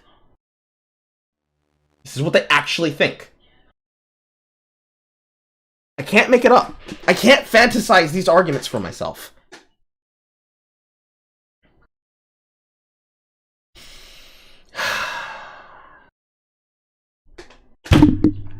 Is one of the few shows that can achieve this sacred title of good fan service, almost entirely because it understands how to blend it in and make it work for the show. It isn't just a cooking show with nudity slapped in, the fan service is a critical element. And so before we wrap up this discussion of fan service, I want to cover just one more show, because it would be a disservice to the entire video to not cover it. But before I do, let's jump... Everything that he's about to say, we already all know the name of. Ball of Gynax, and then leading directly into Kill la Kill. I feel like I want to skip this, but for posterity's sake, I will play it for all of you. And I will not say anything. back into the history of Gainax because I didn't quite finish telling the story. With the release of Neon Genesis Evangelion, which went on to be one of the biggest anime properties of all time, you would think Gainax would be doing great. And they were, if only for a short while. It was only 2 years after the release of this massively successful show, however, that Gainax would start to fall, as it had been revealed that the company had concealed 1.56 billion yen in revenue from Evangelion that they had failed to pay taxes on. Being audited by Japan's National Tax Agency, the president, Takeshi Sawamura, and his accountant were both arrested and sent to jail in July of 1999 for accounting fraud. In light of this, one of the studio's founding members, Yasuhiro Takeda, had this to say: "I don't think he purposefully set out with the goal of evading taxes. It was more that our level of accounting knowledge wasn't up to the task of dealing with revenues on such a large scale." And all of this is very serious stuff, but that quote is kind of funny, you gotta admit. Like, I don't know, maybe don't run a major company if you just kind of forget how to do taxes sometimes. Maybe hire an accountant with the millions of dollars you are hoarding. Just a thought. But that's not even where it ends. From 2000 to 2016, Gainax would face a whole heap of lawsuits, including breach of contract and failure to pay 100 million yen in royalties to Hideaki Anno after he formed another studio in 2006. Then in 2016, Gainax's headquarters moved and were reportedly being run out of a 45-year-old 2-bedroom apartment in Tokyo. I swear I'm not making that up, though it is very hard to find verifiable sources for that information. And the darkest part of all, in 2018, Gainax's new president, Tomohiro Maki, was sentenced to 3 years in jail for indecent acts. Now, I won't ruin this anime titty video by talking about what he did. You can look that up for yourself. It's pretty bad. But somewhat fortunately, a ray of sunshine was starting to form over the dumpster fire that Gainax created. And that ray of sunshine is Studio Trigger.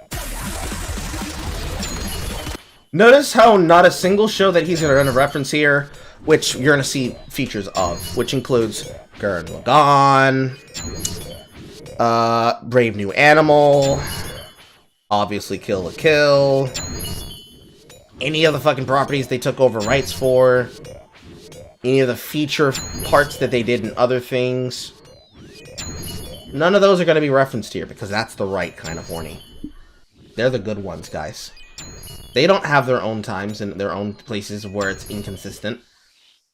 Because you see, they don't take themselves seriously. Except Brave New Animal does that entirely, taking itself very seriously. So much seriously, though, that a lot of the emotional tension between characters in those plots has to do with the fact that the main character and her personal friend were basically guinea pig test subjects. Spoilers. But that's the only spoiler I'll give you. And that's actually something revealed in the show. Besides that, other details that won't be made relevant in these properties is that you could say that they don't take themselves seriously in that either, but they actually do. The internal plot... I'll just say this much, because I said I wouldn't pause until this point. But one of the most internal consistent things that need to be understood when it comes to the problem with anime fan service is that the problem is only a problem if it takes you out of the world that you're in. You don't get to go into a fantasy setting and say, "Ah, that's not how that would work in real life." A doi, dumbass. A fucking doi. You either suspend your disbelief or just decide that it's not for you. That's what you have to do there. You don't get to decide that it's not acceptable, therefore this version of horny is illegitimate. That's cringe. You deserve to be laughed at. Don't do it. Don't do it. Don't do it. And also Kara, Hideaki Anno's new studio, but this is a video about anime boobs, not Evangelion. Yeah, because we don't want to talk about fucking Rebuild of Evangelion, which features even more fan service and also the character that, unfortunately, Smug Roku would constantly steal the majority of their image for, because women in glasses. That's about internet lolcows, not about anime titties. Trigger was founded in 2011 by former Gainax employees Hiroyuki Imaishi and Masahiko Utsuka following the success of Gurren Lagann in 2007. And coming from a show about teenagers trying to fight God with mech robots and the power of friendship, Trigger carved out their personality from over the top. Because that's totally serious, my guy. Totally. Just like everything else that you were criticizing for fan service. Totally! Ridiculous shows. The first of which being Kill la Kill. Kill la Kill is the fan service show. That's the only way I can describe it. Over half a century of jiggling titties and panty shots have all led up to this one show. Kill la Kill is a shonen story following our female protagonist, Ryuko Matoi, as she searches for her father's killer by enrolling in the prestigious and militaristic Kanoji Academy. The school's leader is the fearsome Satsuki Kiryuin. The school's leader is the fearsome Satsuki Kiryuin, who Ryuko challenges in order to learn the truth. This leads to various members of the school getting in Ryuko's way, who she must defeat to work her way up to finally confronting Satsuki. And all of this is typical shonen. The plot on its surface level is not any different to your typical male-centric battle shows. What separates Kill la Kill is everything other than that surface level plot. The way that powers work in Kill la Kill is entirely based on clothing. People have things called life fibers sewn into their outfits that give the wearer superhuman abilities. And Ryuko finds a special sentient piece of life fiber clothing called a cameli that gives her shonen protagonist level strength when she goes through a transformation from an ordinary schoolgirl into this. Now this is a lot. It's a magical girl transformation very similar to Cutie Honey from back in 1973. And just like Cutie Honey, the magical girl genre that previously existed in shows for girls is being brought into a shonen with much more nudity. much more nudity. And that's the point, because a lot of people, when they first see Ryoko's transformation, or Satsuki's transformation, since she has similar powers, are immediately taken aback by how ridiculous it all is. These are teenage girls. They're fighting in outfits that make lingerie look like a burqa in the most ridiculous, over-the-top battle sequences that show off every part of their body that the animators can think of. This must obviously be a show for horny men and nothing more than that. Except it is more than that. Kill la Kill is purposefully overloading the sexualization. Even outside of the main character's outfits, you've got constant sex jokes and ridiculous camera angles and an entire faction of people that are literal nudists. That is blatantly... So, I'm going to explain this part because this part was the part that I was spoiled on. The point for the stupid prudes in the audience that sit there and say, the point is that if you constantly worry about the nudity in the show, you will never be able to get into the plot. You have to accept, and is even a very important point within the first fight, which is across the first 10 episodes, if my memory serves correct, probably the first 5. That the only way that she is able to fight with coquettes and actually use the weapon, the half-cut scissor as a life fiber sword, is that she has to get over the fact that she's exposed like this. Because the more she worries about how much of her body is exposed, the worse of a fighter she'll be. That's the point of everything. It is the even most important point of Kiryuin having the exact same exposure.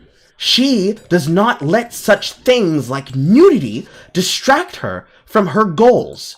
She is the daughter of Reigo, and Reigo definitely doesn't let this stop her, because she even takes the Kiryuin that, takes these Kamui that Kiryuin uses, and eventually uses it in the future later. I really won't care about the spoilers here. If you haven't seen this show at this point, I don't know what the fuck you're doing with your time. Spend some time, watch some anime. That's all I can tell you. To fight them.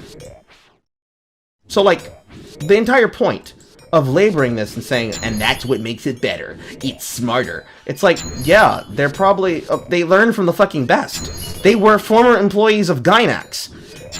You could say in the past, Gainax did it because, guys, we really like titties. Now they're doing it because, guys, we really like titties, but we're about to do some shit. Watch this. Watch this. You didn't expect that shit, did you? Oh, yeah. Oh, yeah. Who's the genius? Have you seen this? Seen my genius?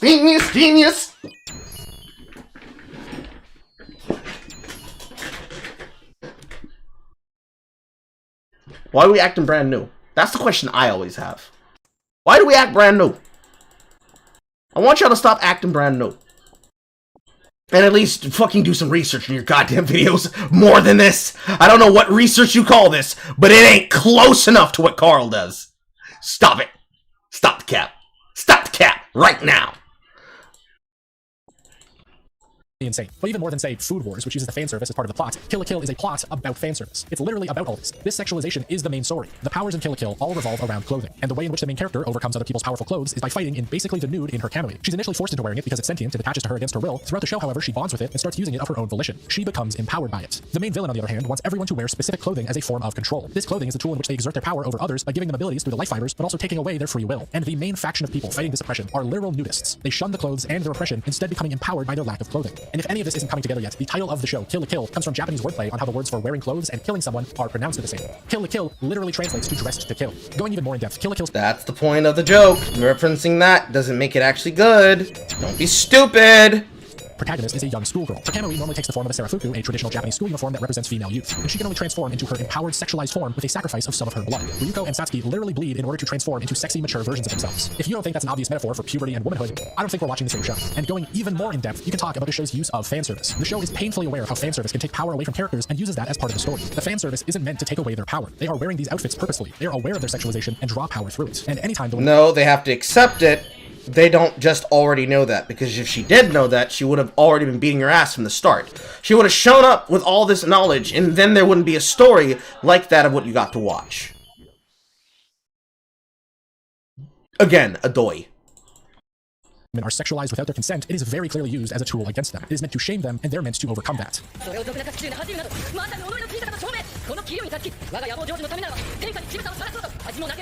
Whereas again, going back to Fire Force, every element of fan service with Tamaki is against her will. It is constantly being used against her, and as such, severe. It's against her will. That's why it's bad. But when it's for their will, that's when it's acceptable. Cool, cool. So when you guys complain about Bayonetta, I get to tell you to shut the fuck up, right? Because the entire point of that is female Devil May Cry. You guys will be okay with it now, right? You can stop trying to do things like hide the female divine feminine and trying to disempower the editing and the work and the time that went in to everything that must have been done to make the Bayonetta character work and the Cereza character work. You'll learn to accept it now, right?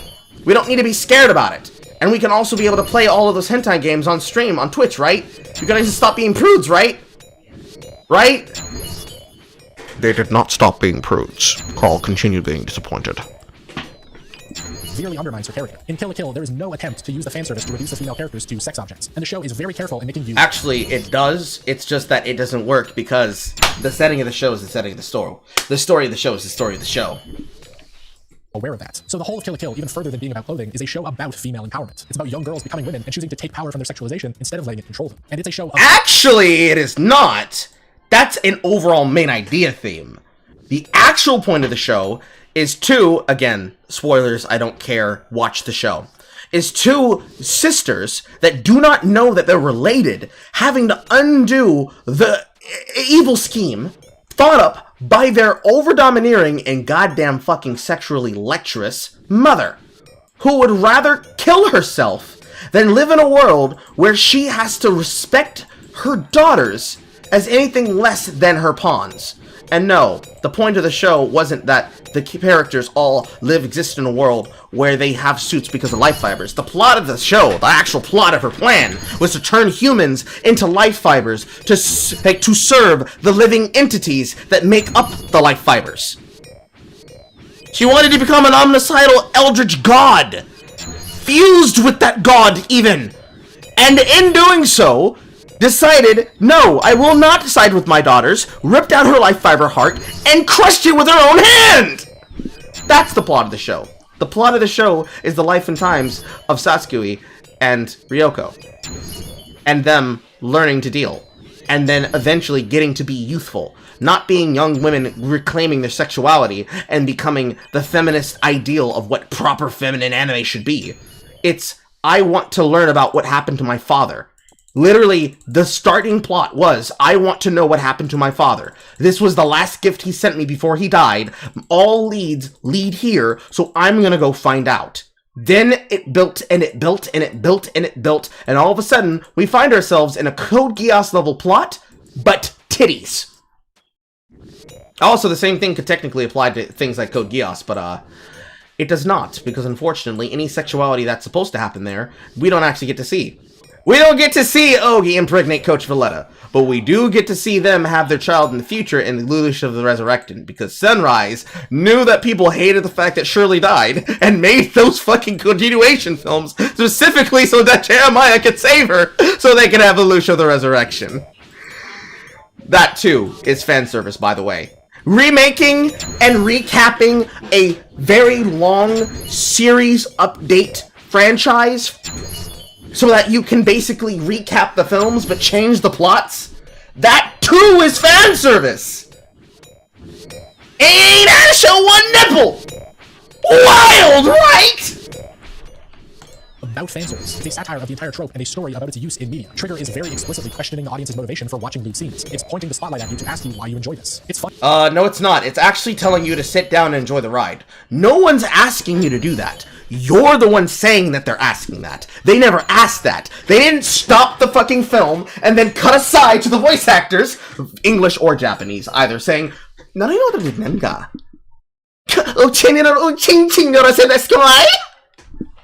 didn't do that. Also, that was very bad Japanese. They didn't pull the screen aside and say, why are you watching this, you horn dog? It didn't happen. It didn't happen. I know you keep saying that it happened, but it didn't happen. Stop! Stop it! Stop lying! Fun to watch Satsuki fight in her ridiculous outfit, and yet when she's getting sexually assaulted by her mother, suddenly all the nudity isn't that appealing. I mean, it doesn't— Yeah! That's almost like there's this thing called tone! This thing you complain about! And that they understand that it's not just ha ha ha, happy happy for joy joy! They're doing this thing called entertaining you! And the entertaining part is what makes you appreciate both the humor and the seriousness. But, you know, it's supposed to be a comedy joke, guys. They're taking the piss all the time. All the time. They're taking the piss. And that's what we enjoy about it. You know, like with Food Wars. And definitely like with JoJo. And definitely like with every other thing that I just referenced and that he's been referencing. It's only ever one way all the time. That's how it's supposed to be interpreted. And if you do it wrong, you're actually part of the problem. That's how it's supposed to work. Real shit. Get more obvious than the fact that every time Ryoko transforms or does something new, there's a giant crowd of men cheering it on and getting nosebleeds. That's supposed to be you, motherfucker. They're making fun of you.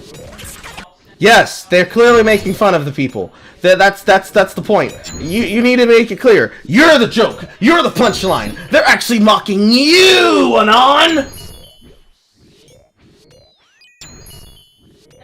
Real shit. Real shit.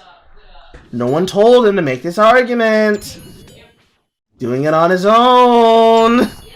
And you guys want us to take this seriously.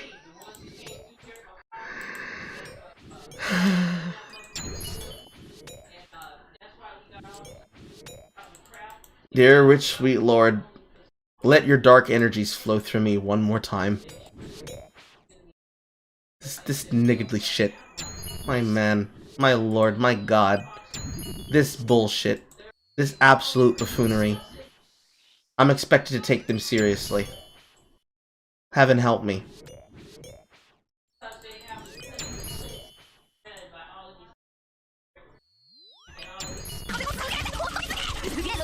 All of Kill la Kill uses fan service not just as a plot device or set dressing, but as a storytelling method. Because without the prominence of fan service in anime and pop culture, you couldn't have a story that's so expertly told using it. And without knowing some of the history of fan service like I've covered, I don't really think you can appreciate it in Kill la Kill, because the plot is actually part of the plot. So for anyone interested... I can do that. In fact, I did that without even having to see your video, watch it, or do anything about it, because I'm not fucking stupid, and my brain isn't melted from being told, ugh, titties!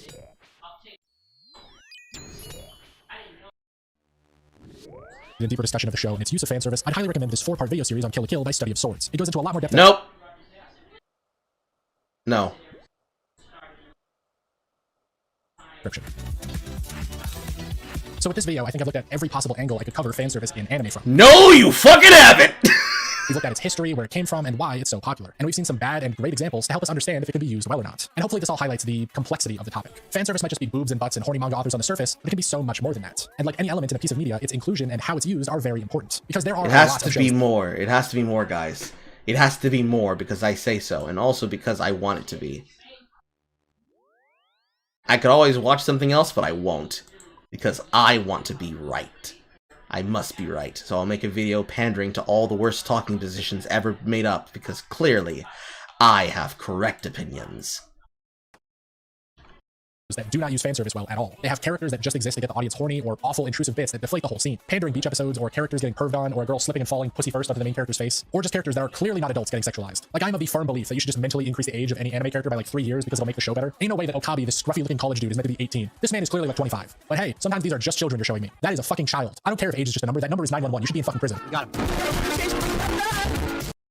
Stereotypical pedo joke. Because, of course. Insert Nora talking about Revolver here. Insert my reaction to Nora underneath that reaction to Revolver here. Superimposed with my face getting ever closer to the camera as I sit there and hold my microphone and say, "That's the joke."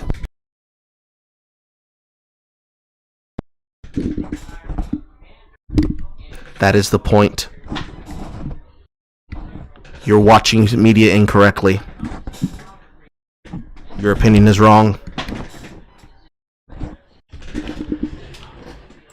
don't think fan service will ever go away. And I think instead of people complaining online about this has too much or this show is ruined because of it, we should instead ask ourselves, how could it be done better? It's fine to include adult content and sexuality. You just have to include it in a good way. You know, make sure the fan service fits the story. No, that's not the question you should ask when it comes to art. The worst thing you can ask yourself, even as an artist, to yourself, unto yourself, by yourself, is how can I make this better? It should be, how can I think differently? Sure, we want to perfect our art, we want to be good at it, but at the same time, we cannot ask from ourselves perfection and expect to receive it. The best I can do is try my hardest, and then try harder than my hardest. Literally, go beyond my expectations and make something that I'm not only proud of, but I believe fulfills the purpose that I set out for. I should do that. That's what I should do. And quite frankly, that is the most basic thing that any person could ever hope to do in most general cases. It's not hard to do. It just requires a little bit of attention, a little bit of detail, and a little bit of thought, and maybe a little bit of horny. And ask myself, not how do I make this better, but how do I make this iconic? I can promise you, Studio Trigger, and even when they were running it, Gainax, and every other fucking animation studio was not asking themselves, how do we make a better anime? They asked themselves, how do we do right by the source material, and how do we do right by the idea that we've created? In this case, they made an original product that you're now using to reference how it's good anime.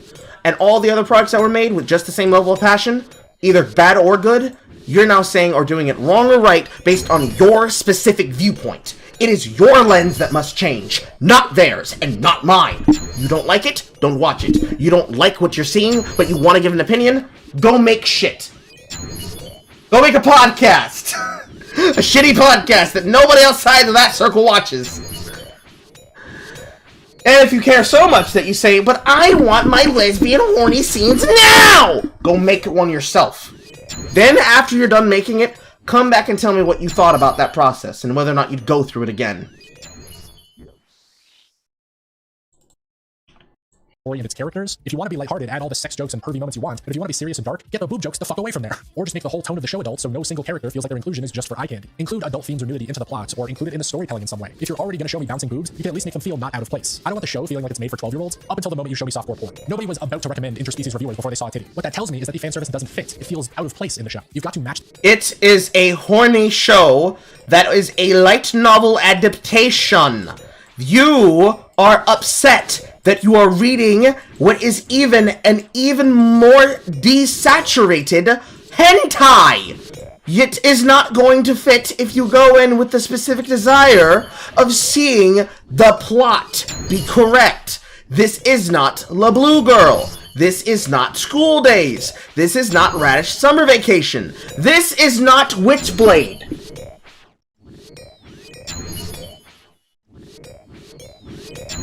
Stop. Stop. Stop it. Stop. The level of maturity, or else don't consider putting the fan service in there in the first place. And I think on the other side of this, a lot of people in the anime community need to stop being so immature when it comes to this stuff. It can be pretty insane. How about you guys stop being immature about the sexual organs of the female and male body anatomy? Start there, then suggest shit to us. The amount of mental gymnastics people pull to try and convince themselves that titties in television are inherently shameful. This anime is trash, and so am I argument people make to try and infer that every show with nudity in it is dumb male pandering is— No! The opinion that anime is trash is that if you don't like what you're watching, there's another show you could be watching. That's what it means. It also means anime is trash, and your opinion is trash, is that your opinion is a dime a dozen amongst everybody else's. Find something else to like if you don't like what you're seeing. Otherwise, don't be a recency bias watcher, and then run your fucking mouth and say, this is why it's wrong, because everybody likes it.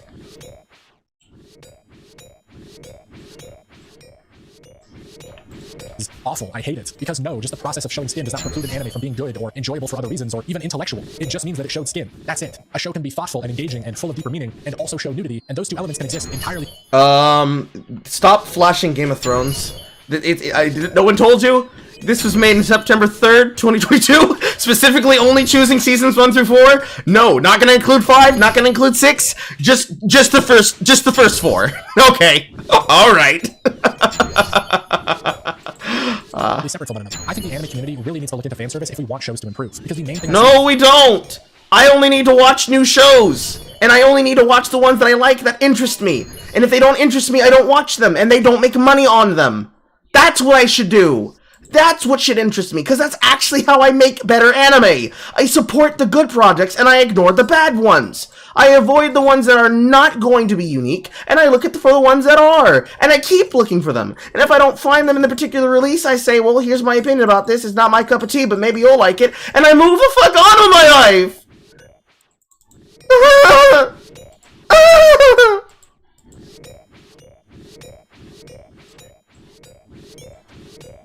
How can you have this many dog shit takes at once, man?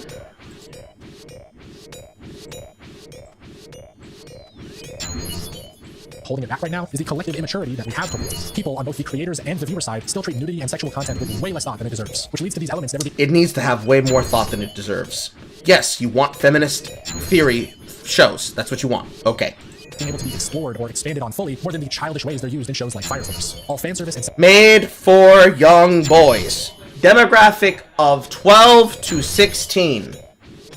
sexuality and nudity are, at the end of the day, are elements to a story. And like every other element, you can use them better and make them more enjoyable. You can fit them in and give them importance. So give them that advice instead of being a ranting woke scold on the internet about titties and dick. And you can make them a positive part of the experience, not an inherently negative one. You just have to put some thought into it. So instead of turning away shows just because they have fan service, think of how easily we could be recommending them because they have good fan service. I mean, who doesn't like anime boobs? You don't like anime boobs. And we're not watching your thanks for watching section. Woke scolds do not get shoutouts for the thanks for watching sections. Unacceptable. Ugh! I've never heard so much cap this week. This week. And nobody tell me that Neuralities has another video, otherwise I'm gonna be obligated to go fucking watch it. Right, it is nearly 4:30 in the morning here, so I am going to have to drop out. Hence why I've been quite quiet for the past little while. But yeah, thank you for having me on, and congratulations on getting monetized. Yeah. Everyone, if you're watching this and you haven't subscribed to Carl, do it. And also, my edited videos will be coming in the weeks to come, as at Carl's prerogative, of course. Yeah. So, goodbye. Goodbye. And since it is actually 11:20 p.m., I'll continue playing video games. You can catch me on Twitter immediately following this. But if you would also like to be able to support the stream, and you would like to see us grow, not only should you consider sending super chats, and thank you for everybody who did. I love you.